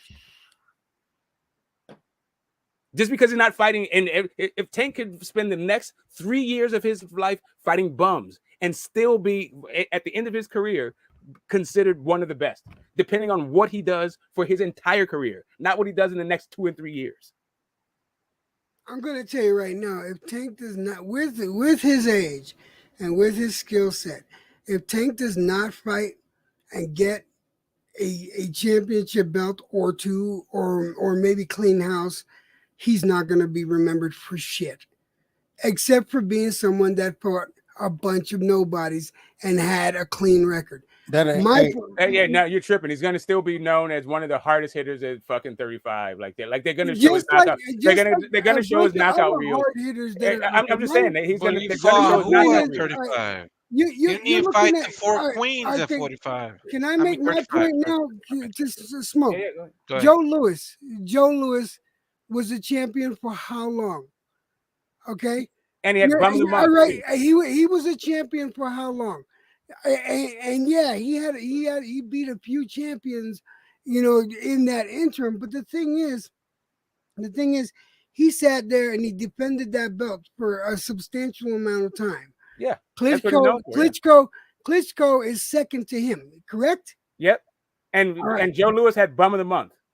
But the thing is, he still got into the Hall of Fame. He put correct. the work in. all Correct. right? So my thing is, he was champion. He got the belt, but he kept fighting. Joe Louis did. Klitschko did the same thing. So Correct. even though everyone says Klitschko, fought bums, the point still remains. He was champion. He defended the belt. He did something with it. Okay. Yeah. So he deserved. He's in the Hall of Fame, correct? First ballot. All right. So I see nothing wrong with it. I see nothing wrong I with don't it. I don't see anything wrong with it But either. I'm just saying that Tank can do the same thing. My thing with Tank is that who he's been fighting, the pedigree of the fighters that he's been fighting are nothing. Are absolutely mean nothing. He needs to But fight. you're saying the same thing, He bro. needs to, hold on, but he's got to be a champion. He needs to fight someone with the belt, or he needs to fight the top contenders so that he can be in line for a belt. The way that his promoters and his handlers have been handling him has been totally wrong. It's not, bro. No, all they're trying to do is get money off the guy and not get him what he deserves, the championship belt. You have to understand. Okay, so you have just a couple of things. First off, the belt that Klitschko has that he defended a ton of times wasn't even recognized. The same way it wasn't the entire sanctioning body wasn't even fucking recognized, much less it being like a ceremonial belt. It was a ceremonial sanctioning body, right? But that's a difference. But you don't know that today because they don't care about that shit. When your whole career is all said and done, what gets said isn't what you guys are saying right now that Tank needs to do. Like, that's not how it goes. Like, he can, if this dude figures out how to have all of these fucking fights, right? And he's at the top of the fucking, like, he is part of the boxing narrative for a decade, he's probably getting in the fucking Hall of Fame. Regardless, like, you can say whatever you want about that dude's level of competition. You can be mad Tank is about the it. Hall of and I'm Famer telling right you- now. Tank, as far as his record and his resume, is a Hall of Famer right now. Okay, so is that what you heard me just say? No, but like, you're why are you interrupting me? using To, like, him talk to about some shit that nobody's keep saying. fighting lesser Yes, he can opponents. keep lesser to who? And he's going to be Lesser a to Hall of who? Famer, right? Lesser to Okay. who? If he keeps Bro, fighting the level of look at- competition he's okay, fighting, when you okay. got You're when you got a comparing- when you got a Go ahead. Lomachenko, you have a Haney, you had a Lopez, but you got a Lomachenko, you got a Haney, you got a Garcia, you got he just finished fighting Pitbull. There's plenty of fucking good, grade A Yeah, but competition I'm with you. in I'm with you. 135 that he's not fighting, that he's intentionally not him. Okay, so but that here's the issue. his Here's the issue. his handlers are intentionally avoiding. Bro, you're acting as though that for some reason you think that because we don't like the Leo Santa Cruz fight that he's not going to get credit for being a great fight for Leo Santa Cruz being a great fight, right? Like for his boxing legacy. You saw Cruz, like if you think that the Ring magazine is like something like in boxing, right? Like Isaac Cruz a top 10 Ring magazine dude. Like those are good step up let me finish. Those bro. are not bro. I establish didn't you ask as a what great you fighter. thought about the Those are win. good step up. I'm not. The You've been point is not talking, about but you've whether. been saying shit, Yeah, bro. dude. Shut the Like, fuck listen. up. I'm Just saying? here's the thing. Let Here's people the thing. talk. Come on now. I was the one talking. You're talking You over keep me. stuttering. Great. So can you stop talking while I'm talking, man? So Yeah, anyway, but like you're talking. I was saying, Let other people talk right? too. I will. As soon as I'm done, I'm gonna go on mute, and then you can run your mouth all you want. Okay, like I was saying, just because Tank isn't fighting Ryan Garcia or Teofimo Lopez or Devin Haney or Lomachenko, that you can't fight, top 10 Ring magazine, top 10 ranked in every sanctioning body guys and still get credit for that. I'm trying to tell you, like I was in this place where you guys are now when it came to the career of Vladimir Klitschko. The entire time this dude was fighting, was talking about all the guys he could have been fighting, should have been fighting, and nobody gives a two flying fucks about that. People think that dude was undisputed. They think he's a lineal champion off fighting Shagayev. Like, that's what the narrative becomes. Bro, he was a heavyweight champion. You can't go up. You can't go up any higher than the heavyweight. Tank Davis can fight other champions at 135, 130, and 140. What the fuck are you talking about? He has many options. He has many fucking fights that he can have that can attribute to his fucking career. You know what I'm Right saying? now, do you know? Stop do you fucking not talking understand? about that Okay, shit. I'm sorry about There's so many that. great fighters at 135, at 135 and 140. Come on now. He's going to be remembered for this. He's going to be remembered for fighting Mario Barrios, who was beating him for majority of the fight, and then finally knocked him out. He's going to be remembered for fighting Isaac Cruz, right? Who arguably won the fight. A lot of people regard Isaac Cruz as the winner of that. Isaac Cruz is the winner of that fight. He's going to be remembered for stuff like that. And that's what he's going to be remembered for. Is that what? Nothing. It's kind of embarrassing. But that's what you get. Like Joe Calzaghe is known for all kinds of shit too. He's still undefeated and a first ballot Hall of Famer. It's still great. Like I don't understand what you guys. How are you describing great? If you make the Hall of Fame, isn't that great? It's great when you're fighting the best opponents in your weight class at that time. It's still great. And what you're trying to say is that Tank doesn't have to fight these guys and still continue. I said he doesn't have to fight them in the next 2 or 3 years in order to make the Hall of Fame. But why waste the time now? Exactly. At some point in his life, he has to fight these guys. When is it going to happen? As long as he keeps knocking out top 10 rated guys, you're getting smoked. As long as he keeps knocking out top 10 rated guys, he will be just fine. He can unify once or twice in 5 years, and all of this fucking narrative about unification goes out the fucking window. Why wait later to what for whatever reason? Because he's making money. Because he don't care. It doesn't matter. There's no rush to do it. And why didn't he choose to fight somebody that is equal as talented as he is? And he's going to get embarrassed with an Isaac Cruz that exposed him. Exposed his vulnerabilities. Okay, right. So exactly. Isaac Cruz didn't expose him at all. Isaac Cruz got his entire ass whooped. Like Isaac Cruz did not get his ass whooped. Oh yeah, he got his entire ass whooped. No, he never did. No, he never got his ass whooped. Not in that fight. It was a unanimous decision. It wasn't a split decision. He got his ass whooped. No judge gave that fight to fucking Isaac Cruz. Nobody except for fans. YTBC. Get this. He got his ass whooped. Why did he say that he got his ass whooped with like one hand? Like it hurt his hand in that fucking fight. Why did he say I wouldn't get that rematch? A person that because who cares about Isaac Cruz? Convincingly beat another person would have been like, bro, that was an exciting fight. That was one of his best exciting fights. One of the fights that he I don't think that was one of his exciting fights. He didn't knock out. I don't think that was fight. I don't think like that fight wasn't any more exciting than the Pedraza fight or the Barrios fight or the Leo Santa Cruz fight or whatever fight. Like that's right. And that's what he's going to be known for. Isaac Cruz didn't get knocked out. He was in there 12 rounds with him. Yeah, he was. And Tank wasn't in there with 2 hands for 12 rounds, was he? And then he chose not to fucking have a rematch with somebody that can actually compete with him. Shut the fuck up. Right. So just because you don't have a rematch with a guy that nobody wanted to see you fight in the first place, that means you're not great? Exactly. But he should have done that for his fans. Whose fans? No, none of his fans are asking for that rematch. Nobody's asking for the Isaac Cruz rematch except for Isaac Cruz. That's the not true. fans that were there. The fans that were there. Yeah, exactly. The fans that were there rooting for Isaac Cruz. A lot of fans over the internet and over the airwaves. Fans on the internet, right. So, right. Man, stop the cap, man. Nobody don't want to see that bullshit no more. We ain't trying to see. We don't want to see that fight. Lomachenko, not no fucking Isaac Cruz. Right, I don't want to see him fight. Isaac Cruz fighting. Come on, man. Fucking Garcia. But that's what you was stuck at. No, let's just be real now. Let's just be real. Keep having your agenda. Keep having your agenda. Y'all keep having your agenda. I ain't got no agenda, bro. No. Apparently, no. It's now it's our agenda versus his agenda now. Like I don't have an agenda.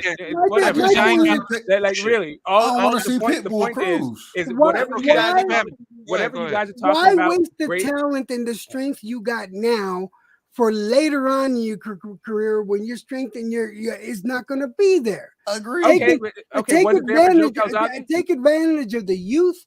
You take advantage of the speed. Take advantage of the strength now. But Pitbull Cruz ain't that guy. That ain't who I want to see him fight. I don't want to see Pitbull. I wouldn't mind seeing the fight again because I think you'd see a different fight. But it is what it is. Okay, can I say again, just straight up, right? So we all talk about the Canelo versus Floyd Mayweather, how Canelo was green, right? Canelo at that point was a unified champion. And people still talk about how green he was. Like this whole unification thing, like, yeah, you can do it early, you can do it late, but as long as you do it, you've done it. We saw it with Joe Calzaghe. He wasn't like in there early. Like he had some good fights. I'm not hating on this competition that he fought, but he didn't get those Hall of Fame names in his prime. He got them with when everybody was old. Hey man, at the end of the day, I understand all of that, and no disrespect, Smoke. I'ma just be real. I don't want to see I don't want to see Pitbull fight Tank no more, and I don't want to see Triple G fight Canelo no more. I don't want to see neither one of them damn fights, and that's why I hope Murata wins. Well, here's the thing. Here's really what it is. Like it does not even matter what Triple G does in that Tank fight. Like let's say he goes in and knocks the dude out in 15 seconds. It still won't make me think or make anybody think that Triple G now has a chance against Canelo. In my mind, like especially if he goes up there and like knocks out Bivol. Right. Well, what are we talking about? Like it's not even the same thing. Man, but that's the thing. I don't disagree, EJ. When you say, you know what I'm saying, it is to some degree about the belts. I understand it, but it don't have to be about that. We all can sit here on this panel and we know who we can tell you who the best fighters are at each division, regardless if they got a belt or not. We can tell you who the best fighters are at those divisions. And the same way Benavidez, anyways, even though he lost his whatever, I want to see him fight Canelo. You know what I'm saying? I want to see that fight. And we know who's great at the divisions. Lomachenko ain't no champion right now, but we know he's great. We want to see him in the mix. And so, man, I don't think it's that difficult as far as it goes. Yeah, I'm just saying, I'm just like this old like the idea of how people are describing greatness to me is it sounds very self-serving. And what you really mean is you want him to fight some other guy that he's not fighting. That's really all you're talking about. All I'm saying is I want to see because look, to me, I like Tank Davis. I think he has a lot of potential. I think he has the potential to be one of the greatest ever, but he needs to fight the best in his division, and he hasn't, and that's disappointing. And I don't necessarily blame him, although at the end of the day, it is the fighter that has the last word in who he fights. But most fighters are going to listen to their handlers. They're gonna listen to their handlers. I don't give a fuck what the promoters say because I've said it before. The promoters don't give a shit about the fighters. The promoters want to put money in their box, in their pockets. It's that simple. But the handlers need, especially with Tank, the potential of greatness that's there. They need to have more faith in their boy. It's that simple. I feel like Mayweather didn't have faith in Tank, and he just wanted to use Tank to get the most because he's got a promotion company. He wants to use Tank to get as much money as possible from the fights because of his popularity instead of looking out for the guy's legacy.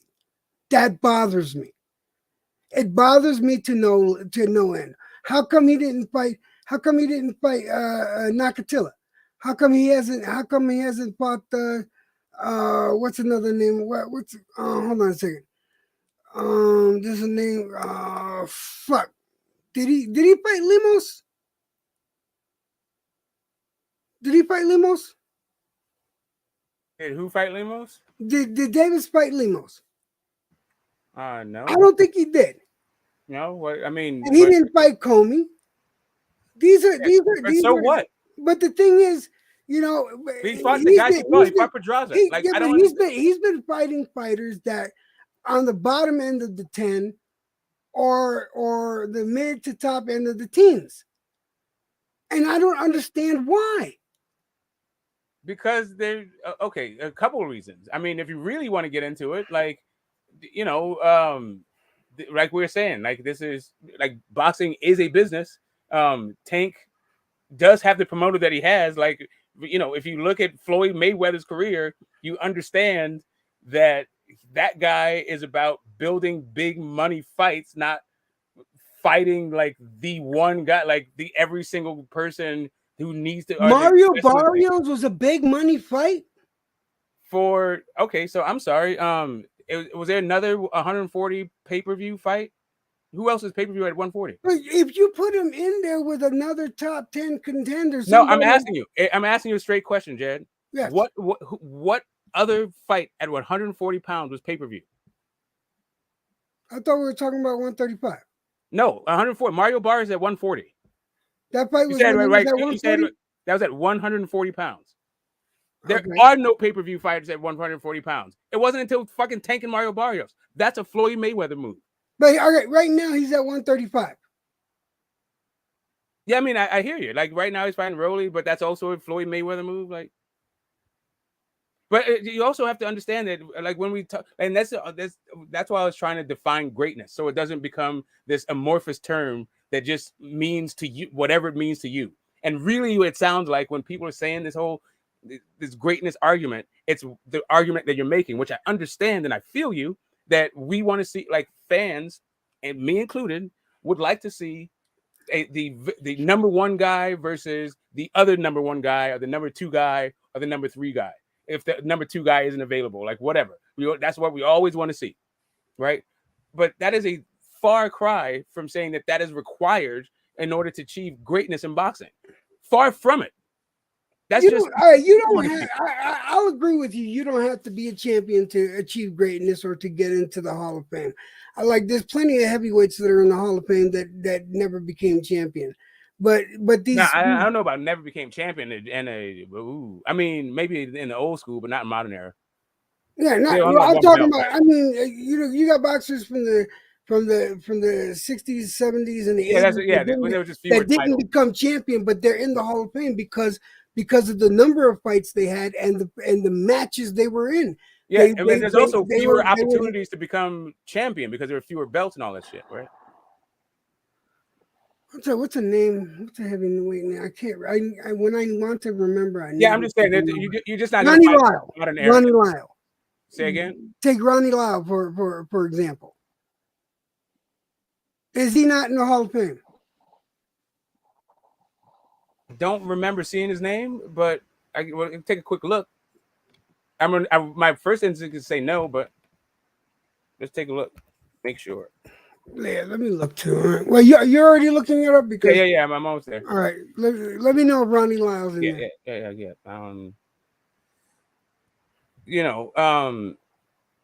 Yeah. There's guys who aren't. I don't think Ernie Shavers is in there either, but maybe. Let me see. Yeah, I was gonna say Ernie Shavers was next too. Boxing Hall of Fame. Modern era inductees, modern Ron Lyle. No, Mike McCallum, Liston, Leonard. No. Lopez, Lewis. No Lyle. And what about Shavers? Shavers also not there. Nope. So there is one Hall of Famer that Joe Louis beat, right? In Max Schmeling. And that's one more than fucking Vladimir Klitschko, who never faced a fucking, even though there are 6 Hall of Fame ATG dudes even available for him to fight during his career, he managed to fight exactly 0 and still fucking made it first. See, again, if that's the case, then this solidifies my point even more. It's like, you got to get a belt. Get the belt. Go after a champion. No, but that's a different thing. That's an excuse. But he's already been a champion. That's my whole point about this thing. And not only that, Klitschko's belt wasn't even a real fucking belt when he was doing this shit. Like, listen, and I understand. I agree with you that you need to, like, one of the criteria is how many championship fights you had, right? Like, and they call it defenses or whatever the fuck, but it's just like it's very hard to have, like, I don't know any guy who has like less than. You're not a champion unless you do. You got to defend the belt. I mean, listen, Gotti got in, right? And Gotti got in from having exciting fights, not necessarily being a champion. Like, he was a champ, sure. It's not that he wasn't, but like his big fights, he wasn't a champion in. He was a challenger in those fights. He's not known for being like a long-range champion or anything like that. He's just known for coming back and having exciting fights. Being down in the cards and having like spectacular finishes and all that shit. And you know, there's a plenty of guys. Like, I'm not saying that that you can't be great unless you're in the Hall of Fame. I'm just saying that being in the Hall of Fame is definitely great. Like, nobody is saying that being in the Hall of Fame is not great. So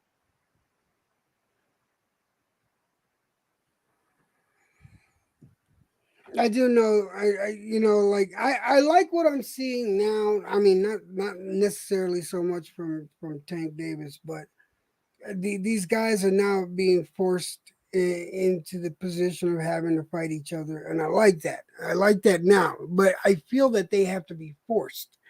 They're like they have no other choice but to do it. Whereas in like the old school fighters, they did it because they wanted to fight the best of the best. And it doesn't seem like that's what right now. It's all it's about is like, you know, keeping that O, that fucking that zero, that zero is so fucking important to everybody now. It's so disgusting, and a lot of them don't realize that O is not so. Is not where the greatness is at. The O is in the battles that you've had. You know, I mean, the greatness is in the battles you have, your opponents that you fought, the I'm gonna tell you the this: spectacle of the fight. But you know, to me, like, that's not even the thing for me. Like, to me, and the reason why I'm not so bothered by it, I don't think that people can fight.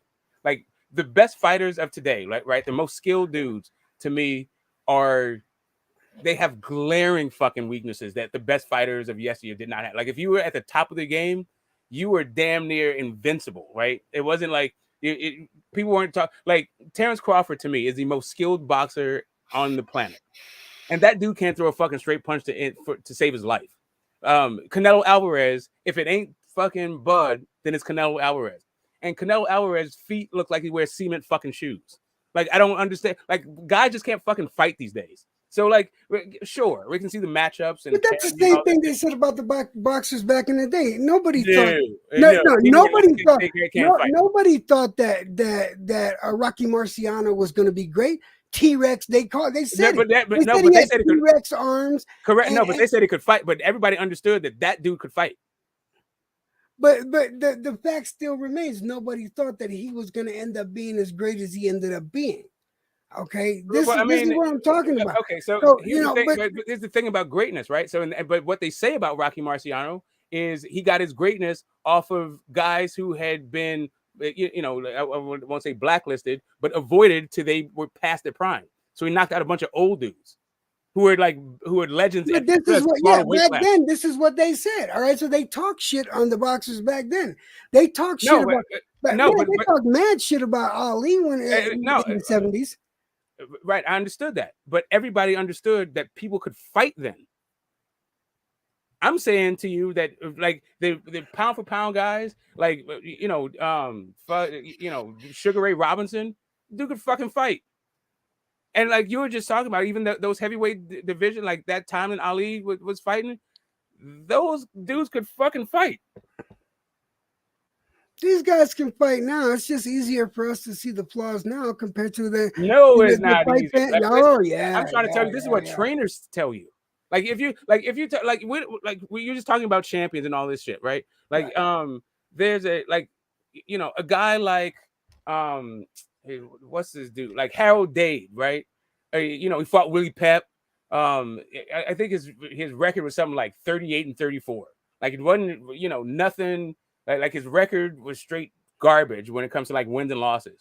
But that dude could fucking fight. Like, this is not a champion guy. Like, it's just a level of competition is way different.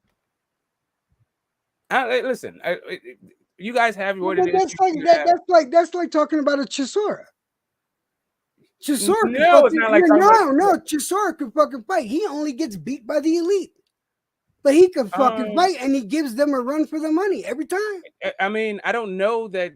I don't think Dillian White is an elite fighter. That's what I'm saying. Like, if you're saying that beating Derek Chisora means you're elite, that's my point. I don't think Dillian White can fucking fight. I think Ron Lyle would have knocked that dude's entire fucking chest off.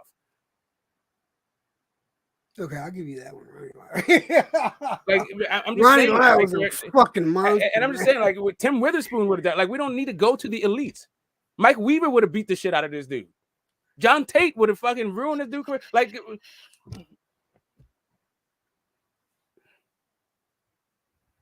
Did you get cut off? nah. Oh. I was saying, like, yeah, I was done. I'm just saying, like, it's the same thing that like when the whole $7 million brouhaha controversy between Andrade and Charlo first came on the scene.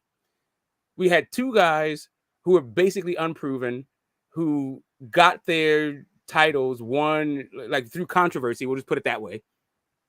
And and they were both a couple of paper champions. Sure, they could have fought each other, but what does that show you? Like, what you get a unified paper champion? Like, what is that? Like at a certain point, you have to step up to show what your thing is, right? But when is that point? Is it like before you retire? How many great fights do you need to be in before you retire for you to be considered great? I mean, there is a kind of greatness to say that you took on all challengers every fucking year of your career from the time you were 23 till when you ended your career. Like Ali, for his, to his credit, that dude fought the best of the best all the way fucking through. Like, I mean, I won't say Leon. I remember. I won't say Leon Spinks is the best, but I remember wanting to watch the Foreman Lyle fight. Something because these two guys were fucking knockout fucking monsters in the ring, and everybody, both of those guys were boogeymen. Everybody was afraid to fight those guys. I met him for that fight, right? I met George Foreman while he was training for that fight.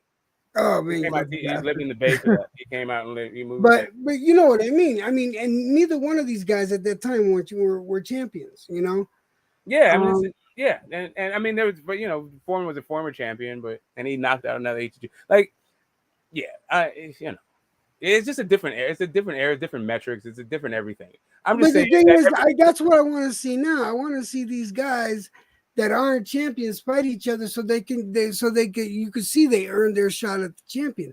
I don't remember. Maybe it happened back then. Maybe I was just too young to remember, but I don't remember it this side of the street, that side of the street. I don't remember them not wanting to fight because, one was in PBC and the other one was in Top Rank. I don't remember. That's because they're all on Wild World of Sports. There wasn't all these competing things. Like all right. So we're talking about the business of boxing, right? So when these promotional companies get contracts, they're contracted to have so many championship fights.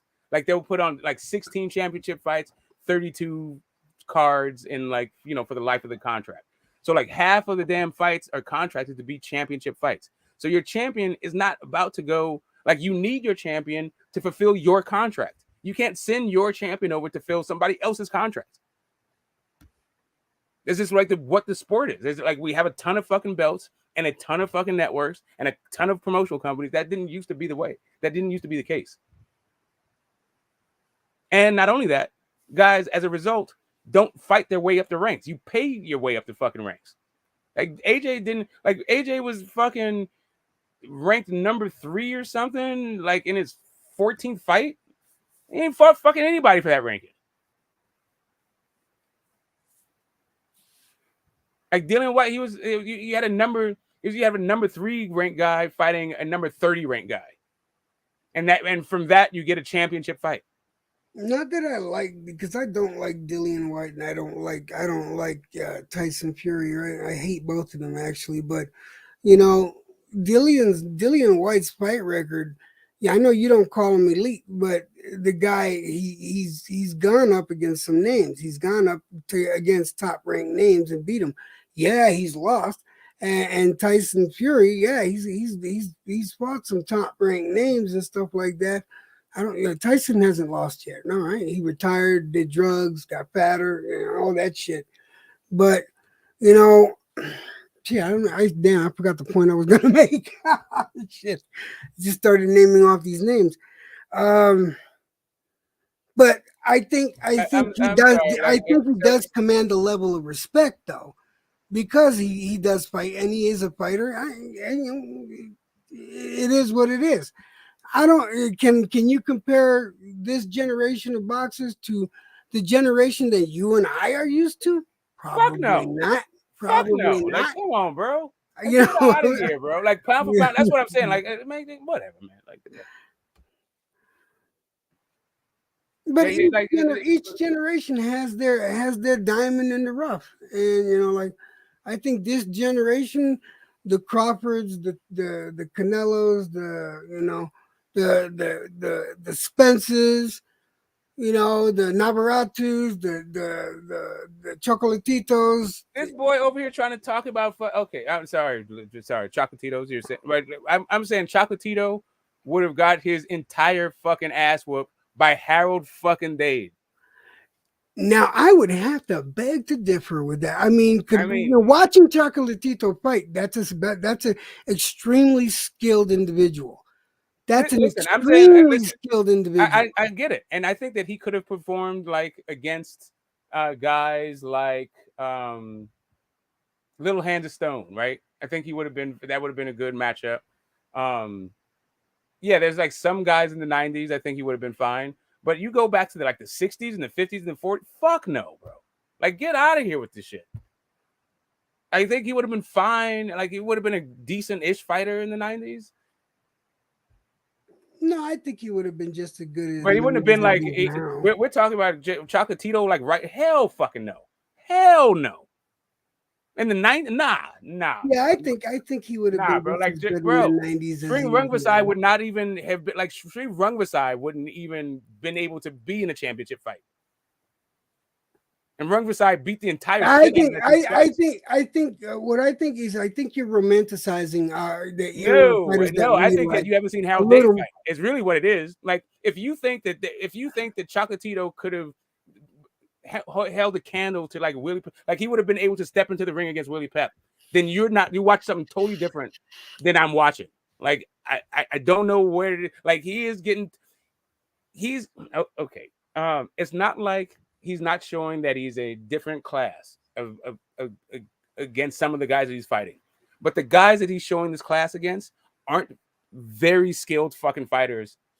In the history of boxing, if you're going to look at if you're going to go 60s and before, who was the guy that did or even 70s and before? I can't remember his name for the life of me. Who was the guy that did like the drunken style of boxing? Emmanuel Burton. Yeah. Where he literally this motherfucker looked like he was drunk when he got in the ring. The way he would just like stumble over. Yeah, that's another dude that wouldn't have been able to compete in the 40s. Like Floyd Mayweather would have got his entire ass whipped in the 40s. There's no way that Floyd Mayweather would have been able to be in there with and sorry, not 40. I'm going to go a little later, 50s, 60s. Like, there's no way he could have been able to compete with Sugar Ray Robinson. No fucking way. In that era, he would not have been a champion. I don't think Floyd Mayweather would have been able to beat Julio Cesar Chavez because Chavez beat his uncle 3 times. Well, it was 3 times. Yeah, but I think Floyd could have beat his uncle too. That's not a thing. Like, I will say, here's the thing. I feel like Sweet Pea beat Chavez, and I think Sweet Pea beats Floyd too. But Floyd is up there, like I think with Sweet Pea. I think Sweet Pea's better, but I think Sweet Pea got robbed against Chavez, right? You think so? I don't think so. I don't think so. Yeah, but that's just my thing. Like, whatever. Yeah, opinions vary, and yeah. I mean, it was a draw, but whatever. I think he's gifted a draw. I'm just like, but when Danny the Great says Floyd would have whooped Sugar Ray Robinson and Chavez. Yeah, and Joey Maxson, right? Right? Okay, Danny. All right. Okay, bro. Like, I'm just saying, like, God, and listen, I'm not saying that Floyd can't fight. I'm just saying today's guys, like, I don't think, like, forget, like, if you were to throw a bunch of today's guys, dude, back then, I don't think, like, I just saw somebody in the chat. I'm like talking to you and like kind of reading the chat, but I'm like doing a poor job. No, I get it too. I'm doing a poor job of both.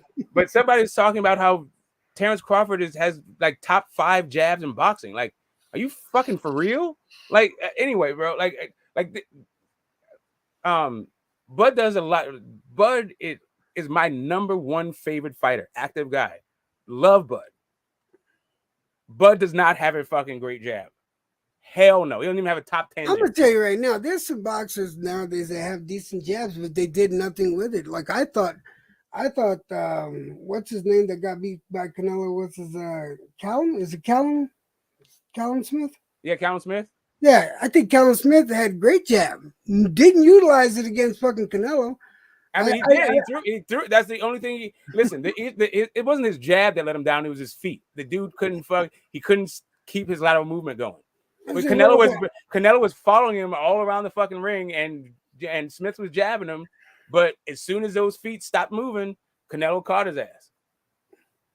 Yeah, great jabs today. Yeah, and you're right. I don't think Crawford has the best jab or anything. I don't think he's like top 10.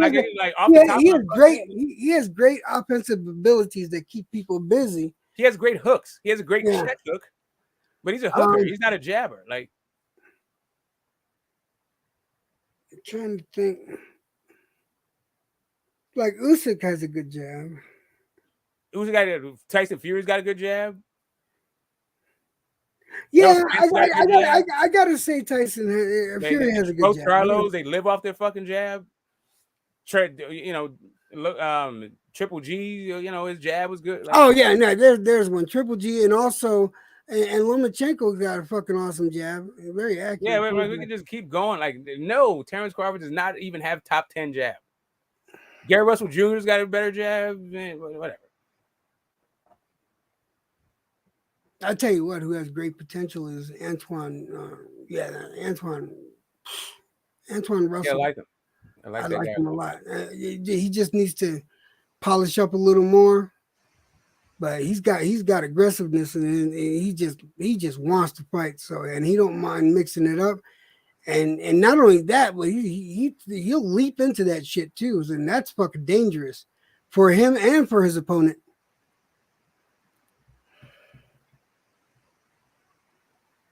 Yeah. Yeah. Like listen. Like to me, like I like it. So is Murata legit? Yes, Murata is legit. Yes, he is legit. I don't give a fuck what anyone says. Murata is legit. He's a good fighter. He's a damn good fighter. Damn good. There's he doesn't have the belt for no reason. Let me ask you this. He has a belt for the reason why he has a belt is because he got it from a fucking vacant. Like, anyway, but that's another thing. Let me ask you this. Do you think Hassam and Dam is a good fighter? I think he's okay. He's nothing to brag about. He's okay. Listen, I don't even think he's a good fighter. And he lost to that guy. He lost to a guy, in my opinion, can't fight a lick. Yeah, but then you run into that. That happens. That does happen. I mean, who? All right, look. I'll give you for instance, like Joe Louis got knocked down and was in a hell of a fight with this guy that was like 5'7". No lie. I think it was like 5'7", 5'8", or something like this.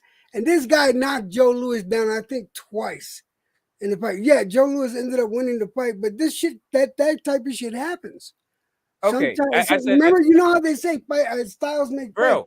Certain fights. I said a guy can't fight, and you talked about a guy's height. Yeah, like, no, I'm telling you, I can't remember his name. People said he couldn't fight, but yet he gave Joe Louis a fucking fight. Right, but Joe Louis didn't lose the fight.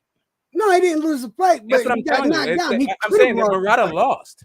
It wasn't a tough fight. Murata lost the fight.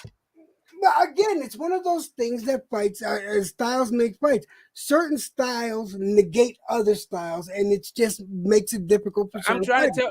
Think about it this way. Think about it this way. Can't fight at all, bro. Like styles makes fights, but it's also the guy operating. If your guy in front of you has a style that would give you problems, but that guy can't fight, then what are we talking about? If you're losing to guys that can't fight, how are you like?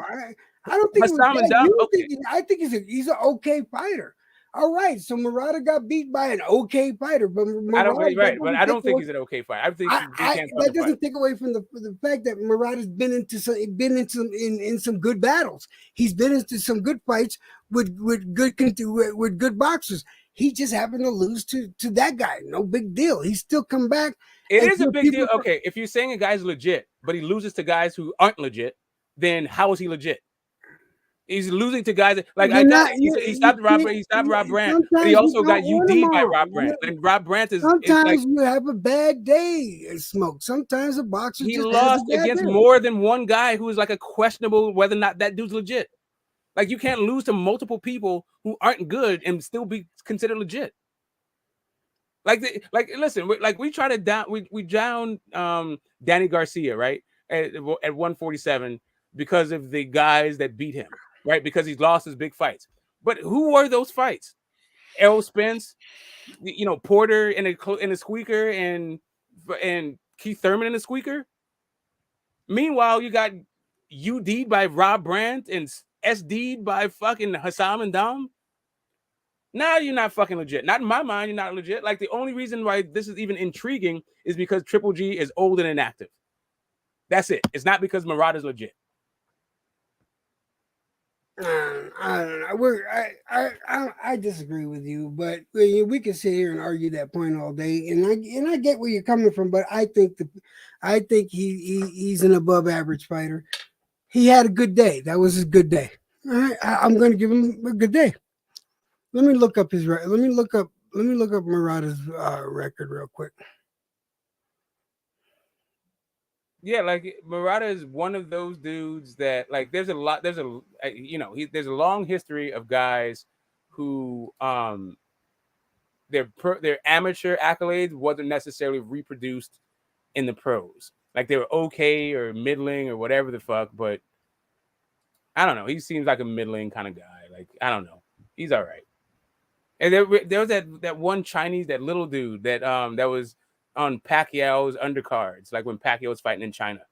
I can't remember the dude's name, but he's like he's a huge deal in fucking China. But that dude couldn't fucking fight a lick, for real. You know what? I'm gonna figure it out because I think it was was it Brandon Rios he fought in China? Let me find that shit. Let me find this dude's name. We're talking about 160 right now. That's the 160 part, right? Or is that? Yeah, I mean he's good. He's good for 160, but that's the whole other thing about like champions and all this shit. Like people try to cover up the fact that guys don't fight each other moving up, and you have champions who can't really fucking fight by just saying that they're champions. Like to me, we're in an era of like Charles Martins and Joseph Parkers, and because you beat them, that means you're great. Like Povetkin is a great now. Like, fucking get it. You can say like it's maybe better than his other guys. Like you can say he's better than his contemporaries, but like trying to say he could compete in the 90s and 70s and shit, like, come on, bro. Chocolatito, like, you get his entire ass whooped. That dude uses the half guard from the fucking Chocolatito, and he can't even bend his fuck. Like, okay. I mean, think about how long he's been in the game. All right, how long has Chocolatito been fighting now? Forever. It seems like it.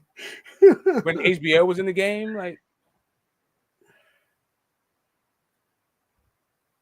I mean, but he was in Argentina fighting a bunch even before HBO picked him up. But my point is, dude, and he's not. I'm not even mad at Chocolatito like that. I'm just saying that the guy in the later part of his career developed defense. He would have got his ass tore up in the fucking 50s. Like Alexis or like, yeah, I don't know. Anyway, the guy that he fucking like his mentor would have got his ass torn up. So not much less Chocolatito. There's no way that fucking Chocolatito is better than Alexis Arguello. In no fucking world is that true. No, I don't think I could argue that point with you. Yeah. I don't think I'd try. yeah. I'm just saying, like, I mean, bro, I'm like, no, you know what? Take the W and don't fucking brag about it. Okay? No, but no, I'm not. Because I agree with like some of. Okay, so really, the whole thing is, if people are saying stuff like we're trying to shame fighters into fights and we're going to redefine terms and all greatness means is you don't get a break until we tell you can take a break, right? Like you need to fight back to back to back to back killers. Like George Kambosos right now is having a hell of a fucking run, but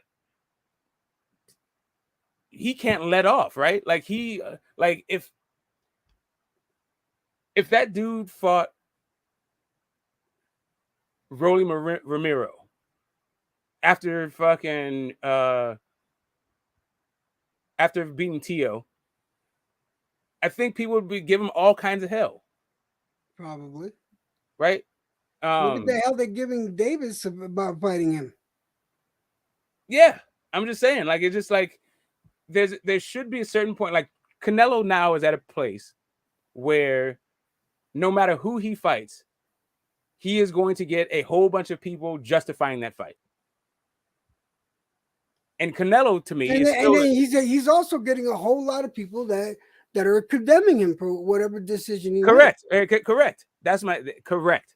Right. And that is, and the people who are condemning him, right?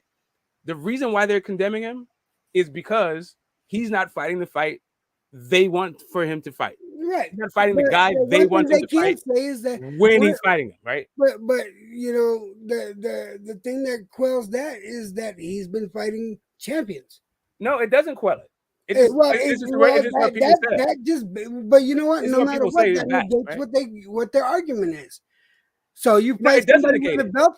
Who are you going to fight? Someone with a belt or someone without a belt? Regardless, that's the whole point. Like Canelo at this point is bigger than fucking belts. Canelo's a first ballot Hall of Famer. Why the fuck is he still fighting for belts? As long as there's belts out there, he can win. Why not? Why not fight fights that people think you'll lose the fight? Why are you still going like, I need belts? Rocky Fielding wasn't a belt, right? I mean, people say it was a belt, but it's the same kind of belt that Tank has. All right, let me ask you this. Do you think, I'm just curious about it. Do you think if he fought a Benavidez, that would make more money than him fighting a Bivol? Yes. You think so? Yes. You think he'd get more money for fighting a non-champion than he would get for fighting a champion? Yeah, because we already just saw the deal, right? Like we saw the two contracts. I would think it was Charlo Benavidez for upwards of 100 versus 120 for like 3 guys. No, you got that wrong. It was over $150 million for 3 fights. Whereas over 150, it's over $150 million for 3 fights. Hold up. Go look it up. Go look it up. I'm doing it right now. How do I find it? How do I Canelo? He just made it. It's over $150 million for 3 fights. New contract because Canelo new. Oh yeah, $160 million. That's what it was. There you go. $160 million for 3 fights. Oh wait a minute, because Eddie Hearn said so. Okay, hold up. Where's this going on? Reported by whom? Eddie Hearn. Danny, shut up! I don't. Oh man, Danny, really? So he went from 85 million for 2 fights to 160 million for 3 fights. Yeah, I'm gonna like that does not pass the sniff test for me. But whatever. I'm sorry. What? Say that again. 85 million for 2 fights. Right. It says so. First, what does that come out to? 42.5 million, right? Hold on a second, bro. 42.5 million. Huh? Okay, yeah. That would be 120 something million. But anyway, that's a different thing. I'm just saying that it went from 85 million. I'm looking at this report. Eddie Hearn's going 2-fight deal upwards of 85 million. And then we got Canelo Alvarez with the zone. Like, who is saying this is speak idiot? Like, this is straight bullshit. Like, who is report? Okay, so ESPN says 85, and then Sportskeeda. I don't know what Sportskeeda is, but Sportskeeda is the one that's. So if you got 85 million, if you got 85 million for 2 fights, that's $42.5 million per fight. Yes. Whereas you get 3 fights for 160 million. What? No, this is Canelo Alvarez. This is the same person. Right. Same deal. Listen, no, he was gonna get. They offered him $85 million for a 2-fight deal. I think that included Benavidez in it. I think that included. No, bro. This is two Didn't different it? things. I thought it did. No, bro. No, Oh, you're okay. getting mixed up. You're getting it mixed up. I'm But only talking about the Matchroom deal. I'm not even talking about the PBC deal at all. The Matchroom deal, Eddie Hearn was good. He went from $85 million for 2 fights to one report saying he made $160 million. For somehow, his purse doubled between ESPN's reporting and Sportskeeda's reporting. No, you're missing it. There I'm not were missing it. 2 separate deals there were 2 separate bids that were made that were offered to Canelo. One was for 2 fights for $85 million. That's No, bro. $42.5 million. Yes. Yes, by Eddie Hearn. Let me Not finish. by- All right, you keep doing this. So let me finish. He was offered a 2-fight deal for $85 million. And then By he was who? offered, and By who? then he was offered. Listen, By who, Jed? Hold on a second. And then he was offered $160 million deal for 3 fights. Okay, now since you're saying so, what you're saying to me is one of those fights is double the price for the other one. Like it doesn't like Eddie Hearn, right? If he's gonna offer you $85 million for 2 fights, how is an extra fight gonna get you damn near double what the 2 fights is?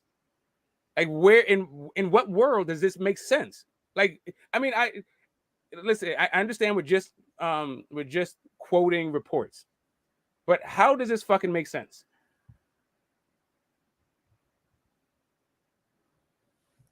I don't care how it makes sense. I know this is this is what's been told. What do you want me to make sense? What do you want me to make sense about it for? I'm just saying because you're the one saying it's $160 million. Yeah, but like, he went with 160. You're saying, look, the whole thing started with like this. I asked you, which would make more money? I said, would you think it would be a more lucrative fight if he fought Benavidez instead of Bivol, right? Yes. And you said yes, it'd make more money. And yet that's when I told you, okay, because from what I remember, I could be wrong, but the 2-fight deal included Benavidez in it. The 3-fight deal didn't have Benavidez. It had Bivol. It had Triple G, and then one fight that was guaranteed in Guadalajara.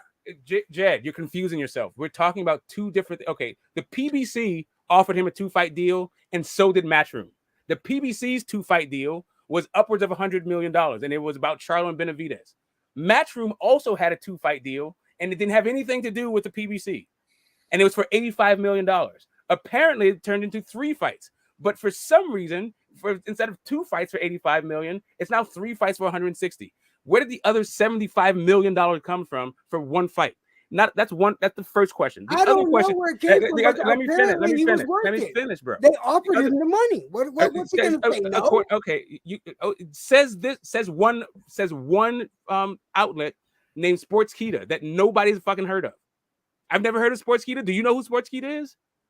No, it doesn't make sense, and it's being reported from an unreliable source. But beyond that, even let's just say that he was offered 160. That means even still, the hell no, that fight's not going to generate money. They're going to lose their fucking shirts on this. If they're getting $160 million, how are they going to recoup this from fighting fucking Murata? Like 3 fights. You mean to tell me that Canelo fighting on Matchroom, fighting Triple G, Bivol, and some other dude is supposed to generate $320 million? Are they going to double up? Are they even going to break even? I don't know if they will, but they took the chance, and that's what they. I mean, I understand, but I'm just saying, like, I think that, like, so when I said I think this fight generates more money, I'm thinking that, like Benavidez will be on a network, not an app. I'm not even talking about the person, like how much the fighters will make. I'm talking about how much money the fight will generate. But you seem to miss the fact that I'm talking about what the fighter is going to make. He's going to make. Okay, so great. Money. So that's a different conversation. So great. All right, so but that I said that from the beginning. You said which fight will make more money. You're right. I think that's how I posed the question. Yes. Yeah, right. But I misworded it. I'm sorry. I misworded it. My apologies. But who's he going to make more money with? Is he going to make more money with that Benavidez fight or with the Bivol fight? And I was saying it's Bivol because they offered him 3 fights, $160 million. But he's only going to fight Bivol 1 fight. But that's not the Bivol fight. That's 3 fights. Yeah, one of us with Triple D and one of us with somebody else. Yeah, that's a 3-fight deal. But the 2-fight deal, which included Benavidez, I think, was $85 million. Which route are you going to go if it was you? I'd take the $160 million, bro. That's making me more money. Listen.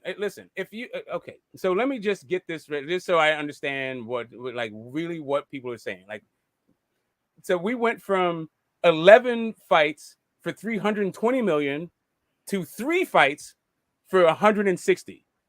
So that's not even they were saying that the Canelo contract was already onerous. But now, instead of that, you got to give him even more lucrative contract that costs more money. And we're supposed to believe it. Listen, you guys can believe whatever the fuck you want. If you think it's $160 million, fine. That's what you think. Well, you know what? Listen, I understand. But he signed the contract. You're saying it's the contract, but as if the contract really said $160 million on it. Whatever. Listen, if that makes sense to you, it makes sense to you. I'm just saying.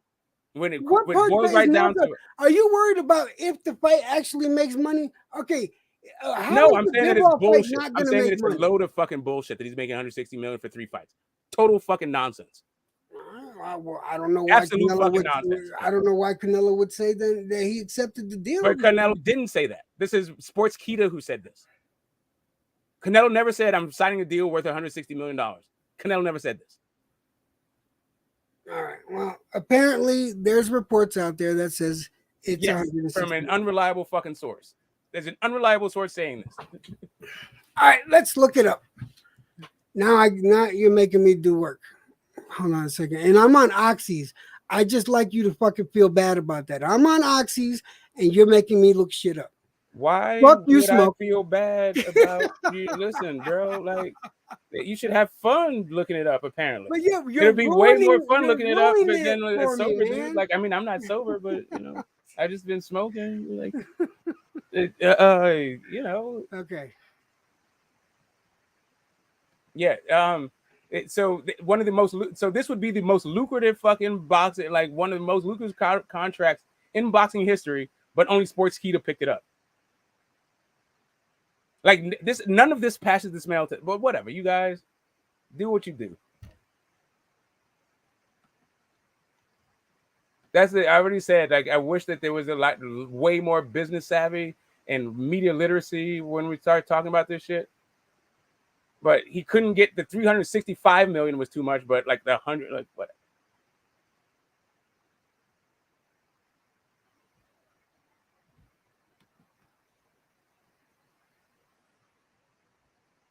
All right, let's see who's going to report this.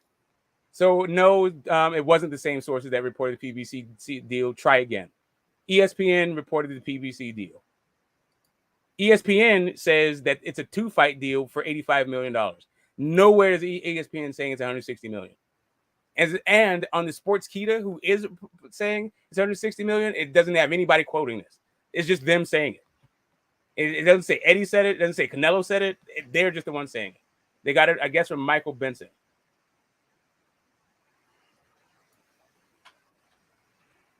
And Michael Benson is actually quoting Mike Coppinger, apparently. It says, according to this tweet, like it's a Mike. So they quoted a Mike Benson tweet but he's crediting Mike Coppinger with this info. Like,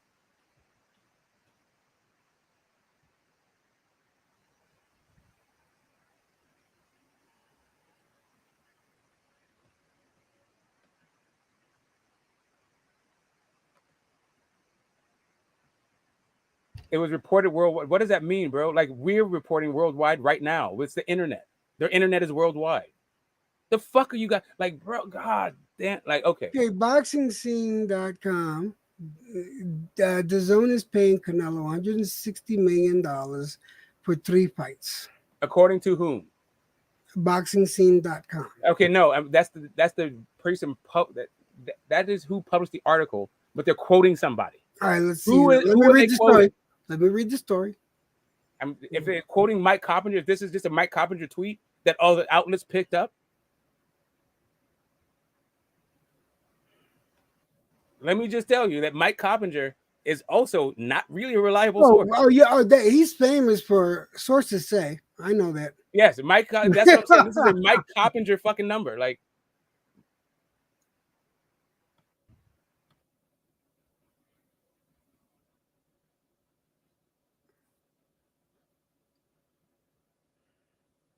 okay, that's one. I can't get that straight answer there. I mean, you already know it's fucking fishy when you have to do shit like that. Like, yeah, like right. I'm desperate. You're a troll. I mean, I feel like I get it. Yes, exactly. Coppinger reports all the PBC deals, and you know what? Who else reports it? Other people not Coppinger, named Coppinger. If Coppinger is your only source, if you can run with it if you want to, but whatever. If that makes sense to you, it makes sense to you. Just letting you know that Mike Coppinger is not a reliable source.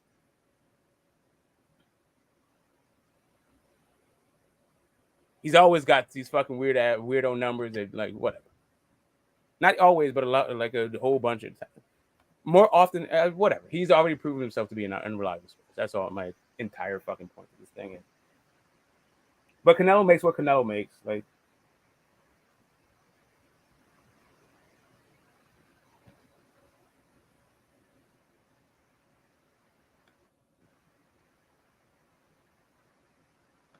and I'm not like even if it was like the same amount, right? Let's say it was 42. It was 3 fights, and it's like 120. If he's making the same for each one, right? It would still be a more lucrative contract. I still get it. Everyone else was well aware of the deal other than you. Everyone else other than me, like everyone else is other than me. Like that is redundant, firstly. But the other part of it is that doesn't make it true. Just because you're aware of it doesn't make it accurate. Like I'm not understanding like why you are trying so hard to justify something that is not really justifiable outside of saying Mike Coppinger said so.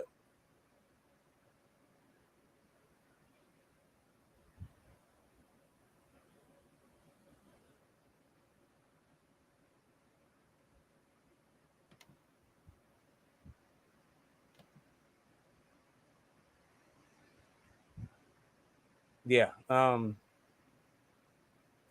I'm not trying to shut down the whole thing behind like Canelo. No. I'm looking it up. $60 million. Like, it's not. I can't read where it says this source says it. I know everyone is saying, all the different websites are saying the same thing. $160 million for 3 fights. One of the fights is guaranteed in Guadalajara. The third fight is guaranteed in Guadalajara. And the stipulation is that for the Triple G fight to happen with Canelo, Triple G has to beat Murata.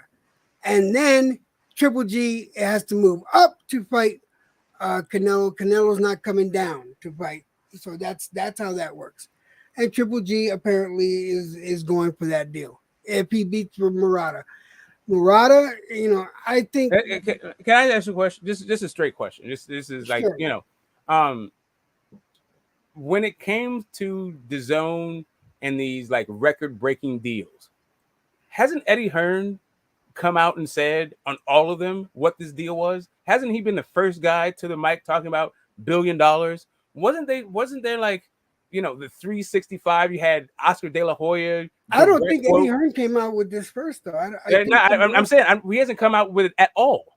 Forget first, he hasn't said it. This is not a tribute. Like this number is not a tribute to Eddie Hearn, the king of a guy who made the deal and is going to pat himself on the back about it. Like, why would it be Mike Coppinger fucking reporting this?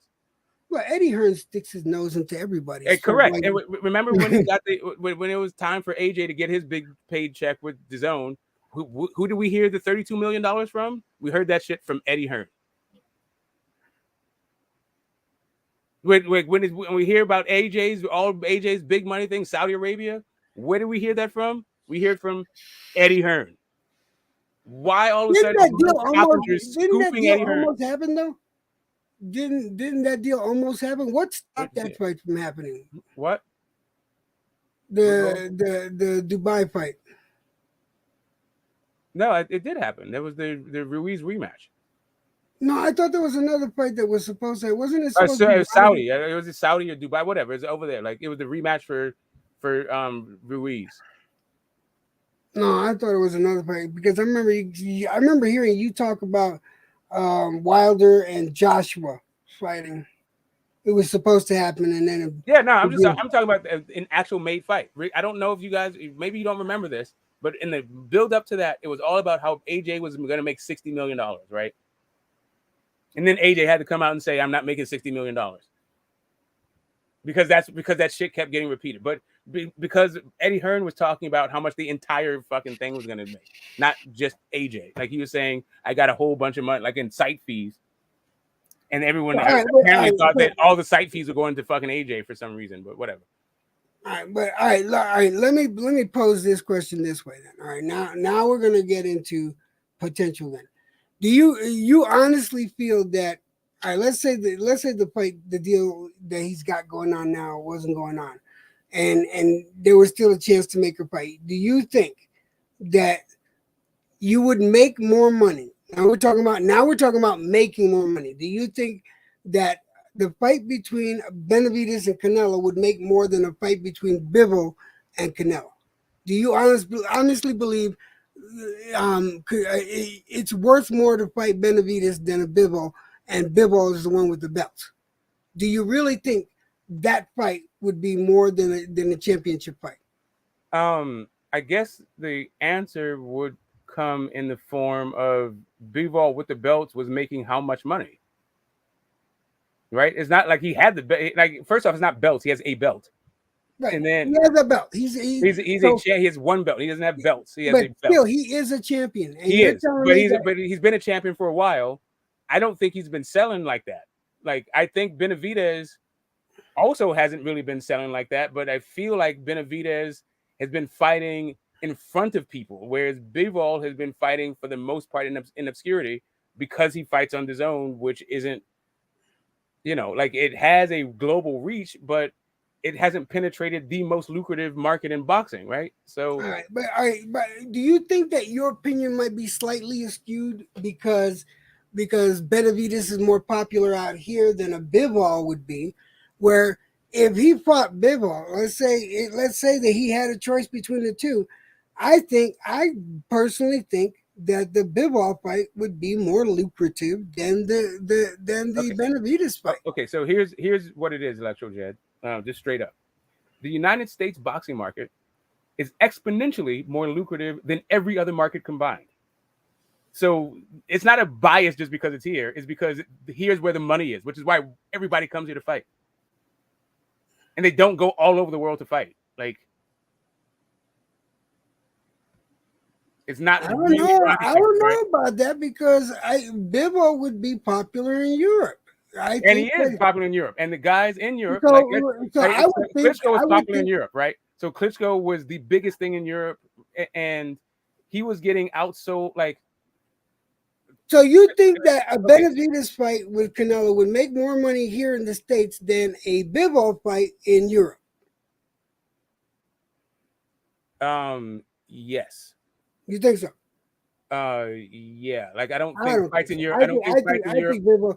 So here's the thing. So here's really the thing, right? So first off, you have PBC, right? And PBC, what they account for, I think it's the last pie I saw was something like 76 or 72% of all boxing content watched in the United States, or PBC fights, right? They get way better numbers than everybody else in this market. That's A. B, this market is more lucrative than the European market. So you have the most watched platform in the most lucrative market. Yeah, I think it beats it. I think you're giving the United States entirely too much credit. Okay, right I think you right have to now, look at- even I've heard you say it yourself. Boxing out here is not as prevalent as it used to be. Number one, you said this yourself, and I had to agree with it because you're right on that. Boxing out here is not as prevalent as it used to be back in the 70s, 80s, and 90s. Yep. All right. That being said, boxing in Europe is quite popular. Okay, when you got so you, who do you think the European biggest draw in boxing- European boxing history is? Who do you think that is? Say again. Who do you think the biggest draw in European boxing history is? Like, so let's put AJ to one side. We could even put AJ out there, right? Let's say it's AJ, Mhm. right? Yeah, 'cause that's the name I AJ's was going to say, AJ. but all go right, ahead. cool. Yeah, cool. So AJ's, his first big fight, right, was with Vladimir Klitschko, right? A guy who fought out of Europe almost exclusively for the most of his his heyday, his money making heyday, right? Hold on a second. Danny, stop hating on me, man. You're going to start making me feel bad. You're hurting my feelings. I think I'm feeling some sort of way right now. Just saying. So Vladimir Klitschko, I think he got like 8 million or something. What does he fight? He got 8 million to fight. I want to say David Hay, but anyway, his purses were somewhere in the $8 million range kind of thing. Meanwhile, you had Floyd Mayweather versus Cotto making triple what the heavyweight did. Like, in America. Like Cotto, Puerto Rico is like an American territory, so it's like two Americans fighting. But you also had Oscar De La Hoya, he's American, doing the same thing. You had two guys in lower weight classes tripling the amount of money that the European guy, heavyweight guy, long-reigning champion, was making in Europe. But you're talking about when you bring up Oscar's name, man. You're bringing up. This was a while ago. This is not now. Yeah, it's Klitschko. All right, so so wait a minute, hold up. All right, you're bringing up in your mind. Klitschko. In your mind, you brought up Klitschko. Okay, that's more recent. All right, I got you. That's what I'm saying. I was comparing him to Klitschko. While Klitschko was doing this, if you look at that same year, what were the biggest grossing fights of that year when like Klitschko was doing his like 8 million fucking thing? Like you had Floyd doing $20 million fucking dollar fights. Like, man, I'm just saying they're just not compared. Like we can talk about level of competition and all that other stuff, but if you're talking about like tax bracket, like earning potential, come on, man. Europe is a large landmass of a bunch of small countries with very little what is it that don't have the tax basis to compete with the United States, one country, right? They just don't. Like Latvia and Lithuania and Greece and Italy, like they're fine, phenomenal countries with lovely people. But when you start talking about can they compete against the United States, the boxing market, like, bro, of course our GDP dwarfs theirs. I think that I'm sorry, but I think a European champion fighting a Canelo would make more money in Europe than but based Canelo, on what? Than Canelo fighting on a Benavidez here in the States. Yeah, based on what though? Based on the fact that Benavidez is not even that popular out here. I get it. I understand what you're saying. Okay, so I think Bivol is more popular in the UK than Benavidez is out here. Did you think Andre Ward was popular or no? Well, I wasn't watching boxing at that time. Okay, so yeah, exactly. That's my. So there's the answer right there. He wasn't very fucking popular, right? But he was able to do more against Kovalev, a European, right, in America than Froch and Kessler were doing with 80,000 at fucking Wembley. Like there are a lot of people they like their boxing, but we're talking about gross receipts right now. We're talking about net and gross and shit. Like these guys. Listen, whenever we talk about this, like it hurts. It sounds like I don't like these places, right? Because I know why. I just haven't done the fucking research. It sounds like I don't like the United States. That's not either. That's not. I'm just saying, like, if you look at the top grossing in boxing, like in history, like none of them in Europe, none of them. No matter who's fighting, like top 20 fights, top 10. All right, let me ask you a question. Do you think that the fight that's going to happen between Devin Haney and Kambosos is going to make money? I mean, I think the pay per I view think is it'll going to make make money I out mean, there. what does that mean? Make money? I mean, sure. I think personally that the fight would make more money in Australia. That boxing match would make more money and has the potential to make more money out there than it would over here. Maybe. I mean, you may have a point. I like the reason for that is because of the circumstances, right? It's not because the Australian market is like on fire or something like that. They just got a guy who just got a bunch of belts, and he's fighting a guy who gets purses, but also fights on an app. So like, it's not like Devin Haney is getting a whole bunch of eyes on his fights. So yeah, like this particular fight, probably bigger in Greece. I mean, sorry, in Australia. But if he wins, I think that fight would be more lucrative in the United States if the rematch.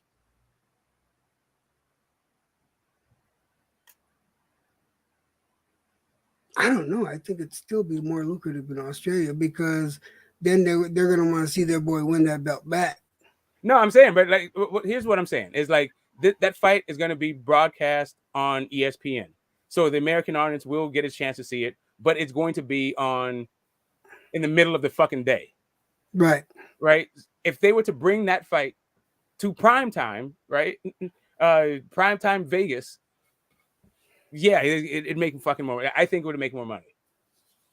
Like at this point, the government is putting up the money for this fight. Like this might be a loss leader for the government. Like I don't know. I think it would make money, but yeah, I think it would. It's just like, yeah. Anyway, I don't think Australia is holding a candle. Like I was saying, if you added Australia to Saudi Arabia to Japan to Mexico to the UK to forget UK, all of Europe. When I say every other boxing market, I mean all of them. If you combine them all, we still dwarf them. We're not just do more. We do exponentially more business than all of these fucking places.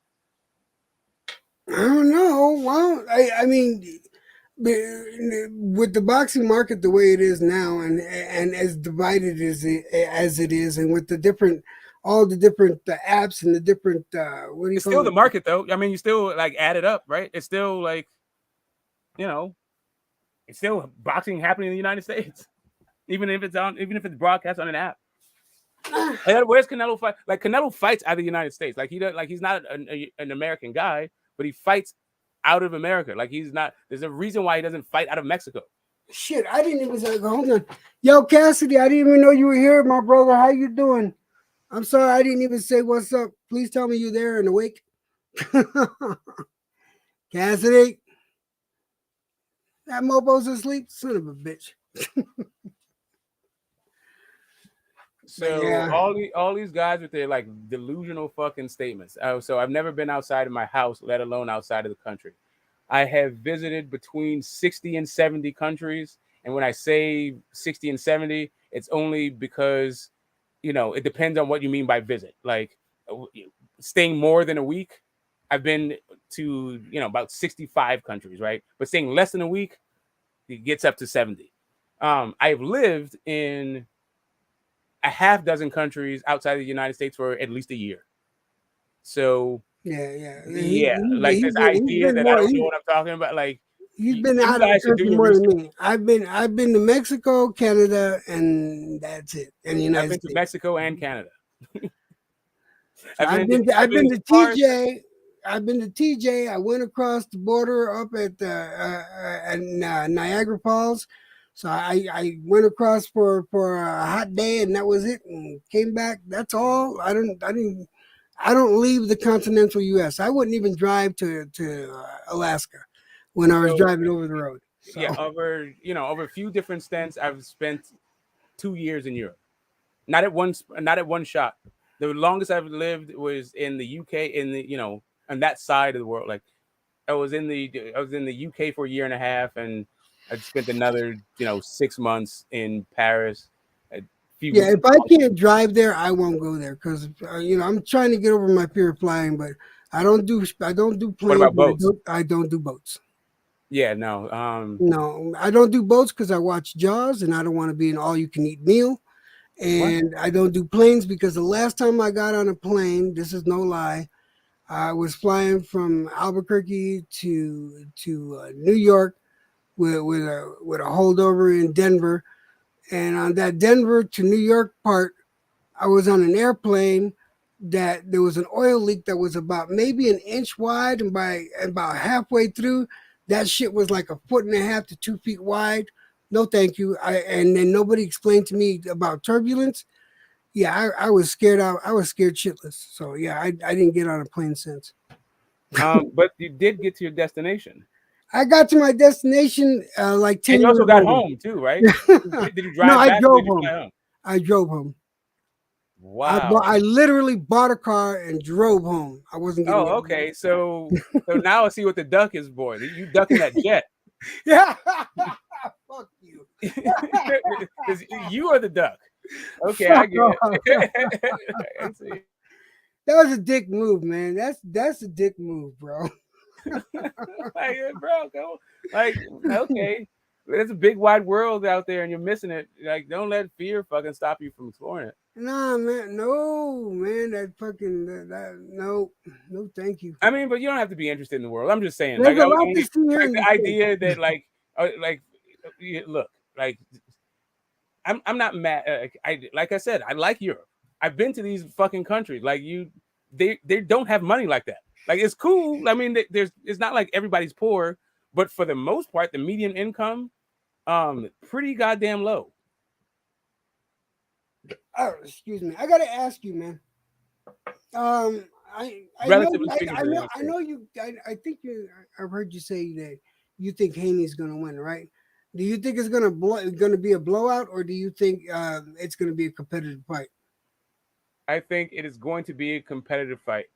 I think that that Kambosos' pace, the pace that he fights at, and the amount of punches that he throws. Well, not really the amount of punches. That's not really what it is. But yeah, he does throw a good number of shots. But he's just a very active fighter. He's always like just kind of doing something. He doesn't like. There's not a lull in where like Kambosos is like not doing shit. So yeah, like I was saying, I think it is going to be an MD kind of thing. It could be a UD, but I think it's going to be an MD. Yeah, I got it going as a split decision. Yeah, maybe SD. Yeah, like I'm not. I wouldn't be surprised if it. Like MD SD is what I'm thinking. I'm not thinking UD, and I'm not thinking stoppage. Yeah, no, I don't think anyone's going to get. I don't think Haney's too pillow fisted to knock Kambosos out, and Kambosos is not really a big puncher. So in fact, I think Haney got more knockouts on his record than Kambosos does, doesn't he? Nobody has as many what? Doesn't Haney have more knockouts than Kambosos? Yeah, his knockout percentage is higher, correct? I think so. Well, they're about the same. If I don't think there's a big difference. I think Haney's knocked someone out more recently than Kambosos. Maybe Kambosos has a higher knockout percentage. But I think I think it's going to be a close fight. Like I don't think it's going to be a stoppage, and I don't think but I do think this. I do feel like Haney has to win, where it's definitely. No, actually, no. Haney has a slightly higher percentage, 50% versus 55%, 55.6, I guess. Whatever. Was that what it said? Did it say 55.6? 55.56. Sorry. Yeah, but it's gonna be. I think it's gonna be a good fight, though. I think I personally think it's going to be an entertaining fight. I don't think that fight's going to be boring at all. First of all, Kambosos won't let it be boring. I truly believe that Kambosos will not let the fight be a boring fight. So he's not going to let Haney just accumulate punches and back away. He's going to bring the fight to Haney, come hell or high water. And Haney is going to prove Haney is going to definitely prove his talent by warding off all those attacks and being able to dodge and pivot and then get the shots in. Haney's most effective weapon is gonna be the hooks to the body and step out and get out of the way of Kambosos' counter. But I don't have a dog in the fight. I don't care who wins, but that's how I feel it's gonna go. So I feel like Kambosos spent a lot of the fight punching fresh air against Mickey Bey. And I think Mickey Bey is not as fast and is more stationary than Devin Haney. And that's just like, that's without even throwing punches. I'm just saying, like, just their fight. Like, I also think that Devin Haney is way more an active puncher than Mickey Bey. And with a totally different style, too. Like, it's just... The styles are completely different. But, one thing I have noticed about Kambosos is that each fight, he doesn't fight. Like, every fight he's fought, like the last 3 fights that I watched, because I watched the Lopez fight live, all right? And I watched 2 previous fights of Kambosos before that, and each fight was different. He didn't use the same exact style. He actually changed styles for each fight, depending on what the fight was. Shit, he ain't changed nothing. Yes, he did. Yes, he did. Go get yes, the fuck out he of here. did. Yeah, like the only difference, he didn't change his style. He couldn't find Mickey Bey. He needed for Mickey Bey to stand still. Like, so as soon as Mickey Bey was as stationary as Tio, we saw what he does when a guy stands there. He's gonna come in and throw shots.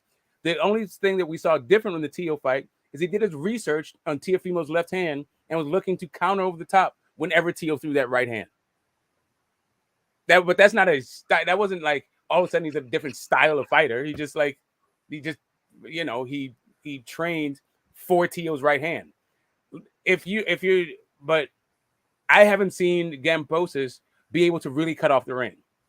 Hey, what's up, Rakesh? How you doing, brother? I see you out there in the chat. What do you got going on? Are you excited about this weekend's fight? Because I'm doing a live. I'm gonna do a Let's Talk tomorrow. Because I'm fucking excited for this weekend's events, man. Because this weekend I'm gonna be busy scoring fights. I got at least 12 fights to score. At least 12 fights to score. Yeah, man. I'm not going to be scoring fights on the night of. I'm not a fucking judge. I'm a spectator. I am going to enjoy my role as a fucking spectator and just absorb it. And whatever people say, that's what they say. But I like to have content from my aftermath show on Sunday. So no, I mean I hear you. I hear what. Listen, I'm not mad at you. I'm not mad at anybody who is scoring a fight. But for me, I like to enjoy the fights and then just give my general impression before I try to break down round by round kind of thing. Like I go for moment. I don't know. I just find it.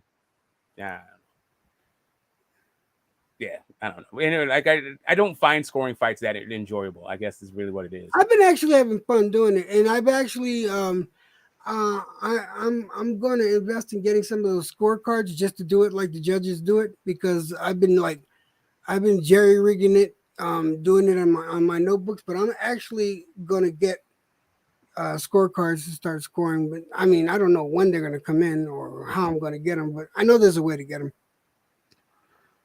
Because I know they add up the points as they go down the rounds. After they go up in rounds, they also add the scores. Me, I just add the scores at the end of the fight. they actually tally the scores as they're fighting.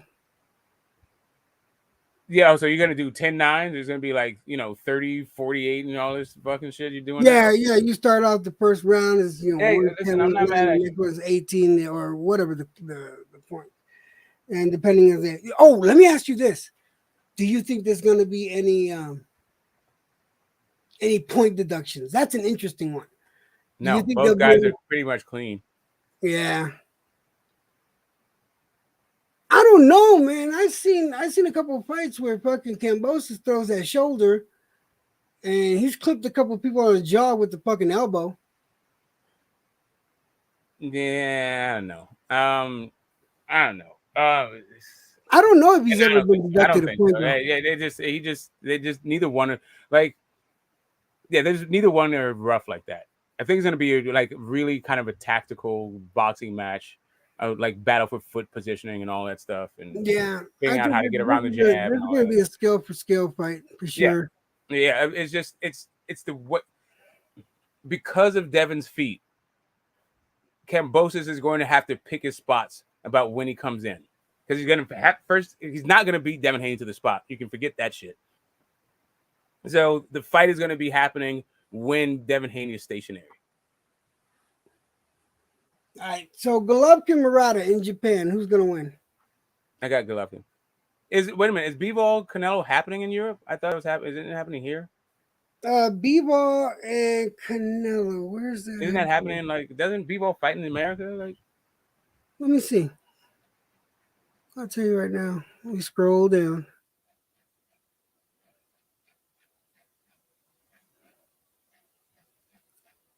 Jesus Christ. A lot of fights between now and then. This is Las Vegas. right. So it's not just me that thinks this fight makes more money in America. Like, no, I mean, I was just saying, man, if you had a choice, I would between Bivol in Europe and Benavides here in the States. I think it would make more money in Europe than it would in the yeah, I don't States. know, bro. Like, listen, like Bivol's a Russian. I mean, Russians are like persona non grata in fucking Europe. Like, not only that, but like most of Europeans' fucking economies are fucking collapsing. Like Germany is holding Europe up, and the EU fucking central bank. I'm not even gonna go into like the macro and the microeconomics of this whole thing. Right. Which country do you think this money? Because you can't just have a fight in Europe. You have to pick a country for this fight to happen in. Right? Like, if it's going to be in Italy, is it going to be in Spain? Is it going to be in Portugal?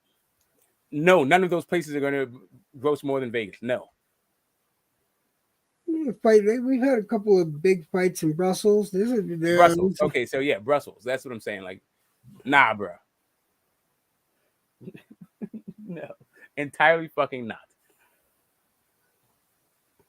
Like, people, like everyone is. Yeah, I don't know, man. It is what. I don't know if you're fighting in Europe, France, Brussels, Spain. Cool. So which one of those places have ever put on a fight that made even $20 million? Like, man, we're not even saying that. UK easy, man. Say again. The UK would be easy to make. The UK is not even easy. Like, AJ's biggest money has been outside of the UK. I don't think so. I think AJ's biggest money was in United Kingdom. No, it was not. So just where was it? Where was his biggest payday? Well, reportedly, the Saudi Arabia, right? But if you were talking about not reportedly, like what if you're saying what everybody was saying, not just like Eddie Hearn, it was DAZN against Andy Ruiz the first time. And that was big. Like, they said that the Ruiz fight, that $32 million from DAZN, that was his highest payday by almost double. I'm gonna have to trust your recollection of it because I have no memory of it. But all right, so let's look at this, man. They said that, like, the Klitschko fight was his most lucrative UK fight at that point, right? And that he made $20 million for that Klitschko fight, reportedly. Okay, Nakatani Yamauchi. Nakatani Yamaguchi. No, Yamauchi. I'm not really a Nakatani fan, so I don't really care. And this, you're talking about Nakatani the bantamweight, right? Yeah. Yep. Right. Yeah, I'm not really not Nakatani the lightweight. Yeah, I'm not a Nakatani No, fan. Like, I like the Ioka fight. Junto Nakatani. Yeah. The guy that got stopped by Ioka, right? I believe so. Yeah. I mean, he's a good young kid. I mean, I feel like they kind of hyped him up a little bit. But yeah, I don't know. Dude, actually, both the undercards for the Golovkin fight are 12 rounders. So aren't 12-round fights championship fights? Not all. No, you can go 12. Oh, well, then you also have like all championship fights are 12 rounds, but not all 12 rounds are championship fights.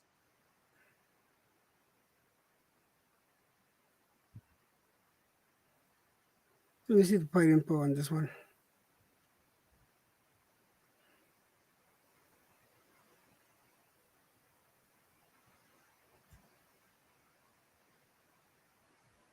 No, it just says 12-round contest flyweight in Japan. Well, yeah, that's the undercard. All right. So then we also got Pandora and Lubin. Who do you got? So you got that awkward, tall, lanky Pandora, and then you got Lubin. Yeah. I think I'm going 50-50. I feel like it's a pick 'em. You going 50-50? Really? Yeah. I think Lubin is. You think he's too lanky? No, I don't think he's too lanky. I think it's just about distance. Like, if Lubin fights from the outside, he should get the W. Like, but Lubin has terrible defense. He's a little bit flat-footed, and he may be he becomes a different kind of fighter when you hit him right. But Lubin's he's the better boxer in this. He's a more experienced guy. He's got the tools, got the attributes in order to beat him. But if this turns into an inside fight, then Lubin's gonna lose. All right, Garcia Tago. Garcia is going to. I think Garcia is going to look awkward. We're going to see Tago's feet highlight Ryan's terrible feet. And like en route to getting like probably stopped, like mid kind of round. Dude, I think I don't know, man. I think Garcia's gonna get fucked up, man. I was watching some of those. I was watching some of those Tago fights. That dude ain't fucking around, man. Yeah, but you've seen him fight other dudes in Ghana, like. Did you see? Like no, you're right. You're right. He went life and death. He went life and death with Mason Menard. I don't know, man. I think Tago's gonna give Garcia a run for his fucking money for sure, man. I think it's gonna make him. I think we're gonna see that Ryan Garcia's feet are just bad, right? But he still has hand speed and power. Like, I bet you Garcia gets knocked down. I wouldn't necessarily be surprised if that happened, but Tago is not that big a puncher, really. I mean, you don't have to be in order to knock down Ryan Garcia. I get that. And Ryan Garcia's chin is in the air. I get that too. I wouldn't be surprised if that happened, but I would be surprised if this went to the cards and it was close. Yeah, I definitely think this is gonna be a stoppage. Right. I think he's gonna get stopped. If it goes to the cards, it's because fucking To-Go ran the whole fucking night. Like, and I don't mean ran. I mean, when I mean by run, I mean doesn't want to engage, so he doesn't get stopped. You think he's gonna be on the unicycle all night? Really? I know he's gonna. That's how he fights. That's his fighting style. That's so like that's just how the dude fights. But he. I like his footwork, man. I know he has great foot. Not great footwork, but compared to Ryan Garcia, he has phenomenal footwork. But phenomenal compared to Ryan Garcia, yeah. Well, he has shitty footwork. Yeah, you're right. yeah. Compared to Ryan Garcia, he has phenomenal fucking footwork. What's up his story? But he does use that lateral movement to fight, right? He doesn't generally run. He fights off the back foot and uses lateral movement. But if this goes to the cards, it will be because he wasn't trying to engage. He wasn't trying to fight. He was just using lateral movement the way Rigondeaux used against Casamayor.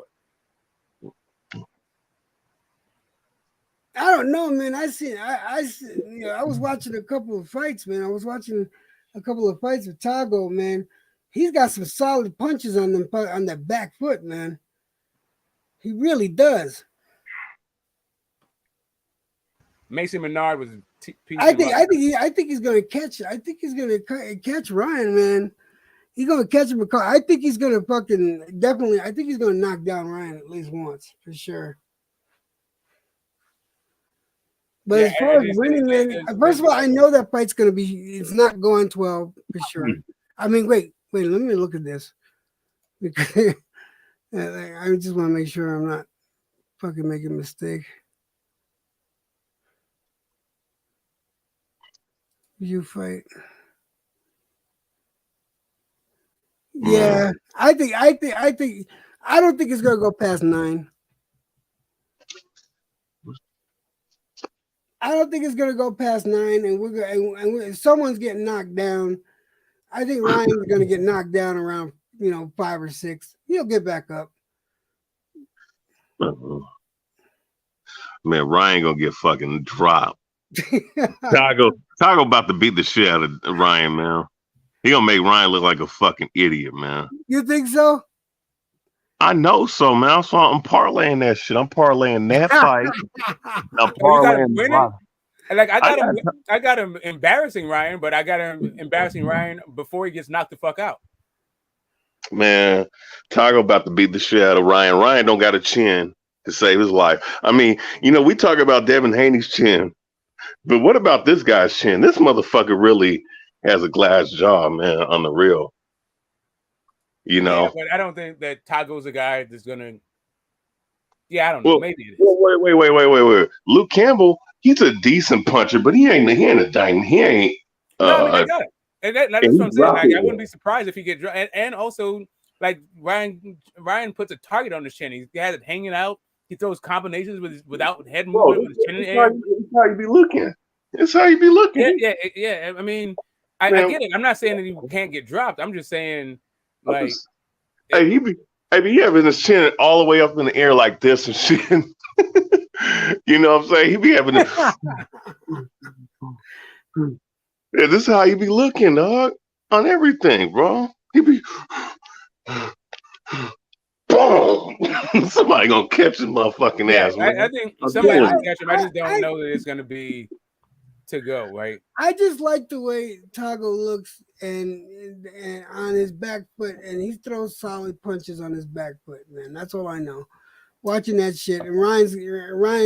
He's also got decent speed. He's kind of a fast dude. Like, his might be the fastest, like quick twitch muscles and like reflexes, all this shit. Oh, he's the fastest guy that Ryan's ever fought. Yeah, and think of this though. Ryan Garcia, man, fast hands, good left hook, power, but he hasn't. But as long and tall as he is for his division, he has no fucking jab whatsoever, man. And he also is a pretzel because that weight training he does to make that fucking weight, man. Dude probably should be at 154 if we really want to be honest. You know what I'm saying? Maybe 147. I think they're saying this fight is supposed to be at 139. Oh, wow. A catch weight. So basically it's a damn catch weight belt. Yeah, I mean, this fight is not for anything. Like, oh, this is a catch weight fight? They might as well just like Ryan couldn't make the weight. Wait. They might as well just made it 140 then. The fuck? Like, what was the point? What's the point of 139? That's what Ryan could get. That's the closest he could get to 135. This dude's a bitch, man. See, that's what I'm saying, man. See, Golden Boy, I'm telling you, man. Golden bitch promotion about to drop, about to fall literally to the ground when Ryan Garcia loses his first fight, bro. Clown ass De La Hoya, man, making all kinds of stipulations. I can't stand De La Hoya, man. Fucking faggot, man.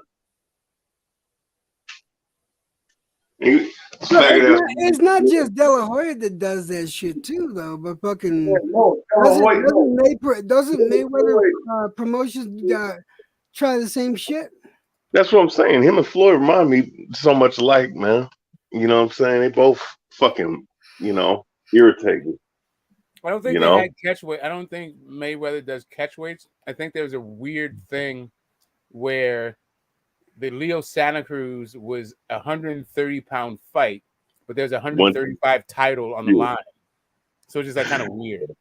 That's what I'm saying. That was some bullshit, bro.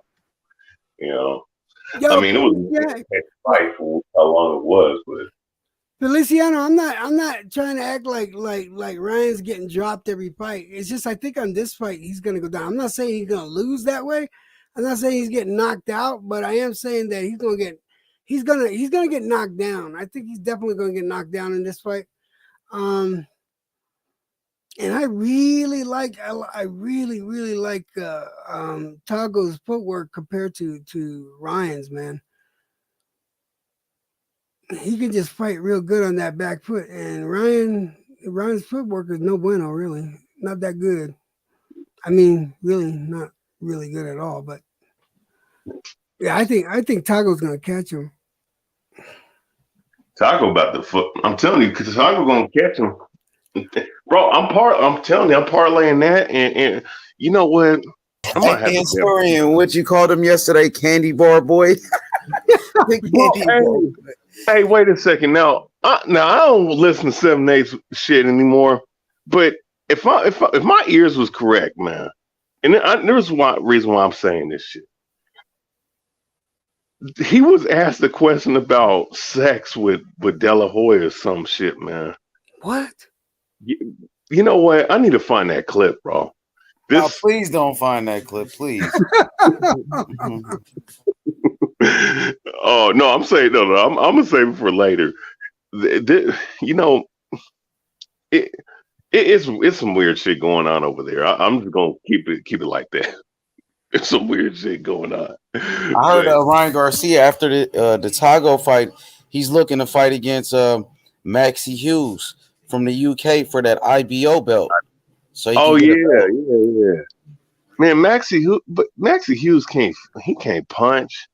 He's as generic a boxer as you can. Like if you was you'd go in to create a boxer, and you'd be like, okay. Should at least become a champion, get some type of belt. He get the IBO. It's not that bad. I mean, shit. He should be trying to fight the winner of the fight between Haney and Kambosos later on this year or something. Like this dude's trying to aim for. Well, they gonna be Haney and Kambosos got 2 fights, maybe even 3. It depends on who wins and shit. So Haney and Kambosos is gonna be booked for a minute. So he got to stay active. Yeah, that's true. I mean, you get a secondary title on the IBO. I mean, I guess that ain't the worst thing in the world, but I don't know. I think Oscar De La Hoya had the IBO belt before too. Oscar De La Hoya, he fought against what's his name, Jeff Mayweather for the IBO belt. Oh yeah, it's been around, but it's not, it's not it's not the official. Like, it's better. It's like a level above the NABF. Was it? Oscar was fucking Floyd's payday. Wasn't that was later. Payday? Yeah, that was later. No, Jeff Mayweather, Mayweather's uncle. De La Hoya fought Mayweather's uncle, Jeff Mayweather, for the IBO belt. Like that was the first belt I think he ever got. He was like young as. Probably like 20 years old. What I'm saying is that he was Floyd's fucking payday when Floyd beat him. Oh, of course, for sure. Yeah. I mean, well, it was a transfer of fucking energies, man. Like when Floyd beat De La Hoya, Floyd became the cash cow. You know, prior to that, De La Hoya was the cash cow. Facts. Yep. Yo, what's up, Carl? What's good, Carl? How are you? How are you, fellas? What's going Nigga, on? put your shirt on, nigga, fat boy. My bad. I didn't know that was supposed to What are you happen. flexing over there? What are you flexing there, BH? My bad, bro. What's up, brother Carl? EJ, how are you, brother? All right, how you doing? How's your daughter doing? Yeah, she's powering, brother. She's powering. All right, tell her she's got a deadlift like 400 pounds now. She's strong enough. Yeah, that's what Aussies do, bro. You've seen little Kambosos do it. Yeah, no, she's powering. She's powering. Hey, did Outlaw come on at all? Has Outlaw been on here tonight? No, I didn't see Outlaw today. I think I saw him in another channel like during the day. Well, for me during the day, like 10, 12 hours ago. What time is it where you guys are? Is it like 8:30 in the morning? Right now it's 6:30 in the morning. For me, it's 7:38. It's 5:30. Okay. It's 5:30 for me. Yep, in the West Coast, 5:38 in the West Coast. Yeah, no, I just had a friend. We're just working out because the fight's going to be on. We're trying to work out the fight. It's going to be on early here in Australia. It's going to be like 11 a.m. Oh, really? Yeah, for the US audience, see? So it's prime time over there. So it's going to be early fight. So we're going to be drunk by sundown. So yeah, no, it'd be good. I've got a couple of mates actually. We're organising, get down there. Tickets go on sale on the 22nd. So all the corporate stuff sold out, gone. Man, hey, my question would be though, how like it's really big down there. What's going on with this Kambosos Haney fight? Yeah, Bro, it's already sold out. The site is sold out, bro. The corporate has H money. The corporate stuff's gone, but the public tickets don't go on sale till the 22nd, bro. Oh, okay, that's what it is. Okay, you're right. Yeah, all the corporate stuff's gone. So all the ringside, like they're $5,000 a ticket, like, and they're all gone. Everything's gone. All the corporate packages, like you could get a corporate box with like 10 or 20 people. They were like 40,000. Like, man, you want to have some good lira behind you to go and get one of them. But yeah, I got a couple of mates actually from different parts of Australia. We're all meeting up down there to go and see it. So looking forward to it. Yeah, I wanted to see what Jed thought about the fights. We had a H Money. You've heard me talk about Harry Garside, this lightweight Aussie. His fight was last night for the vacant Australian title, and man, he put on a clinical display of boxing. Oh, you say he's a lightweight too? Yeah, I think he'll move up, man. He's only young. He's only 25, and he's got a big frame. Like he's built. Look, he's got sort of Haney's a bit taller than Haney, but yeah, you can see he's got some filling out to do. So I don't know if he'll stay at lightweight, but that's where he is now, bro. He's cool with George or what? They friends? Not really. No. You can see them fighting, maybe. Yeah, well, I don't know, but yeah, he's come through the ranks pretty quick, bro. Like after the Olympics, it sort of skyrocketed his like his fame here in Australia. Everyone knows him from the Olympics, and yeah, is he popular? Big time. Yeah, he's getting a bit of a cult following like Tim Tszyu. Tim Tszyu's got that following because of his dad, where Harry's got the Olympic sort of purebred, where he won the bronze medal. So did they set up the undercards yet or not yet? Because I'm I not. heard the Maloney brothers going to be on the card. That's what I heard. Yeah, well, I wouldn't be surprised if Harry's on there too. If the Harry Garside's on there, because man, everyone in He's Australia with Top Rank or what? No, he's with No Limit. That's who Tim Tszyu's with, No Limit, and yeah, that's his Australian promoter. I think he's doing.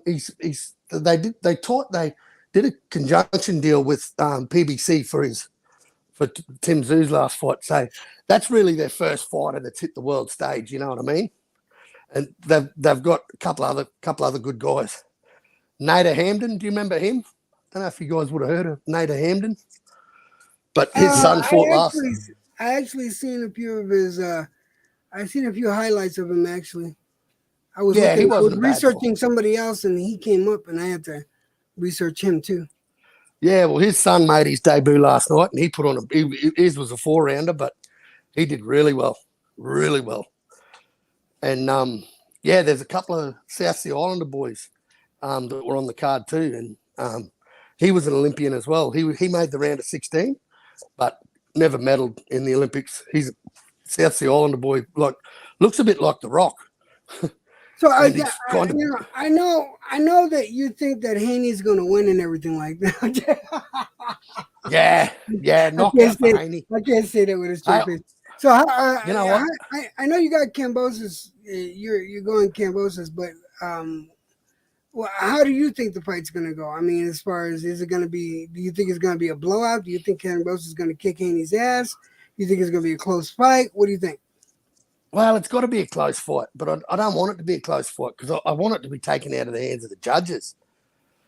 That's the only thing I want to. I just don't want, I hate even saying the word, but I don't want it in the judges' hands. If it's a close fight, it's a close fight, and it goes either way. Then so be it. But yeah, I just want to see. I want to see the fight. I want to see one of them because one of them is going to come out with a different game plan than usual. So why? And I just see. I don't know. I just see them both. They're both different fighters, and they're both evolving. They're both stepping up. Yeah, I just see him. I don't know. I just look video footage of Kambosos. If you look at his old fights, he's changed. He's got a lot more footwork than when he first started. He was a lot flat-footed against Lee Selby. Yeah, I tried telling Smoke that. Smoke don't believe me, but Smoke got to argue with me all the time. What? I mean, okay. I mean. No, I'm giving you shit, Smoke. I'm just saying. No, I'm just saying, like, if it flat-footed against Lee Selby, to me that wasn't really the argument that I was making. I was just talking about the way he collapses the pocket and how he throws punches and from which angles. Like, but also the Lee Haney is not an old fight. I mean, I thought you were talking about before the fights we were talking about, the right. No, I got Selby fight was relatively recent, actually. Like Mickey Bay's an older fight. Yeah, Mickey Bay's an older fight. But I just think. But I don't think he doesn't fight like that. I don't see him fighting now, or even in the Lopez fight, he didn't fight like that, like he did with Mickey Bay. So. And I can see him switching up styles, and I don't know who's going to be switching up styles the most in this upcoming fight, because I do see Haney kind of sticking to the game plan, because Haney does he's pretty methodical about well, no, let me reword that, because no, methodical is not the right word, because he'd do better than what he's been doing. Haney is more. He first of all, we can count on him keeping his distance, relying on that jab and doing a 3 or 4 piece combo. He has to keep it to a 4-piece combo, because if he tries to do a 1-2, fucking Kambosos is gonna catch him real quick. If he tries to go in with a 1-2, am I right or what? Because the way that Kambosos counters, he'll come in with that overhand. I don't know, man. So Haney's gonna have to do a lot of pivoting. So the 1-2 is not it's wow, this is sorry, I don't mean to interrupt. Sorry, Electro. Go ahead. No, yeah, I paused just so because you had something that it's the kind of 1-2 you throw, right? Like a Teofimo Lopez 1-2, where with a stationary guy who brings back his hand, whatever. All I'm saying to you is the 1-2 that Devin Haney will throw will probably be on the move. The idea that this is going to be out of the hands of the judges first off, neither guy cracks like that for them to No. be getting knockouts. Like Devin Haney has a better knockout ratio than Kambosos, and neither one of those guys, like Kambosos, I don't even know when the last time this dude knocked somebody out. It's definitely pre-pandemic, right? I think it was 2018. Damn, I didn't think it was that pre-pandemic. Okay, so anyway, right. So the idea that this thing is gonna It was 2019 actually, but anyway.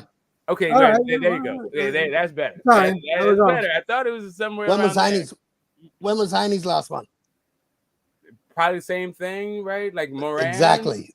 Right, Actually, around he's there. a bit later. He's about 2 months. He fought 2 months before Kambosos did. Yeah, something like that. Yeah, they're both. See, they're both got. Sorry to jump in on your on Mike, but if you look at both of their resumes, both of them have fought trash. You know, in their early days, when you look down their resume, they've both fought garbage cans. Yeah, And but I'm you look just at people. talking about the idea that they're stopping them, right? Like, neither one, like both their, Devin Haney's got a slightly better knockout percentage at 55% than 50%, but they both are hovering around the smart money being on this fight goes the distance. Yeah, well, that's a safe bet, isn't it? Yeah, like these are not like a couple of bangers right there. Like, no, it's not exactly. like either one of them has shown them to have a weak chin, or like I don't know, whatever. I just don't see like Linares is one of the biggest punchers at 35, and cracked him clean, and he didn't fall.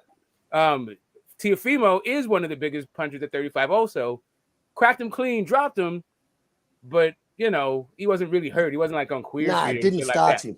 Yeah. Right. So it's just kind of like they both got pretty good chins. Neither one of them have really good power. This fight's probably going to the fucking cards. Yeah. I think the moment for Kambosos, this is what he's worked his whole life for. And I think he's going to, and it could be his demise that he does this. It could be his demise, but I think he's going to come out a lot quicker and he's going to get into his rhythm a lot faster this fight. It's like he's got a point to prove to Australia, if you know what I mean, for the stage that he's set. But he could have peaked too early. Teo could have been his big creme de la creme fight. Like it could go either way. Both these fighters have similar records. Yeah, like you say, their knockout percentage is similar. How mad would you get, Carl, if he came out towards Haney the way that Lopez went out against him? I don't think he'd be that stupid. But how mad would you get if he did some shit like that? Because that'd be the wrong thing to do. Dumb move. Yeah, dumb move. He'll walk straight into that jab and just eat it. He'll eat about 30 of them before he wakes up. But he's not that type of fighter. Like you saw when just before Teo dropped him, he went out of his rhythm and he tried standing in the pocket and almost in the clinch and tried, trading blow punch for punch with Teo. Yeah, that was not good because he ended up went away the wrong end of the stick with that one. Yeah, but he got dropped. He got straight back up, shook his head, and got straight back and won 11 and 12 convincingly. So he's got a good head on his shoulders. No, he won 12. He won 12. He didn't win 11. I had Teo winning 11. Oh yeah, was that with his punctured lung? That was when he punctured his lung in round 11. That was when he stopped fighting. Or was that after he won 11 rounds? What did he win 11 rounds to 2? That was the 11 to 2 round. That's fucking funny. Fuck you, man. I just think he finished that fight well. Like enough to he did. No, he had round 12 convincingly for sure. And if you look at his fights, his last 3 fights he's won by split decision. So it tells you he does score well with judges. You know what I mean? Tell me that. That doesn't tell me that at all. Like, so if on that sense, that's in Haney's corner because he doesn't get SDs. That's right. That's right. And that's really the thing that's what I'm seeing in this fight. Is going to be clean punches. Kambosos is way more effective with stationary targets. Like it takes him a minute to find you. Like he doesn't know how to cut off the ring like that. Right? Literally, Teofimo played into the best kind of thing. Like so, 2 things. Kambosos did himself a favor by training with that overhand counter, like going over Teofimo's like lazy right. Right, so he did himself a favor and put himself in a position to win the fight by with just training with that punch, and when to throw that punch.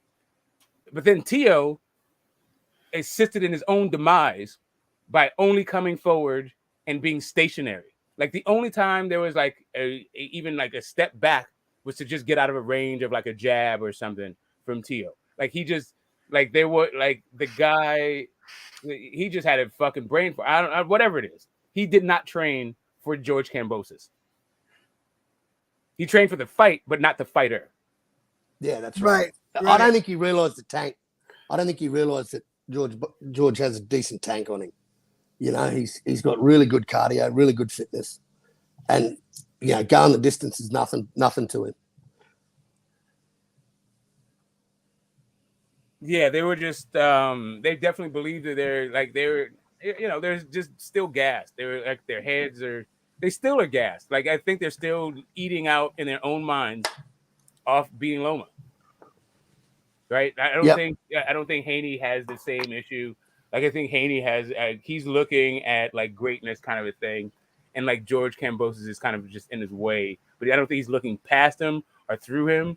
I just think that unless we see something else, like I don't know, man. Like I just looking at the styles, if it just, it would be different. I would actually have a completely different opinion if George Kambosos cut off the ring better. If I saw evidence of that in previous fights, we could see it in this fight. Maybe he'll fix that, and we'll see Exactly. Guy, Yeah. It could very well be. But that's a really big what is it? What if? That's Exactly. a huge learning curve against one of the best movers in the fucking division. Yeah, that's facts. But if you look at all the greats, Smoke, they do get better. You know, they evolve as fighters, and they learn every fight. You know, every good fight they're in, they seem to get better. The good ones, the greats do. Yeah, man. You know? Like, listen. So here's the thing. It's a couple of things, right? Like you can reasonably cut off the ring. You don't have to become the best at it, but you're helped with if you're not that great at it. If you have one punch like hurt him power, right? Yeah, that's right. So even if you're like a little bit late to the spot, you can catch him. Like Canelo is not great at cutting off the ring, but his power makes up for that. So even though he's following the Austin Trouts, all the way from Austin Trout to Callum Smith, following those motherfuckers around the ring. Lara, like if you're moving on him, he's not beating you to the spot. But once he gets there, he can deliver you a nice, clean, like eye-catching, punch, so it gets the judges. Kambosos is not really that dude, like where he's gonna all of a sudden have like one punch respect and power, so you're gonna follow a guy around and then like win the round anyway. Well, he did in round one of that Teofimo fight. I just think he's counter. No, he didn't because Teofimo never moved anywhere. He was actually coming forward in his face. He walked onto that shot. Yeah. Oh yeah, no, he sort of lent into it, which made it even worse, didn't it? Yeah, exactly. It just took his feet straight out from under him. Yeah. You coming forward, you got your momentum worked against you, not lateral movement, but forward movement is what he got hit with. Yeah, yeah. And see, like Kambosos sort of stayed in his rhythm. He didn't go in for the kill, which is something that he never really does. When he gets someone on the back foot, he tends to jab, and then he'll do he'll do a counter. He might do a left-right counter, and then he'll come back and and then reset. Where he doesn't have that killer to go forward and just keep driving it into him. Where if he's got him on the back foot, if he hasn't, and I think that's where we're going to see a different George this fight. I mean, time's going to tell, but to me, both of these styles just make for a cracking fight. I'm so glad I'm going to be there. One of my favorite fight still of all time is Rumble in the Jungle. And the build up for that was all about George Foreman learning to cut the ring off. But again, it's a big fucking puncher like George Foreman. Man, them body shots on the ropes. Like when he had Muhammad Ali on the ropes and just was pounding away at his body. Like that was crazy. Like Muhammad Ali would have been pissing blood for a month. Dude, watching that fight live, I thought for sure. And mind you, I think I was like in my mid-teens, maybe early teens, maybe 12 or something like that. Yeah. And You got 5 watching years that on me, fight, so you're not even 10 years old yet. yeah, something like that. Yeah, around 10. What year was that fight? 74. 74, the Rumble in Jungle. That was 74, really? I was still in my dad's bag. Nah, that doesn't sound right. Yeah, I think it was. All right. Yeah. Well. Yeah. When was the Thriller in Manila? 9. Yeah, I would have been 9. Yeah, that was the lead up for that fight was unbelievable. Not knowing much about boxing, only watching boxing because my stepdad did at the time. He was a big old boxing fan. Just from watching it, I just like as a kid, I was like, damn, all he's getting his ass kicked, and then all of a sudden, you see Foreman on the ground, like, what the fuck happened? Yeah, George Foreman, fucking that dude, man. You still look at them fucking footages of him fighting, bro. Like that motherfucker was a big ass dude, man. He was ripped. Fuck, he was ripped. His muscles had muscles. Fuck. And then watching him fight on his comeback trail, watching him fight Ronnie Lyle. Holy fuck! Those man, two just watching kill George each other, Foreman. man. Hey, that fight is one of the best fights in the heavyweight history, man. Yeah, it is. They both floored each other and shit, man. Numerous But not only times. that, but it just turned to a tough man competition. To me, like I'm a defense guy, and that type of shit is tough for me to watch. I'm just like fucking duck, dude. Like move your fucking head. Like why are you guys just trying to macho your way through this shit? yeah, it's crazy. He just stayed on them ropes, eh? And he knew he'd tire him down. He said it. He knew he'd tire him down. But you know what else was that same type of fight was Ernie Shavers and Ronnie Lyle. Those two try to kill each other too, man. Yeah. Fuck.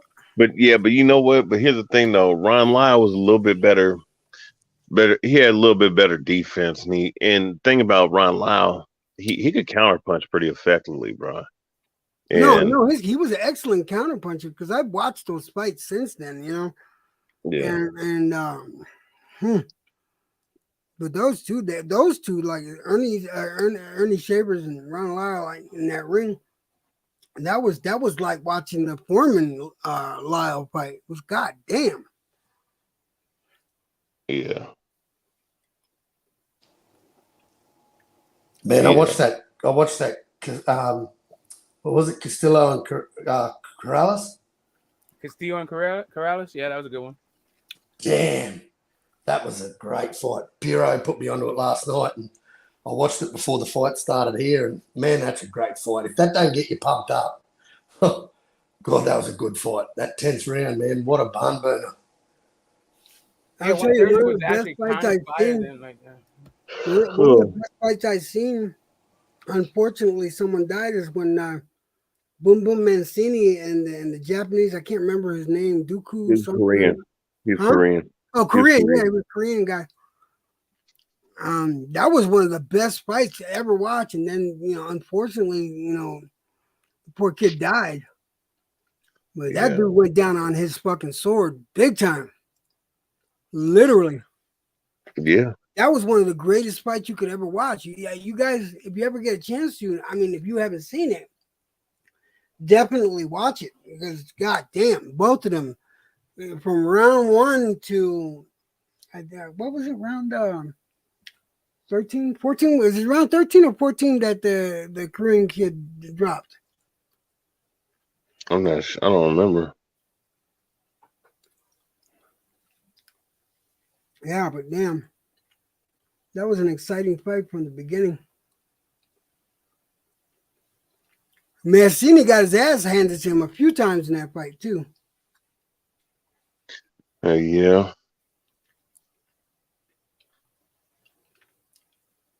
I never appreciated Lennox Lewis for his boxing talent because when he came on the scene, I think I didn't like him because he was from the UK.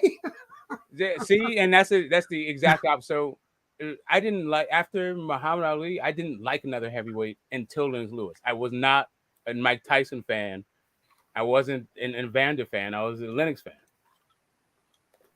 Oh yeah, no, me, You probably was in the minority on that one, bro. Oh, I was a bad minority, bro. I've been screaming at people about my boxing opinions for decades. Like, listen, but I'm vindicated. Like, I understand what the fuck I'm looking at. He fought both of those dudes and beat them both. As a matter of fact, that draw was a fucking robber. Like, he got robbed in that first fight against Holyfield. Everybody was happy when he didn't win that first fight, bro. I ain't gonna lie. They were happy, but it wasn't because he lost the fight. Like, it wasn't even close. Like Evander Holyfield, it was kind of embarrassing for because I didn't dislike Evander. I liked him. I just wasn't a big fan of his. But I thought that was like it was a little bit depressing. It was just like I liked the Bo Holyfield wars, the Fan Man, and all that shit. Like I liked them, but yeah, like I didn't think he needed to go out like that. That was kind of lame. And shit like that just loses the casual fans' minds, eh? Yeah, that's the shit that. I'm sorry. Go ahead. I didn't mean to cut you off, Carl. No, you're right, man. I was just saying that's the type of shit that keeps casual fans away. You With know, me, at that robberies. time, I'm going to tell you, man. At that time, I switched from watching the heavyweights. I went down to watching like Duran, Tapia. I was watching the lighter weights, man. I was just watching the fucking Chavez's. I just didn't want to. I didn't like the era of Lennox Lewis. I don't know why. I just didn't like Lennox. Listen, it wasn't. Well, I'm gonna tell you right? something. Yeah, I'm gonna tell you something. That era was more entertaining than this shit, man. Nah, exactly. I'm not feeling that. Like listen, Listen, man. I like Lennox Lewis. David Tua is more entertaining than the shit that we have right now. Bro. I was not feeling David Tua, but anyway, I'm just saying, Chris Bird being like a top heavyweight, nah, bro. Like that shit. Like what? Like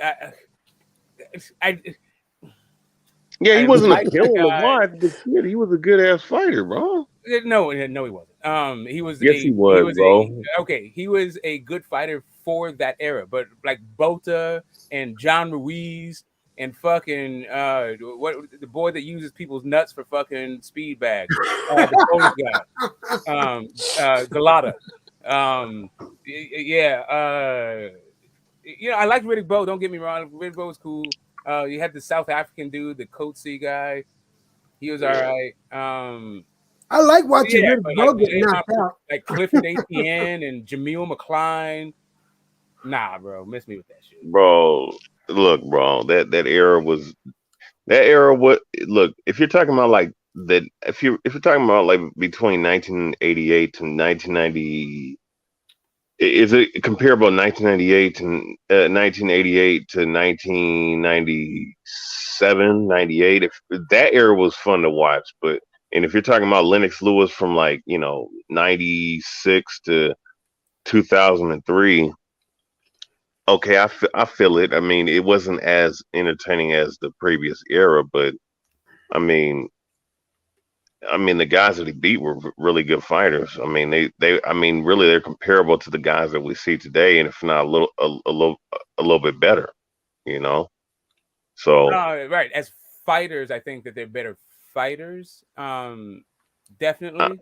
But I mean, look, Lennox Lewis. Listen, Lennox Lewis. I don't like Lennox. I didn't like Lennox, man, back then, but he was putting motherfuckers to sleep, man.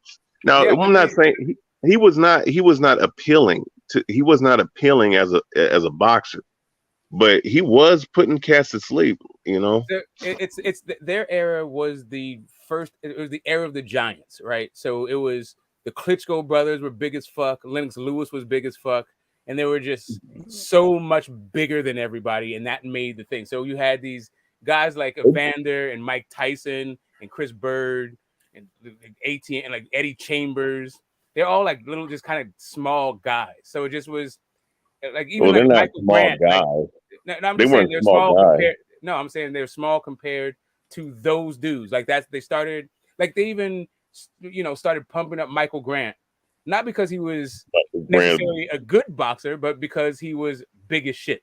And like that fight he had with Galata, two biggish dudes, and he, stopped him coming on the way up, so it drummed up interest for the fight. And you got Lennox dropping the belt, instead of fighting John Ruiz and shit. Like he went to fight Michael Grant because everybody was hyping up Michael Grant at that time. All I'm saying is it was just about height and the bigness of these guys because they hadn't seen these towering, like huge guys. And I missed that entire era. The whole Klitschko era.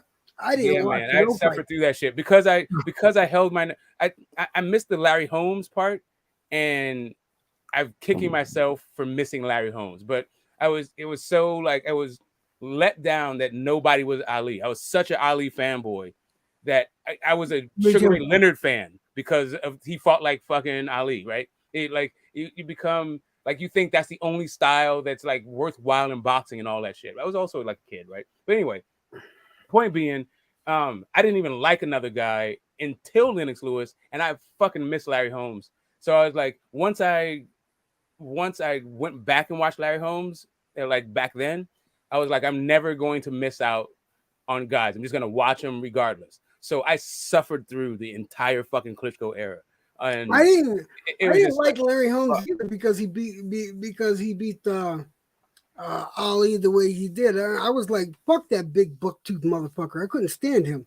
Yeah, I couldn't stand the way that they fought. But here's the thing, though. But it wasn't like, I mean, look, Lennox Lewis was the purest boxer as you could find at heavyweight all time. Klitschko's they were able to use their range and use their height effectively, but as far as Vladimir was vulnerable as shit, man. Like, my guy Brewster knocked him out. And fucking think of this though. Chris Bird stopped his ass. You understand? So he was vulnerable. It wasn't like they was unbeatable. It's just that, the guys of that era, they just couldn't beat them. You know what I'm saying? Did the height and the reach when they started boxing under Emmanuel Stewart, when he started teaching the motherfuckers, which he shouldn't have had a really box like that, it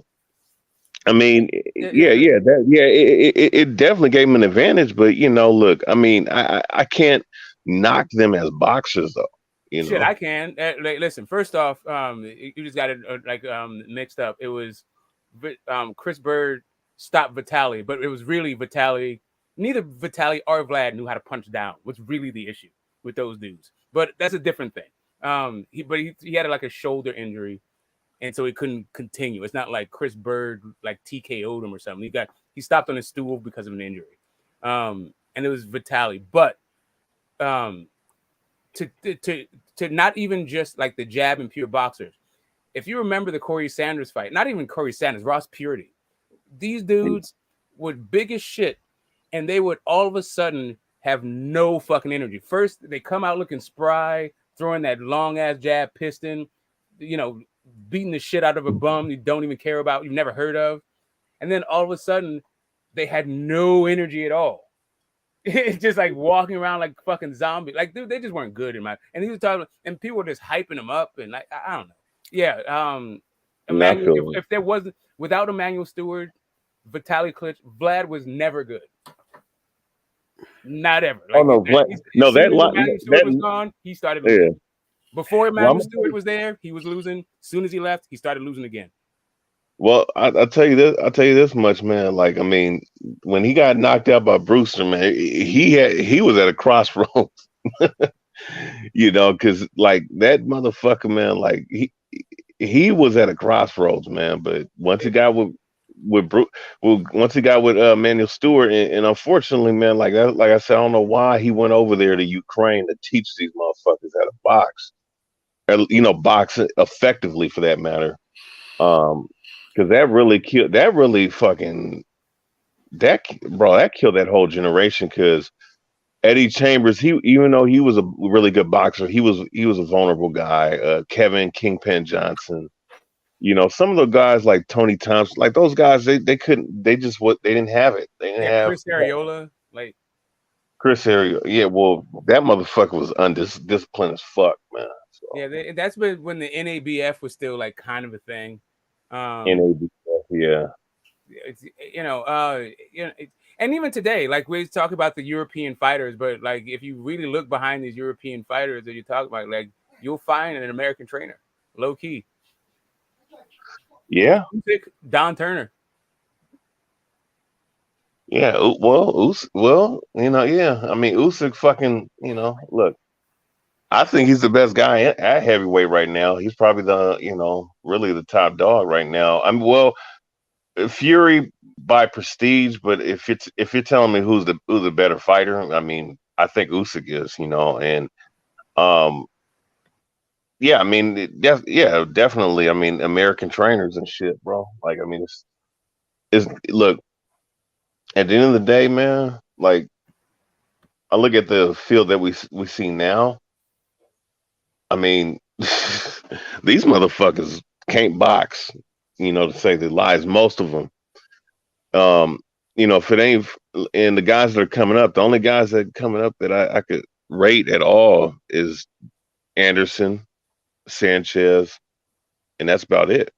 You know, and I think a lot of these, I think, you know, what the Klitschko era did was it gave a lot of these guys who don't know how to train heavyweight boxers, that are training heavyweight boxers nowadays, because a lot of those trainers are pretty much gone. A lot of them, not all of them. Don't get it twisted. You know, you have maybe one or two guys that are really good trainers out there that can train a big guy. But it gave these guys a false sense of understanding in today's time that you need to go and find the biggest, tallest guy to teach how to box, like box with the jab and shit, and try to, you know, teach him how to box. You know, and this is the reason why we have what we have today. You don't see no variations of heavyweight boxers like you used to see in previous generations, because you had guys that were 6'7", 6'6" before, you know, but you also had guys that were 5'10", 5'11", who was just as good, that could box. You know, and they're not finding the right build of guys and to teach certain guys how to box now. You know, and that Klitschko era really brought the era that we see to fruition when those guys were on top.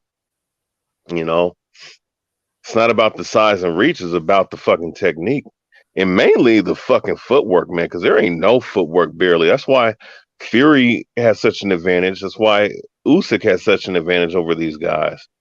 You know, because these guys can't move for shit. These guys are fucking flat-footed on the ground 90% of the time.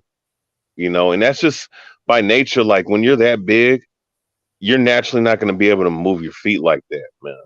And you just flat foot on the ground. And a lot of times you can't teach a guy who's that big to really box on the inside, because there's not really, like, to get a lower base, you know, you got to teach them to get low, and that takes away their advantage. But that's just the trade-off between being that big and being that tall and being that long, you know.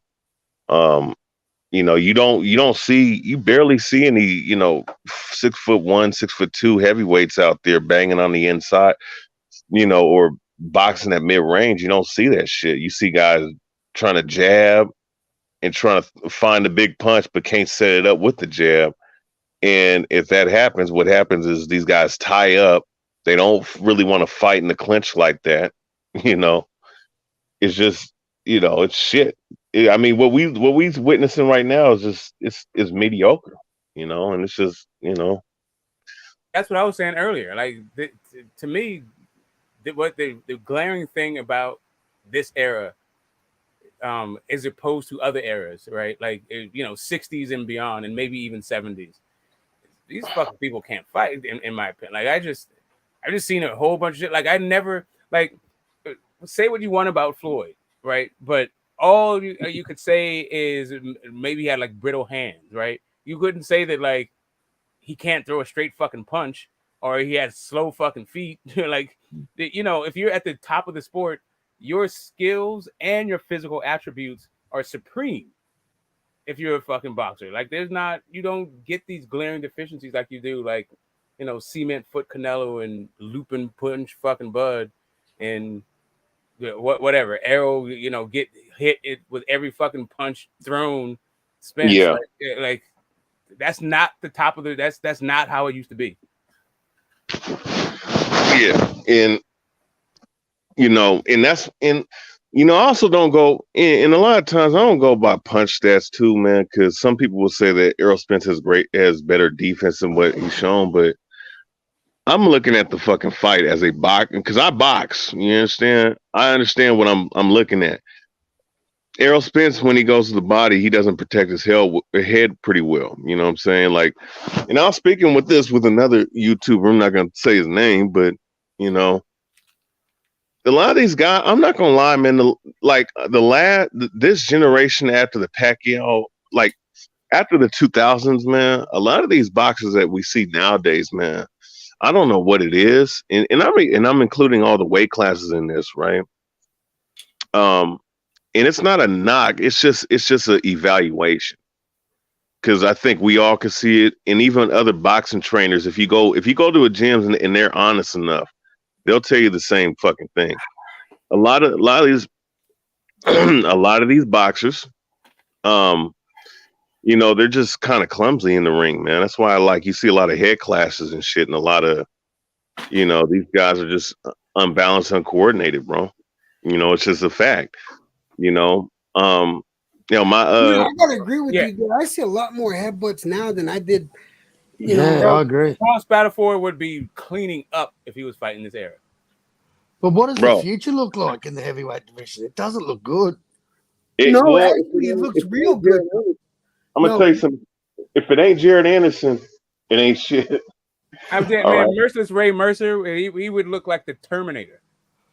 No, who would look like something in this era, but he was unfortunate to be in the same era in Ali, Frazier, Norton, Foreman, all them guys, and he beat some of them good guys too. Jerry Corey.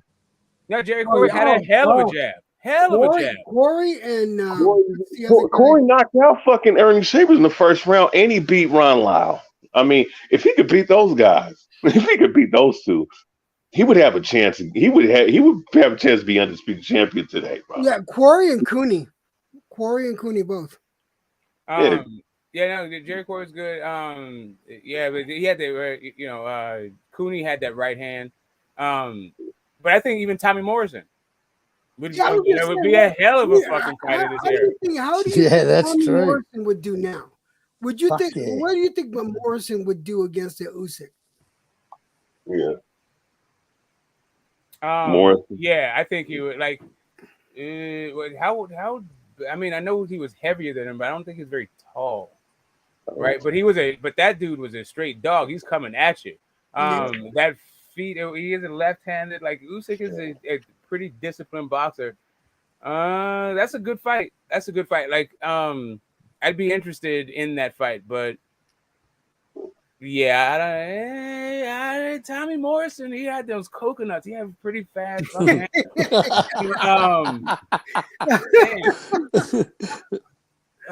That's a good fight. No lie. He had to have some nice juice back in them days. Yeah. Well, for some reason, people don't want to say that they think that it is, that Usyk throws a super high rate. Like, he's a very active guy for his size. Like, I don't really see heavyweights throwing that many punches. Yeah, you don't. And I'm gonna tell you something. And I think people are, when he moved up to heavyweight, right? And mind you, Usyk 6'4", like. The average height of a heavyweight boxer is like between 6'1" and 6'3". I'm going off of just traditionally. Of course, we know that most of these guys are like 6'5", 6'6", and whatnot nowadays, because that's the crop of heavyweights we see. But he's not a small guy, man. 6'3", between 6'3", 6'4". Yeah, that motherfucker throws as many punches as a middleweight. I find that suspect. To say the least. It can be. I'll It say is what it that. is. But Well, if you but start I doing will. superhuman shit, I start thinking that there's a reason behind your superhuman shit. That's Well, probably like not human, I, right? well. I mean, let's just be honest, man. A lot of these guys are taking something, Yeah. but Like I but didn't. I didn't need Gerald. I didn't need Big Baby to pop dirty for me to go like that's a big ass dude throwing a ton of fucking punches. no, and no, a 6'4", 300-pound fucking defensive lineman. Basically, that's basically throwing 80 punches around like nigga. I knew, bro. I was thinking, man, is this dude taking EPO? I was saying that before he got popped for that shit. I'm like, dog, you have to be on some heavy EPO to be fucking throwing that volume of punches. You gonna throw that many punches? Okay, you're only gonna do it for the first 2 or 3 rounds. Your fat ass gonna gas out. Nah, his fat ass keeps doing it all the way to the 10th and 12th round. Like, man, ain't nobody believing that shit. Yeah, man. I was watching that Duhopper's fight, and I was like, "What in the entire fuck am I looking at? Like, this is, come on, man. Like, if you get these guys, they are not phenomenal in any way, but they're able to do some like superhuman shit. Like they got bit by a radioactive spider. Like, yeah, I'm whatever. It is what it is. Like, I just register what it is. Like, but at least with Usyk, while he does throw a ton of shots, his craft is on point. Right, so like it's not like a big baby. I'll give you that, right? But my thing is like if you put him up against a Michael Bennett or Bellato, and these are names that back then in the 90s, man, were solid rock hard contenders. You put them out now. Oh, they would look like girl beaters, bro. I'm telling you, man. Like, Hey, Michael Grant, listen, Michael Grant ain't nothing but Deontay Wilder, bro. I mean, I'm telling you, Michael Grant. Like so. Hey, listen. And this is what I mean about like fights and shit. Like, those guys in that particular era, there was a lot of fouling going on, a ton of fucking fouling. Like dudes. Like holding and hitting, stepping on your thing, headbutts. A lot of those dudes were dirty as fuck. They don't have that right now. Who's the dirtiest fighter at heavyweight? Tyson Fury, maybe? Nah. Yeah, we don't have an Andrew Galata, man. Who's all right? What about? All right, I got a good one. Frank Bruno. Frank Bruno would knock the shit out of these guys, man. I mean, I think the only guy that would beat Frank Bruno in this era is Fury and Usyk, man. On the real, that's how bad this. That's how bad. Look, Tony Tucker, Frank Bruno, fucking Quick James Tillis, Seth Green Mitchell. Those niggas, those motherfucking niggas is way better than these guys today, bro. We're gonna call it what it is. Jimmy Thunder, you remember Jimmy Thunder? Hell yeah, Jimmy Thunder. I'm trying to think. I think Witherspoon would have done. Kim Witherspoon. He would not tell you, like Butterbean wishes he was in this era. Wishes that dude would have made a ton of fucking. What? Oh no, he would be traveling circus, bro. He would be what we call a Chris Arreola today, bro. He would have an outside chance, but he have a chance nonetheless. Yeah, no, I'm saying that dude would have been like a 2-3 time title challenger. He would have made a ton of fucking money. And if he ever came to Australia, he'd sell out an arena because everyone loved Butterbean. He gave all fat guys hope. Oh, Butterbean! He was very entertaining. Oh man! Hey, he did stop a couple prospects too. I'm not even gonna lie. He did stop some prospects from even venturing into boxing, man. It was just like Pac-Man with big arms. Yeah, man. Like Butterbean versus Joseph Parker. Nice. Oh yeah. I tell you, like that would. I'm not saying he would have won the fight. I'm just saying that he could have got the fight. Hey, he might have rocked them too, man. Who No, knows? you know who I would love to see Butterbean against, just because he pissed me off against Fran Sanchez. I would love to see Butterbean against Christian Hammer, only because I don't care how much of a guard Hammer is in, he's gonna get fucked up, man. Because Butterbean would punch right through the gloves, man. Right. I wonder what he's doing now. What's Butterbean doing now? He's sitting back collecting damn royalties, man. That's what he probably. No, I'm just thinking, man. Oh, Tim Witherspoon, man. Like, how do you think Damiani would have weathered? Who? Damiani, Francesco Damiani. He'd have a chance too, man. You know, because it's like, what? I mean, I'm trying to understand, like, in this era, if you're not talking about the top 2 or 3 guys, and Joshua will be the 3rd best guy, in my opinion. But even him, man, like, this dude has no chin. I mean, this dude is this dude's an inflated motherfucker, man, with muscles and shit. He got his ass whipped by Andy Ruiz, who took the fight on 2 weeks' notice. Andy Ruiz was fat as fuck. Laughing about that. You know what? Here's the thing. Stop with that disrespect. Because, all right, look at it this way. Fucking AJ trained for one boxer, ended up having to throw that whole training session out to fight someone that he didn't train for. So come on, you got to cut a little bit of slack. But at least he was training. Andy Ruiz was knocking back tacos. To me, that wasn't an AJ problem. That was an AJ's corner. That's a team AJ. Like, to me, that was the first time I saw that he needed to get a different team because of the game plan he went in there to fight. And it's the same thing I'm saying with Usyk. Like, that's just the entirely wrong fucking game plan. Yeah, you did right. You don't sit there and try to trade with Ruiz close. What you do, you fight him the same way you fought Joseph Parker. On the outside, moving the fuck around. You might think make it boring. A burrito and all that shit. I think even before, even the hungry fucking, not the full Andy Ruiz, but the hungry one, like we would have boxed circles around the dude if he didn't, if he didn't feel like AJ loses this rematch, he's gone. That's it. He's a mere cunt out the door. AJ needs to go look for another fucking profession, man. After this, he needs to go ahead and go to the movies. Well, he's made a lot.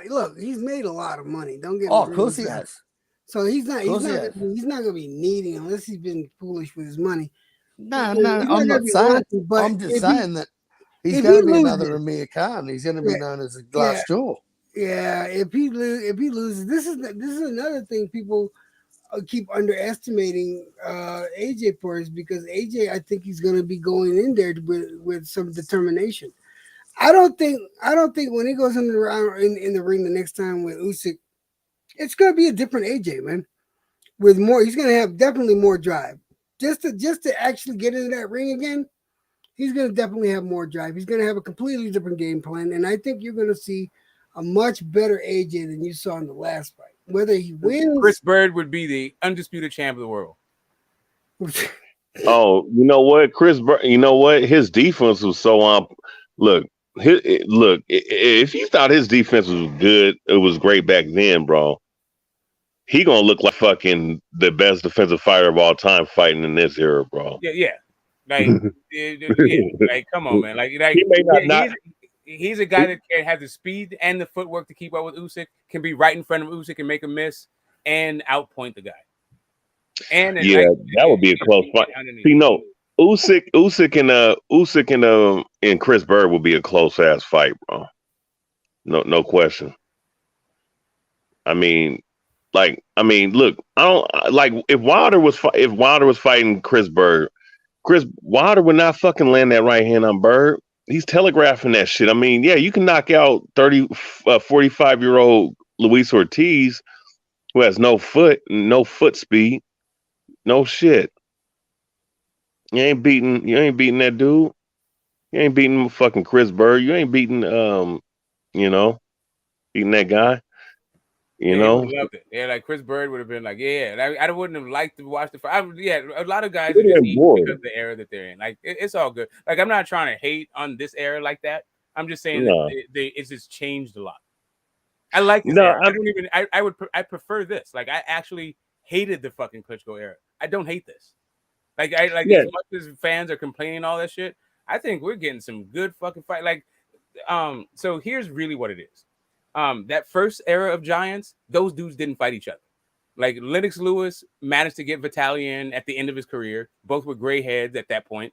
And he also got like Michael Grant, but he showed like before Michael Grant was able to like develop into something. But for the most part, nobody else like the Klitschko's didn't fight Michael Grant. They didn't fight each other. So in this era, we're getting we're getting these huge ass dudes fighting each other in their prime.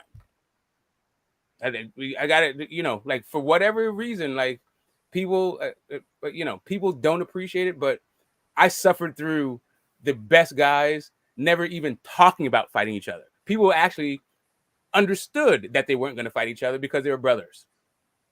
But they now treat the entire era like one guy reigned the whole time instead of pointing out it was two dudes that refused to fight each other.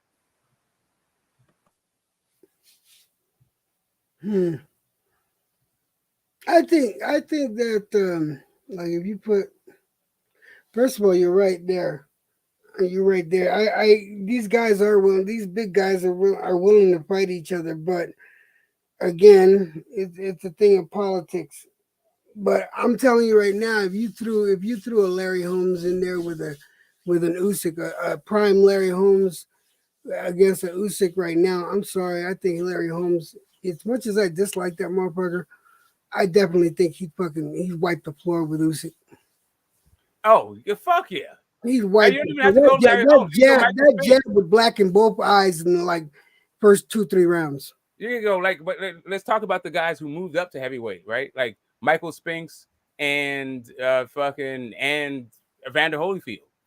Yeah.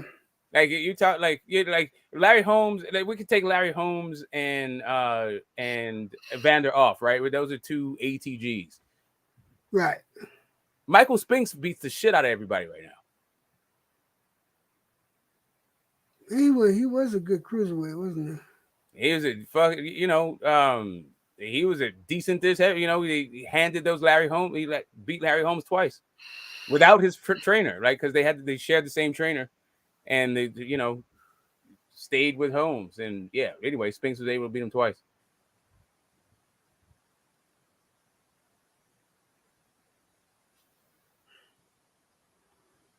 I'm trying to think how good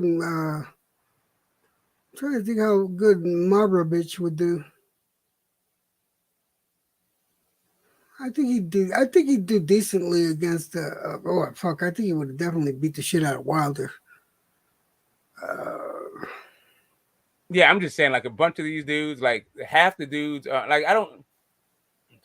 who would have gotten a title fight even, in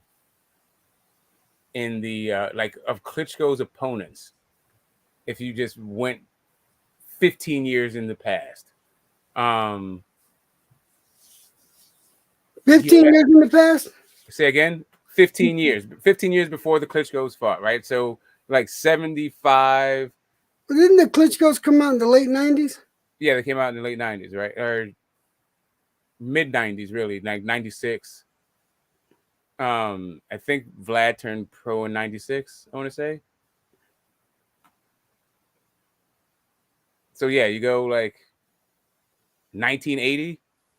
Oof, that's a lot of ass whooping. You got Ernie Shavers cracking right there. And I wasn't even talking about Vlad. I was talking about like Vlad's opponents. Like Corey Sanders and Purity and Israel Abramoff and Fast Eddie Chambers and fucking David Izan, Povetkin, and old ass fucking Hasim Rahman, like Larry Donald. Yeah, like come on, bro. Jeffries.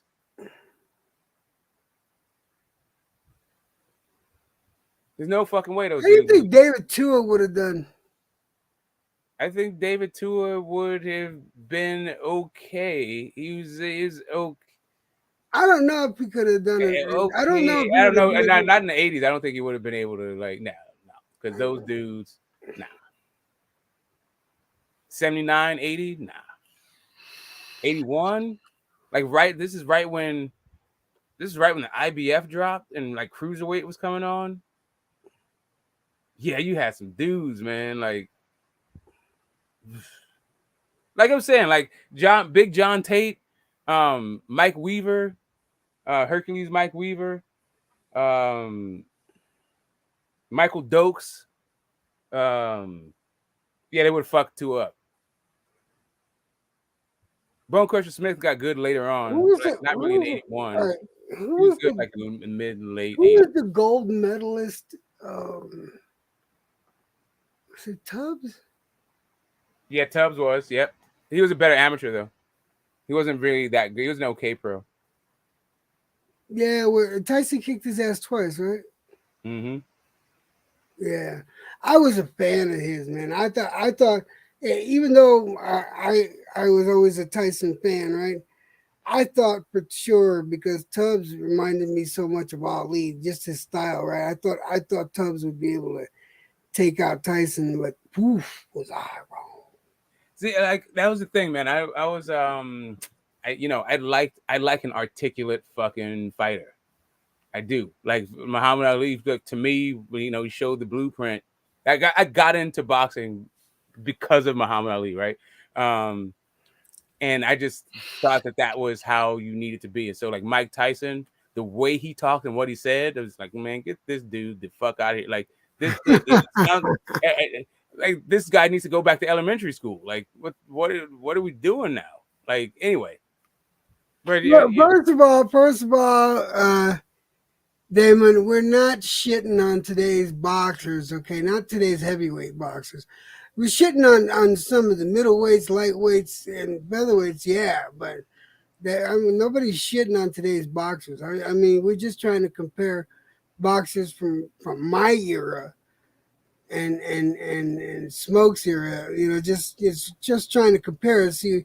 But when we tell you that we think this guy was smart, it's because you got to see the battles that went on back then compared to what you see now. Yeah, especially if you got Usyk beaten in Holyfield at cruiserweight, you are fucking smoking crack. Like you don't understand what the hell you're watching. Like Usyk, anyway, like I would suggest you go and watch Dwight Kwawi Muhammad and tell me who Usyk fought that could beat Dwight Kwawi Muhammad. I also want to, let you understand that Holyfield did what he did at cruiserweight when he was like 24 years old. Like he's a kid doing that shit.